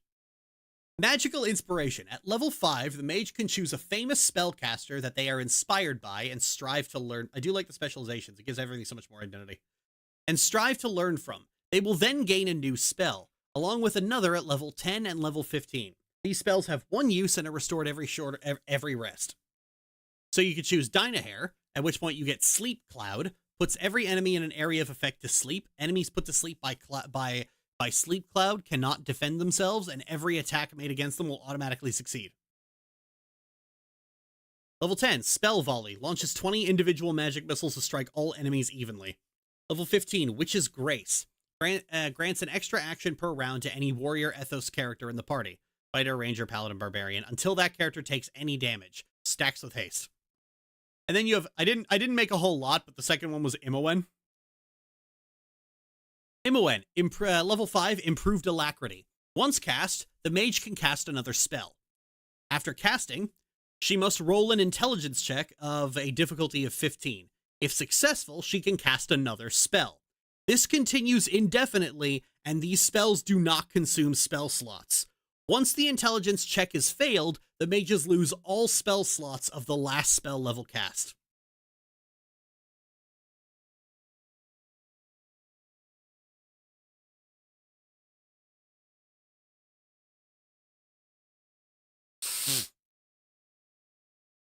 Oh, dang. Level 10, Chain Contingency. The mage can store up to 3 spells in a contingency with a trigger condition and target. Enemy sighted, self at 50% health, ally 50% health, or at will. Once this condition is met, the spells will fire simultaneously. The mage can only have 1 contingency at a time, and the contingency persists through rest. Level 15 is probably the best one, Spell Trap. The mage shields herself from 30 spell levels of magic. harmful and friendly alike. If struck with a level 4 spell, she can absorb 26 more spell levels. Every spell absorbed will restore one spell slot at the level of the spell absorbed.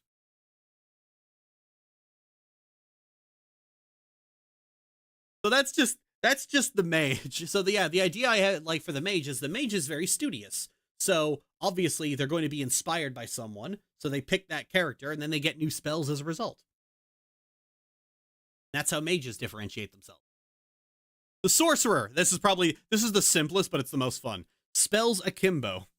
The sorcerer can cast as many spells as they have hands to use in a single action and a single spell slot.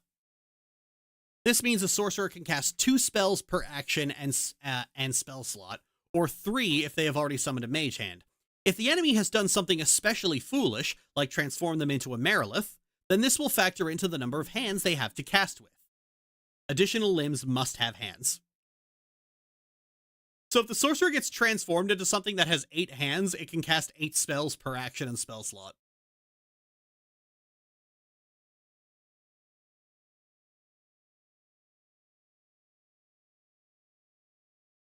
Jesus Christ.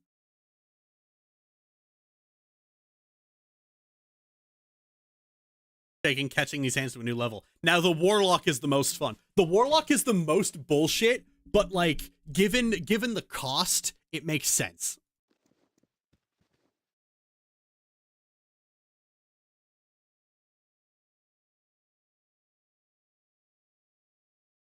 Warlock. Enslave patron. At any time, the warlock can attempt to enslave their patron by making a charisma check with a DC of 35. And this check cannot benefit from critical threat. If successful, they gain the use of their powers without having to obey them. If they fail, their powers are lost to them forever, and they are useless to the party. The warlock gains this power at level 1, though a level 1 warlock will likely never have the ability to pass the skill check. Summon patron. The warlock can summon their patron as a minion to control the battle. The warlock must have successfully enslaved their patron to do this. And then you get power overwhelming. Every level after enslaving the warlock's patron, the warlock gains the following spell. First level, Ritual of Doom. The warlock begins a ritual to summon a cacophene. The entire party must participate in the ritual for it to succeed.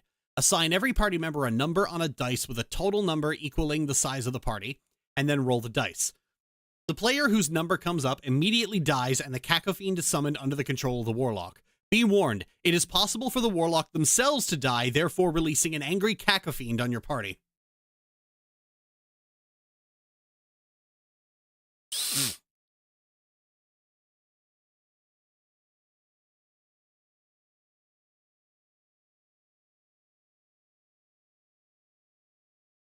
Wow. All right.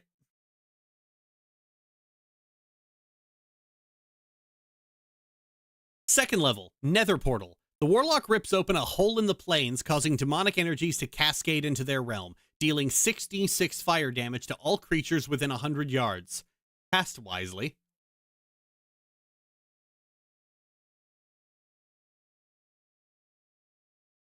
Third level, Hellfire Cascade. The warlock spends their turn concentrating. Once every creature after the warlock has completed their turn, the warlock will open a rift in the plains and deal 30d8 fire damage to a 20-yard area. If the warlock suffers any damage between casting and the end of the turn, the cascade will implode and kill the warlock. So I gave a warlock Focus Punch.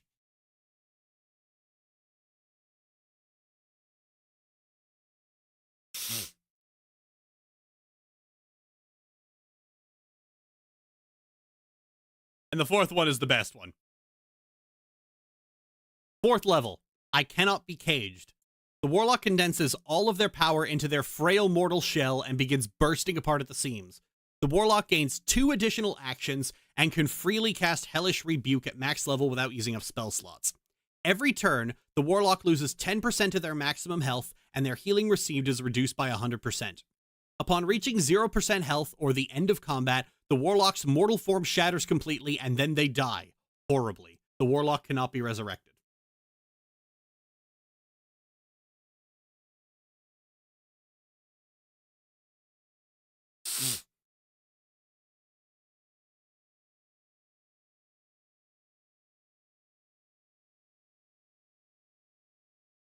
Death be upon thee. I cannot be caged. I cannot be controlled. Understand this as you die, ever pathetic, ever fools. So, like, the idea behind a warlock is, like, risk versus reward. So, you can give a warlock extremely powerful spells, but they have utterly horrible consequences.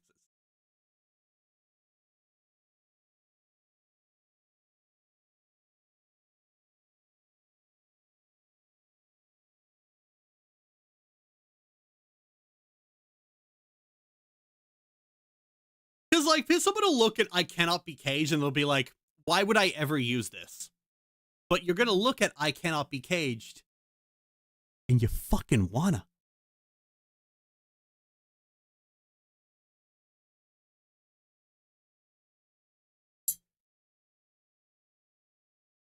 The ability to counterattack anyone.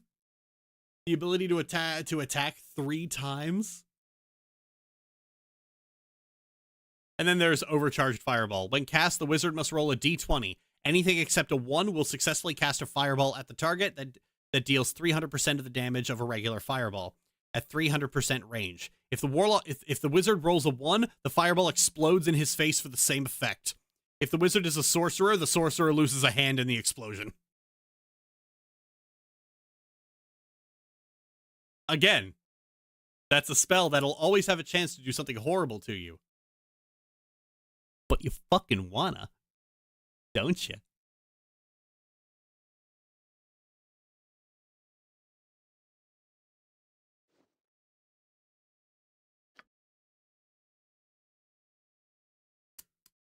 I would try Warlock out because I like the high risk playstyles that cause major damage.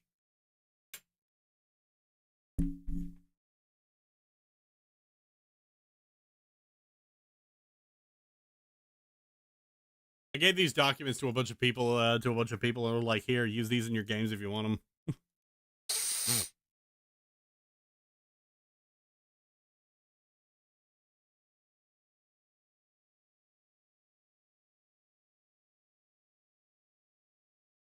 We need to know if the will kill you spell will work.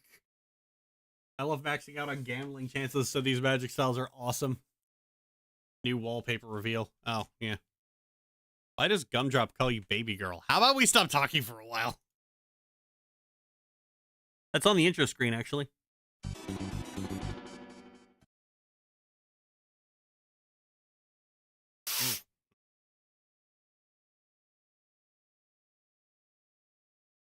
So, what's everybody looking forward to this year? You know, aside from the death of the United States as a concept.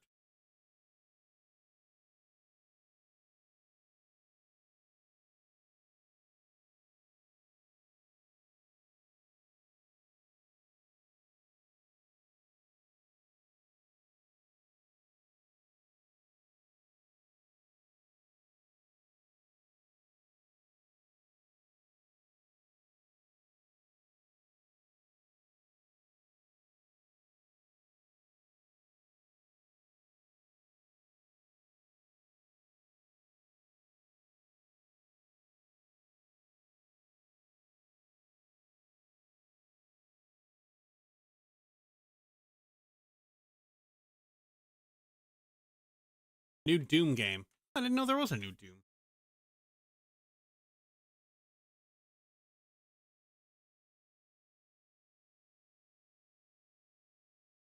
I am looking forward to Witchbrook, which finally has a release window. Winter. That'll be fun.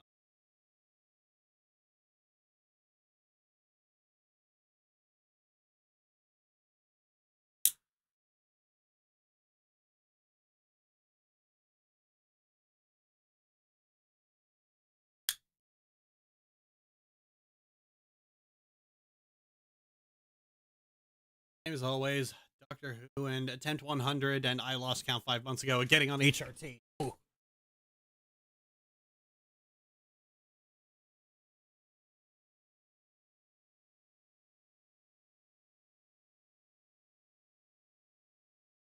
Yeah, I gotta turn that ghost around.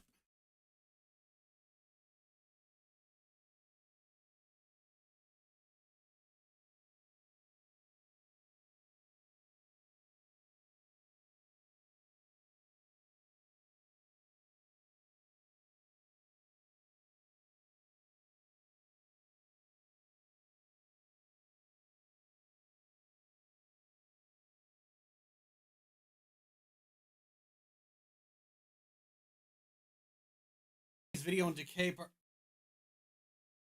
December. Oh, I'm not doing a video on Decay until part 2 comes out. I do not want to have to go back to this again.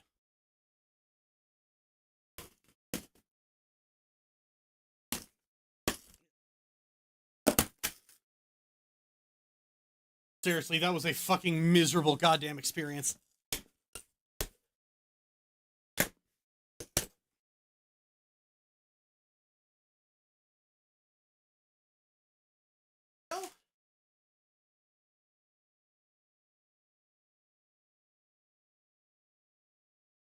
Thanks for this.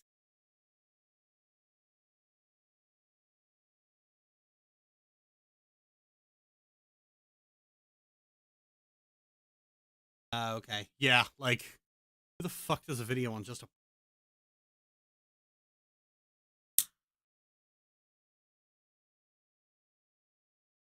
I'll say the quality of the writing is better in Decay, but, like, dear God, that was, like, psychologically, that was an ordeal. Because I definitely hope Decay Part 2 comes out this year. Yeah, I probably won't be doing it until I imagine it won't come out until 2026. And I probably wouldn't do it until 2026 anyway. I mean, I'm already doing my visual novel video for the year.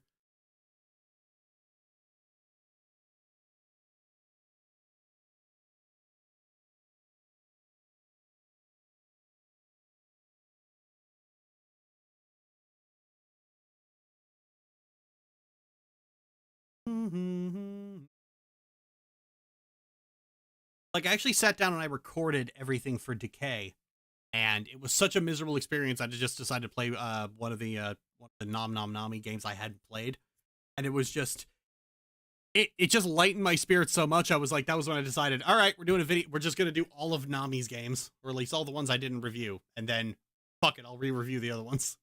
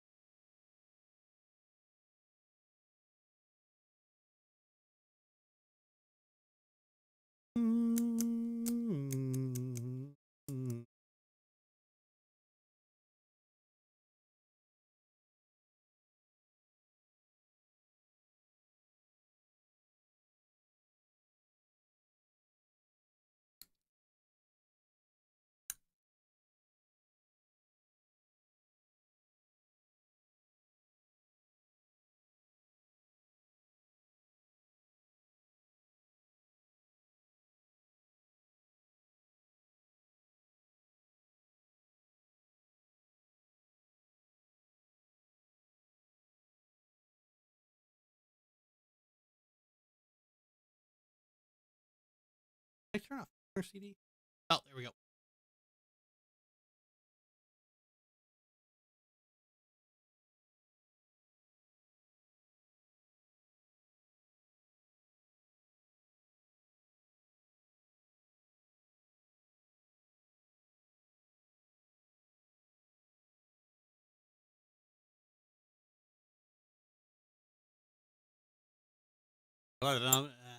Games that did that for me. Yeah, they're just really good. They're surprisingly heavy too. Like they're heavy in the best way. They like each game generally picks like, here's a topic we're gonna discuss, and we're just gonna do it some fucking justice, and let you sit with it for a while.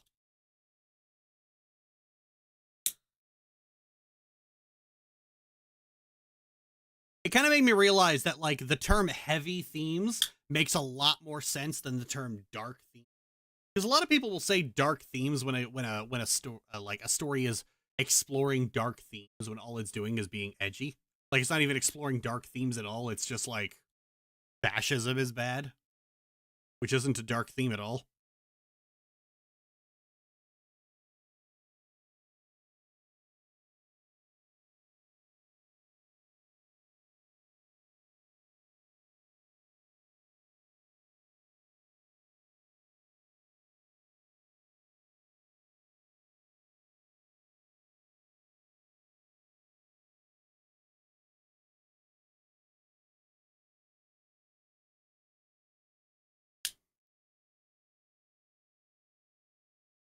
And heavy theme, I've kind of said this for a while, dark themes do not necessarily equate to a dark aesthetic.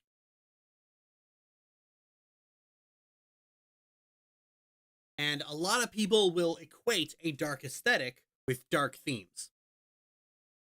So using the term heavy themes just makes way more sense, because I think Astra's Garden might just be one of the darkest games I've ever, because it hits on a theme that people really don't like to accept.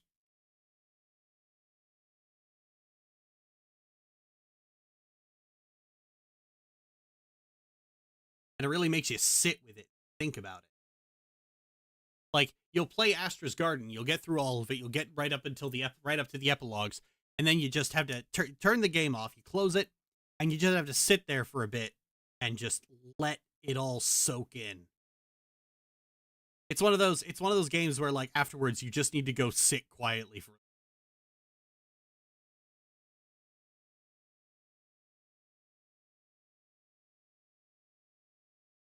It helps that Nami's games are only ever as long as they need to be.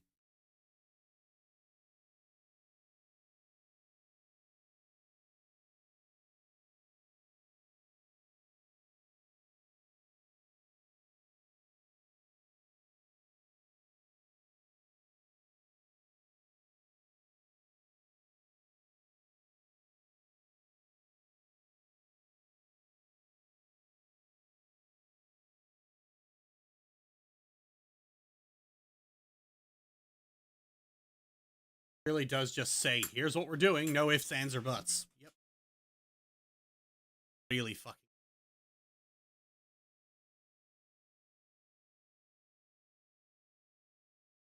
I've also been trying to find a game about running a tavern that.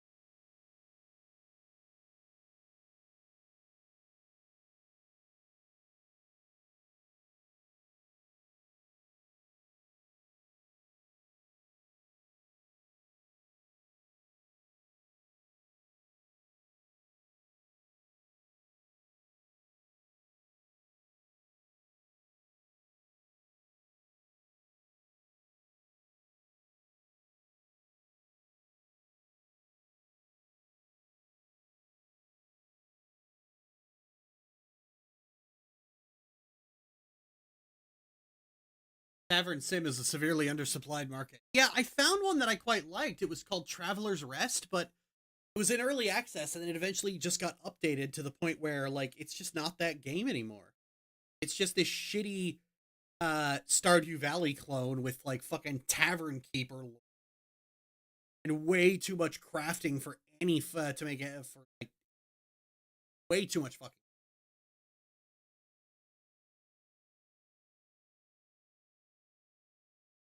I've been trying to go through a bunch of different kinds of cozy games, and none of them are ever good. Like, all of them end up missing something. And it wasn't until I actually played Syrup 2 that I realized what it was I was looking for. A good, satisfying gameplay loop around a character-driven story. Like one of those workaday job games that involves, like, a lot of talking to me, but not like Coffee Talk, where it's way too much dialogue and not enough coffee making. And Syrup 2 actually just scratches that itch perfect.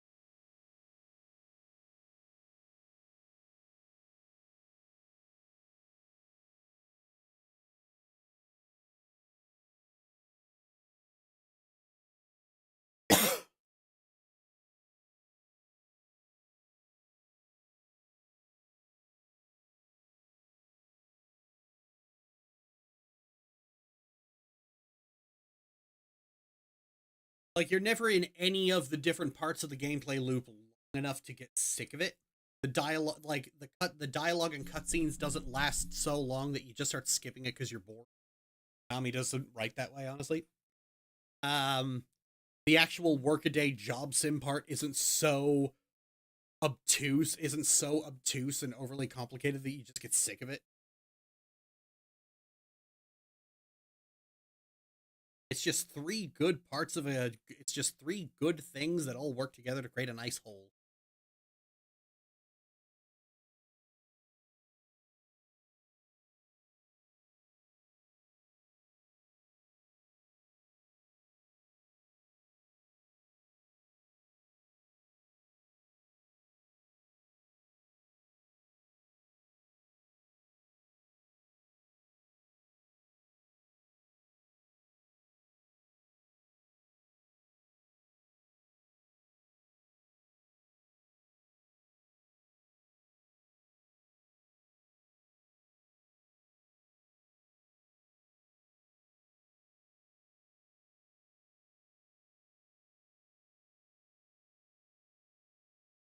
Can't seem to find Crossroads. Before travel, like after Traveler's Rest went. Speaking of, what is your stance on? Can't recommend Ale and Tail. It blatantly uses a lot of. I saw Ale and Tail, and yeah, I saw the artwork they had on the cover, and I was just like, that looks AI generated. What is your stance on AI seeding? To be honest with you, I avoid AI generated things.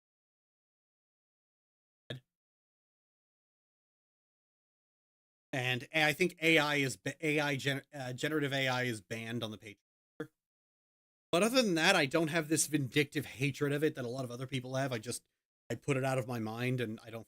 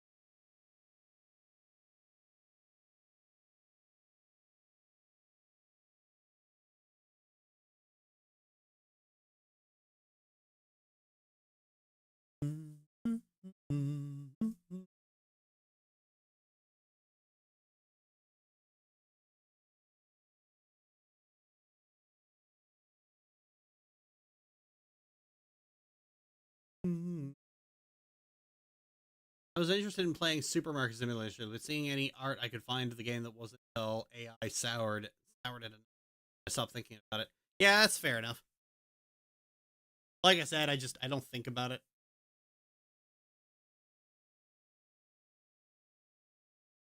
I'm trying to find cozy games that aren't just farming. That's why I'm just out now, have fun watching stream. See you, Jim. That's why I'm just kind of hoping Witchbrook comes out sooner rather than later, because that actually looks to be fun.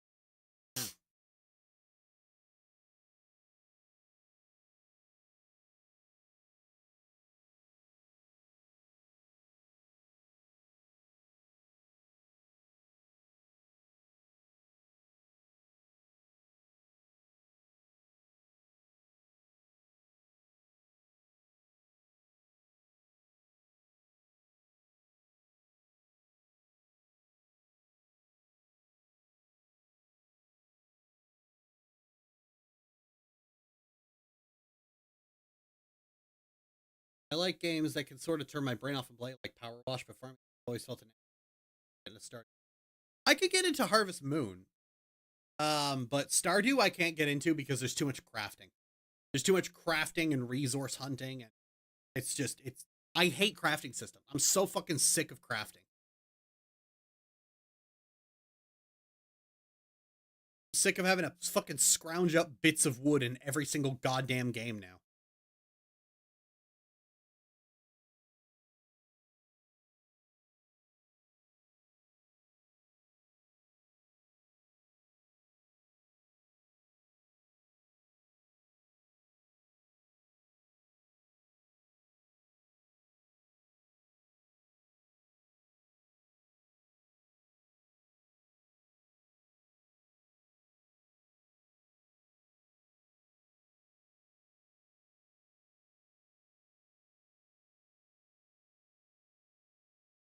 Way too many farming type games. Yep.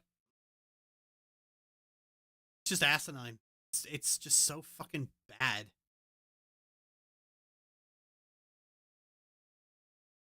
Look, I just want to find a cozy game where the gameplay is not just scrounge up every last fucking bit of garbage or for the 18,000 crafting recipes, but also where the story isn't just verbal diarrhea. And it seems like just those two things are impossible for devs these days.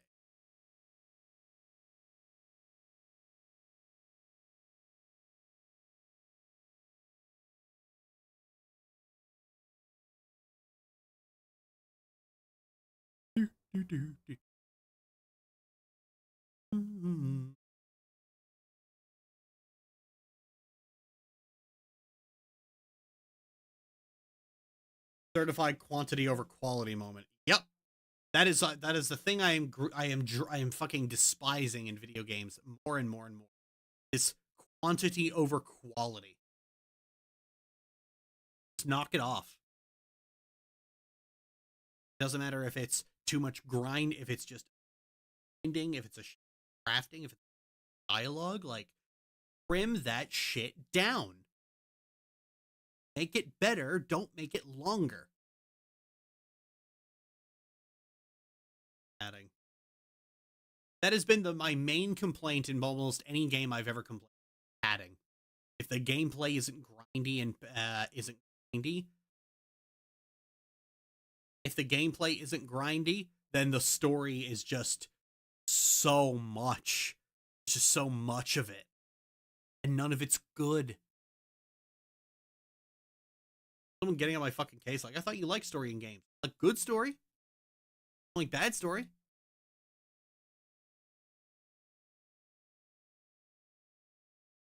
The JRPG problem just spreading out to everywhere else, because that was the issue with JRPGs. Their approach to storytelling is very strictly all quantity, no quality. You get characters just talking and forever.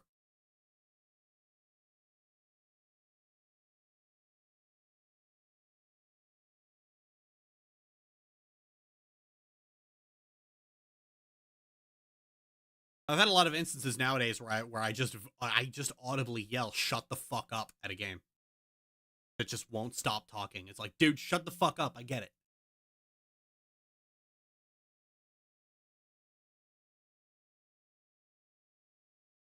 I actually tried to play Monster Hunter World. I fell off of it immediately because it wouldn't shut up and let me play.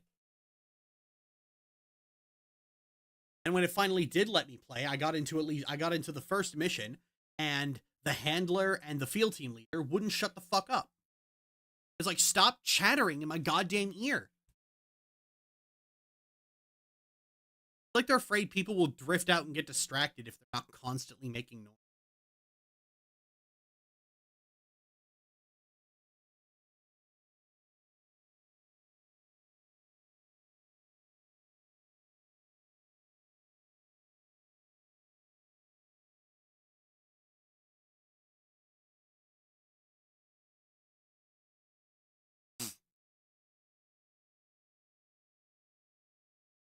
I mean, so much like television, either Minecraft or trying to be one.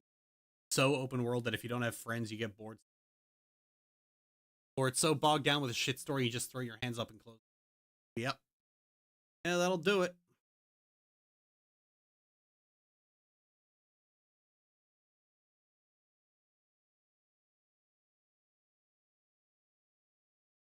I would love a game like Sea of Thieves that had an actual campaign, because the actual sailing mechanics are so fun.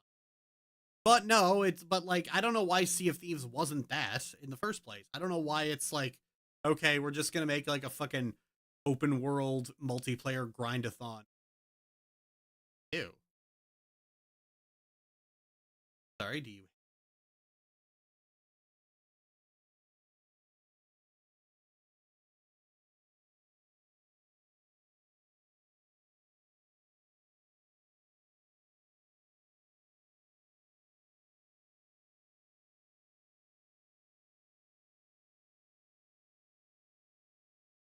And like every problem you have where it's like a game genre is like almost but not quite. Once I actually had a game that was exactly what I was looking for.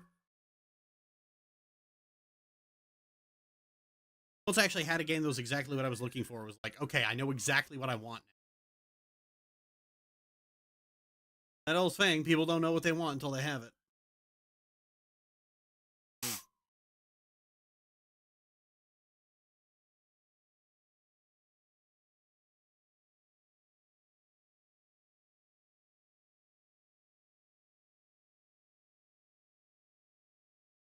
Games that clearly want to be like a 30-minute animated movie, and all the shows that clearly wanted to be a game. Yup. Fucking hell.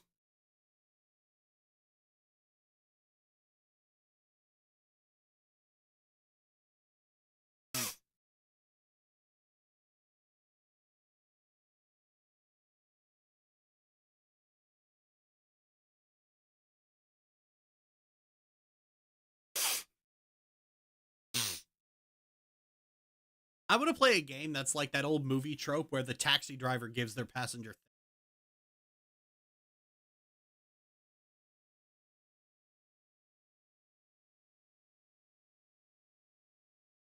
The more I play Sea of Thieves, the more I end up getting annoyed with it. Like the grind of gathering supplies, I get to rank 5 of the guild up until I get blindsided by there. I just log off before my ship even goes. 2 hours I've just burned. Yep. Hate it. Hate it. Hate it. Hate it.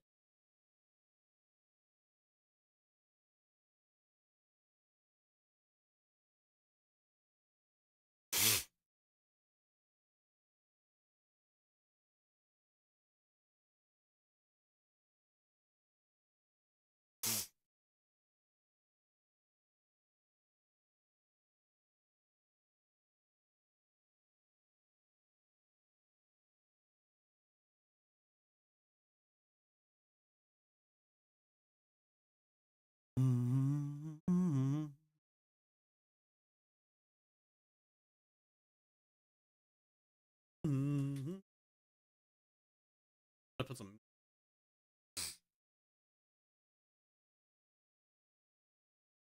Actually, we were just talking.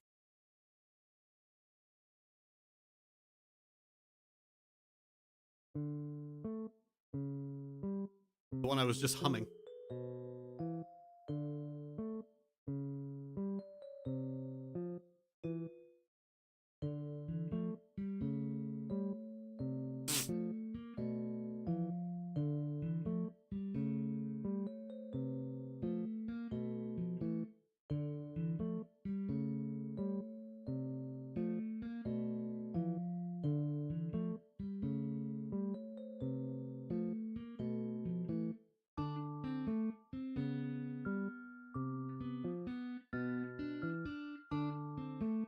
I don't have at least one friend actually trying to play the game and provide some sort of direction for me. I'll just stand there like a bum. Whenever I play Minecraft, the thing I end up doing the most is I build out, not up. Like, I don't build large, elaborate structures. I build fucking villages and master.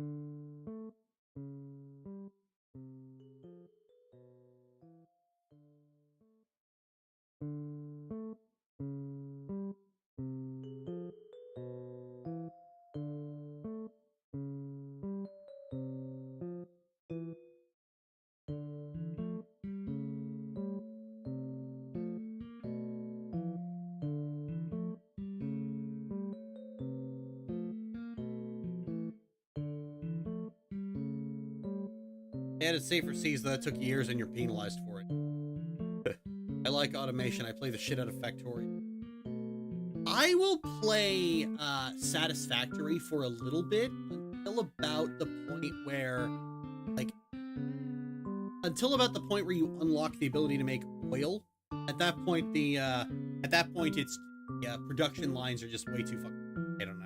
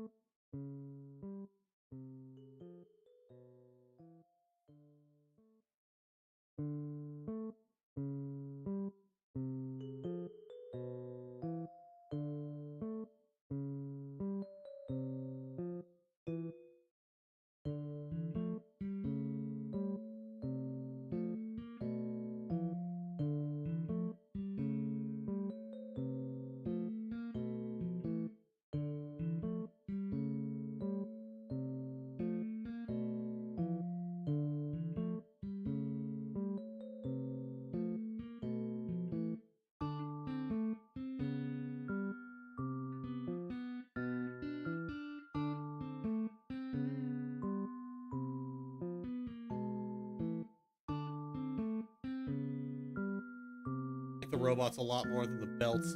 I had a kick out of being able to put down a blueprint and have the keys build it. I cackle like, oh, that Satisfactory has it? Better a cozy town than a skyscraper. Next time I play Minecraft, I want to make a hobbit hole home. Ooh, I made. Talk about Victoria. Oh, sorry.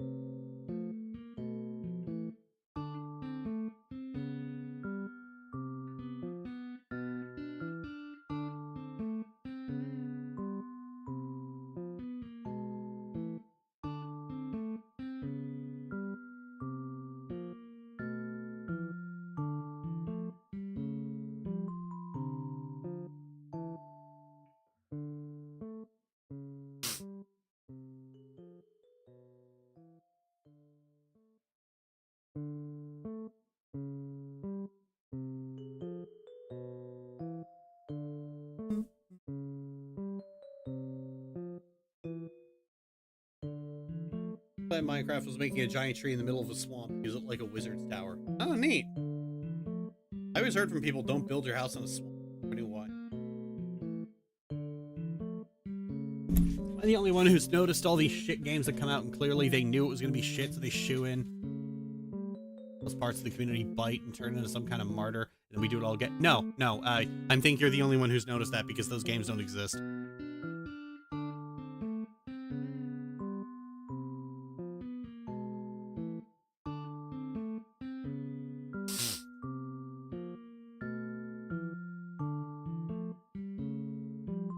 No, what actually happens is a game comes out, it has minority characters in it, you didn't like the game, and now you're getting weird about it.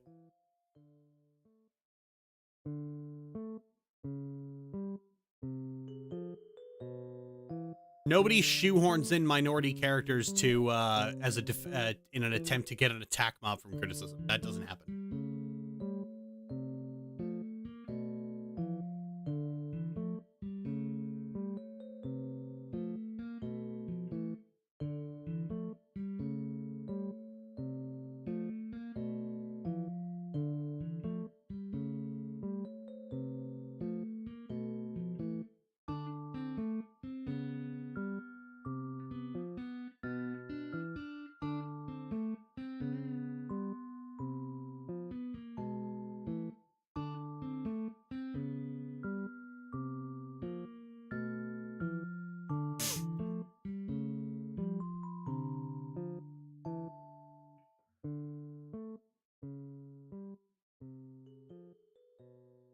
Everyone cried and moaned that Shadows was going to be an abomination and it's the best-selling Assassin's Creed game in years, and everyone who's actually played it has said that.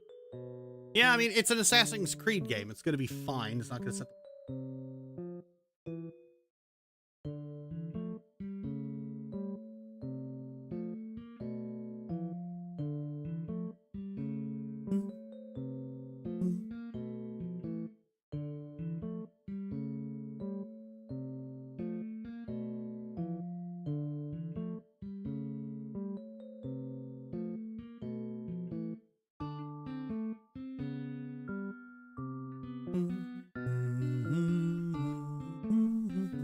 Didn't the same thing happen with didn't the same thing happen with Dragon Age? Yep, Veilguard.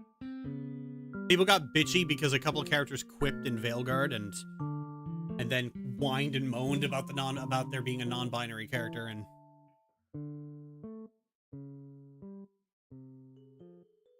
actual Dragon Age fans also got pissy that the gameplay didn't suck now.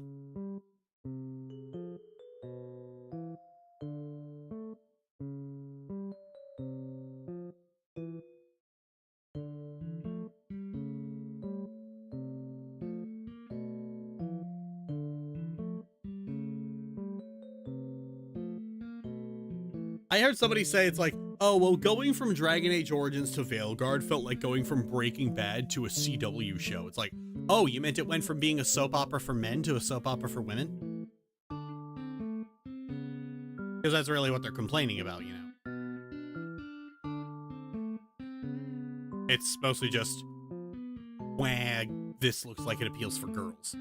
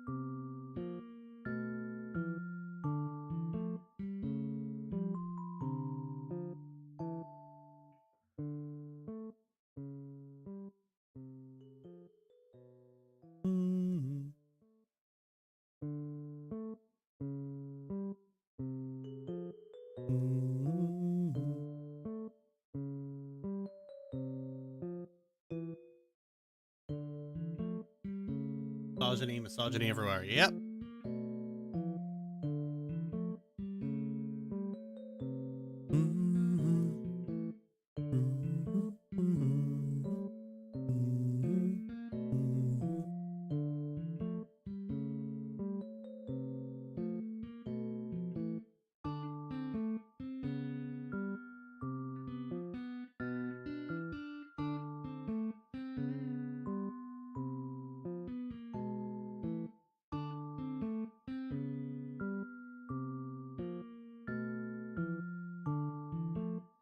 Oh, yeah.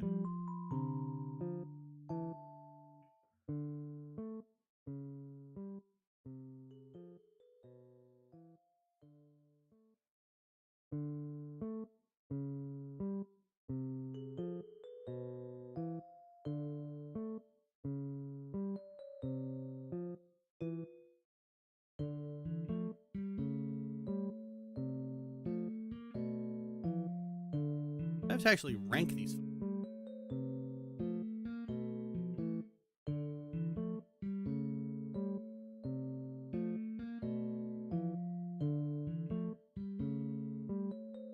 $13.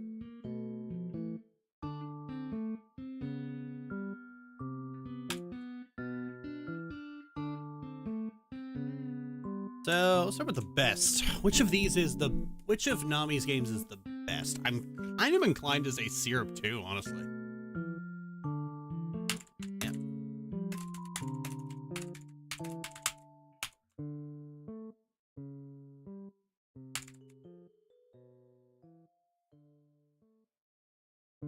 It seems to be the story choices weren't carried over from the previous game. Yeah, who cares? Inquisition sucked.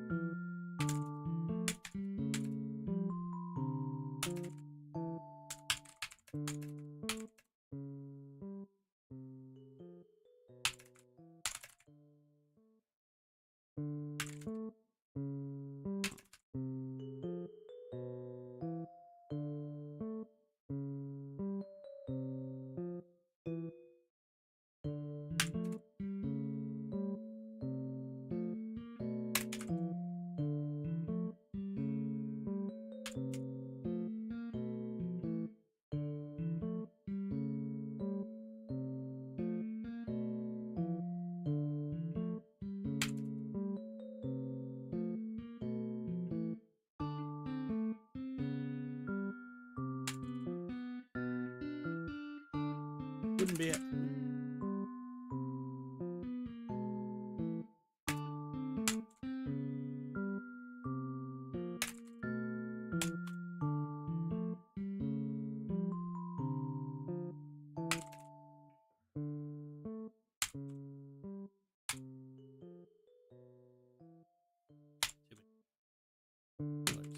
Everything they did with the characters, basically.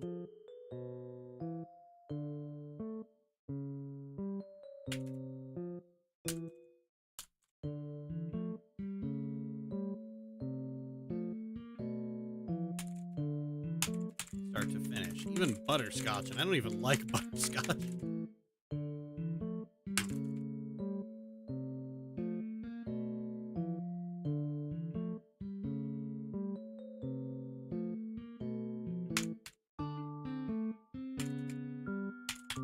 Absolutely phenomenal. 2. Let's see.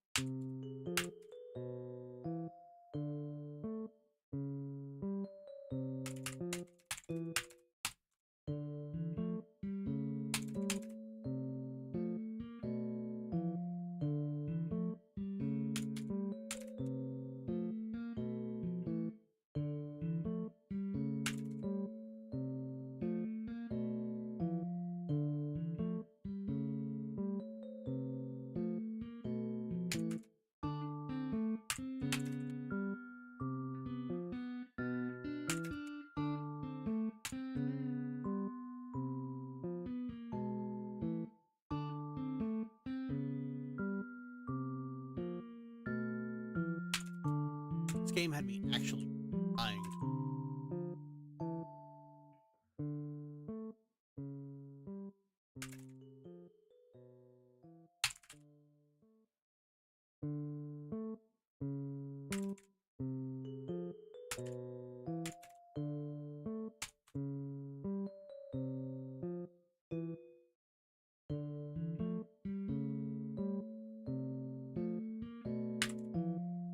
Three. Let's see.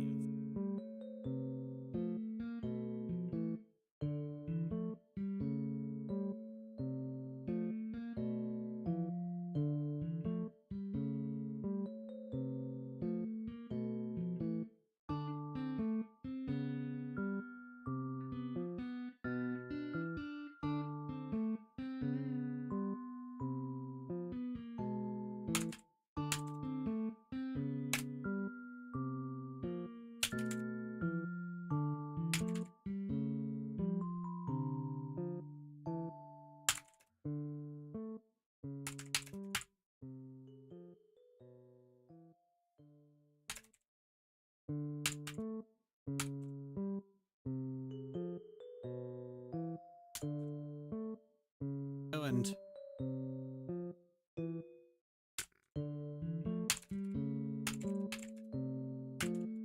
still got me.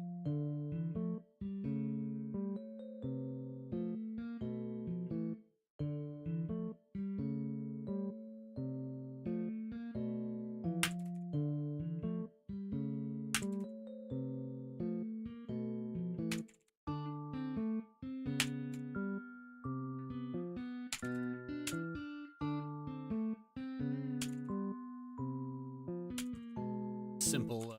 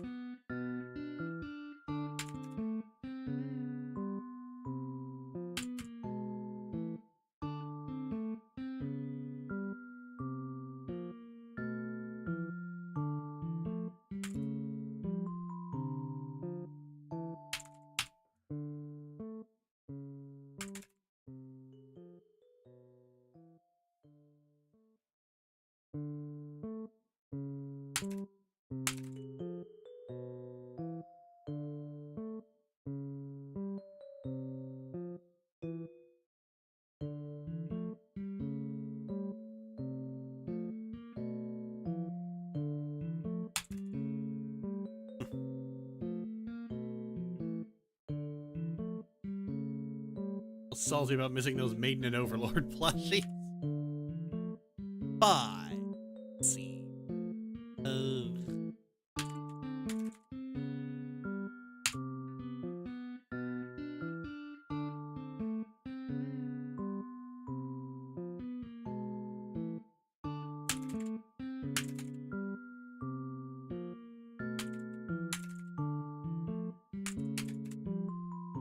I think I found it because it's a Game Jam game.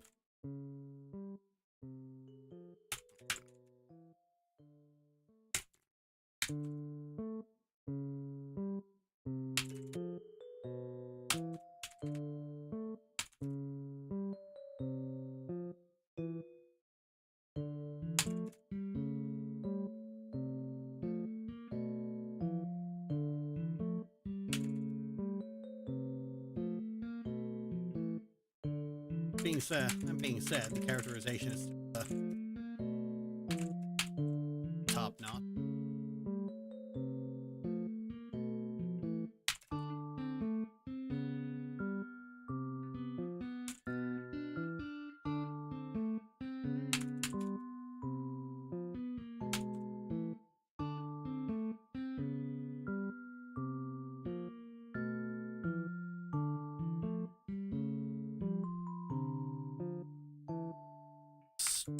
Charm studies. I did not expect to like Picross as much as I did. But between the admittedly quite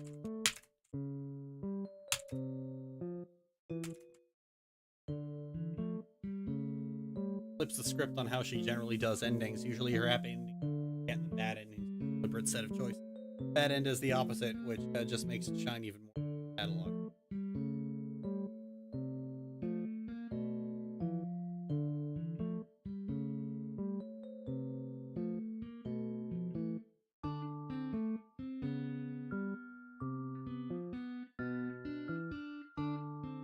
Admittedly engaging puzzles and a cute little story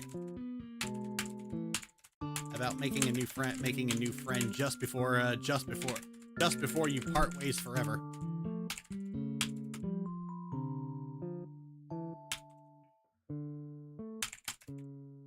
A good mixture for a solid punch in the heart.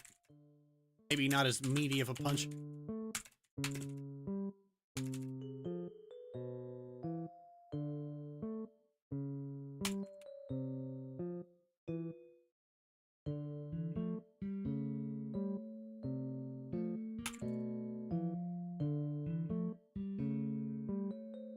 Need that defibrillator.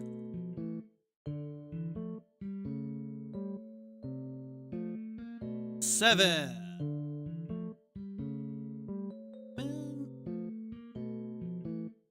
Contract demon, drowning, spooky swamp, kind of lonely. Start. I still haven't done sex advice succubus. Slot in. Goodness sake.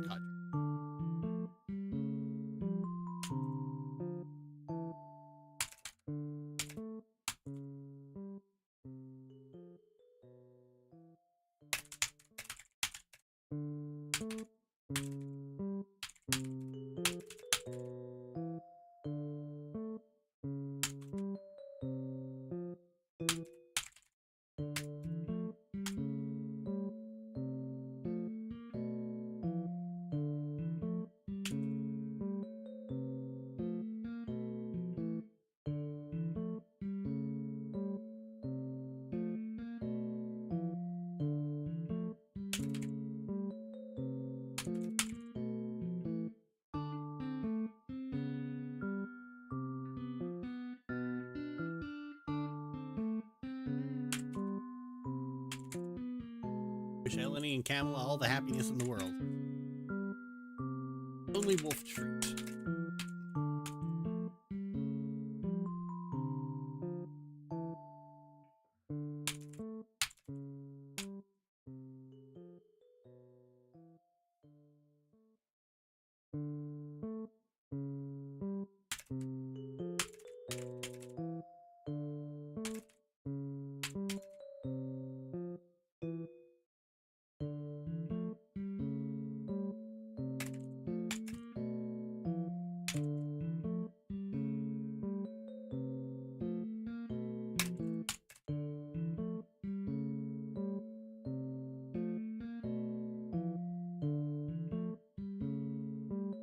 Swap Eleni with Gumdrop and see how quickly they want to swap back. Oh, they'll want to swap back instantly. 9.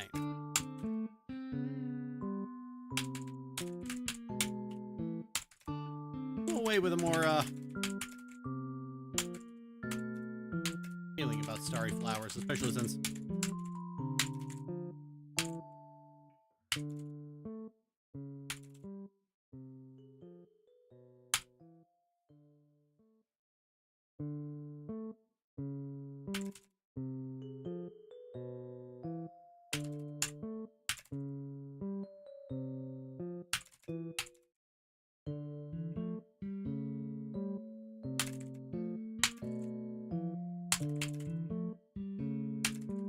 bothered me the first time, and it wasn't even the game's fault. The first time I played this immediately after playing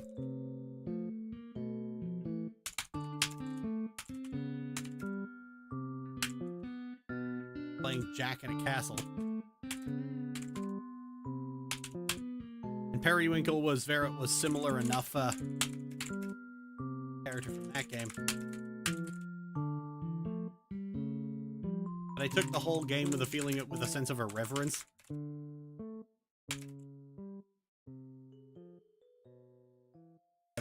Playing it again.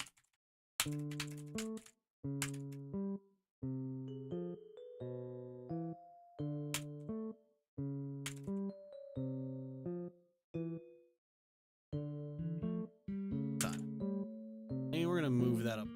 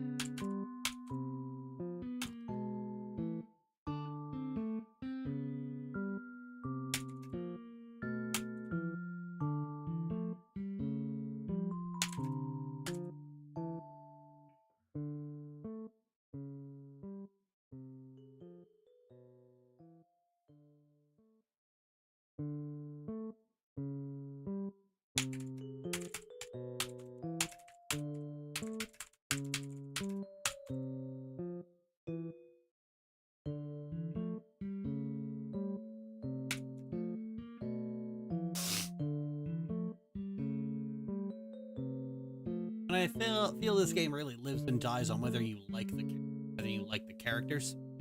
This game really lives on characters.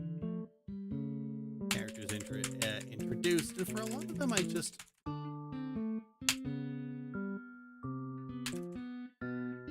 kind of lukewarm about.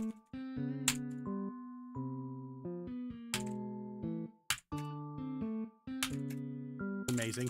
Vinegar is like an S tier character.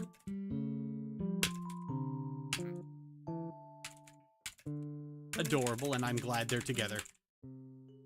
But the rest didn't really.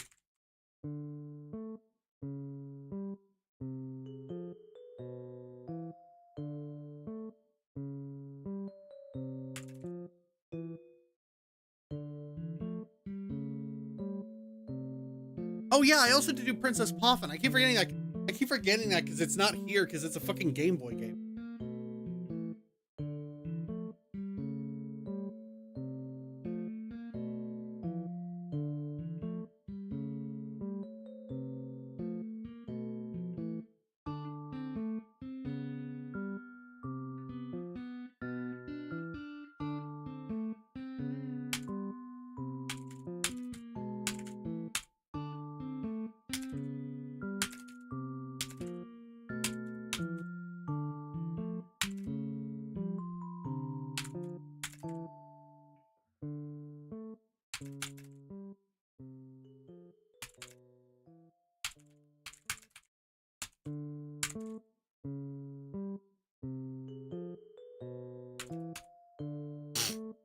Very little time to explore them, especially toward Maya's Why is depression in particular is something I would like to.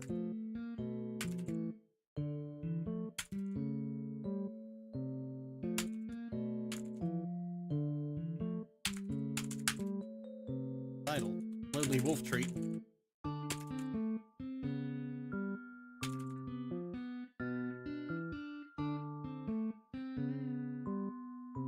Rendered to being a dream, and she's back to being depressed.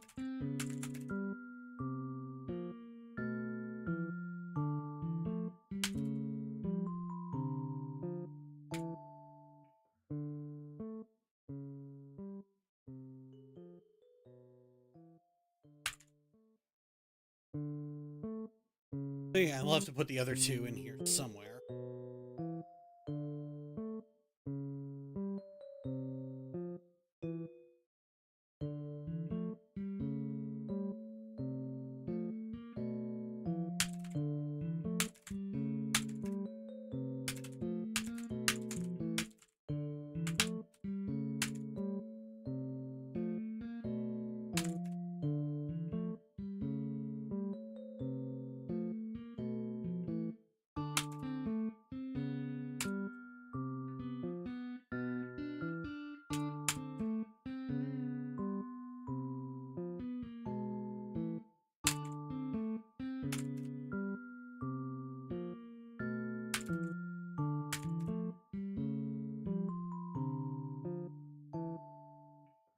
Remember the character's name, but go back and check.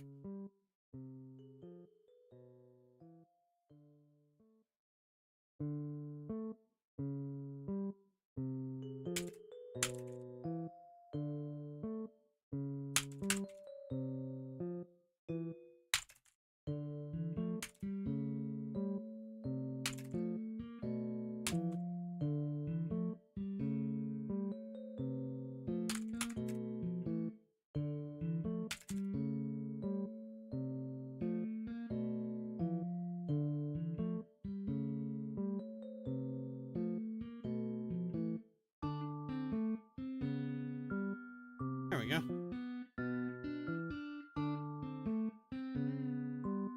So to play the last two.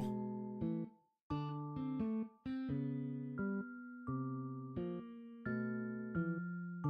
think at some point I'm probably I'm probably gonna go Starry Flowers with McKay. Me and McKay really like doing voiceovers for the. Anyway, all right, about a half hour before I get home, so I'm gonna head off. Thanks for joining me today. First productive work day I've had in a while.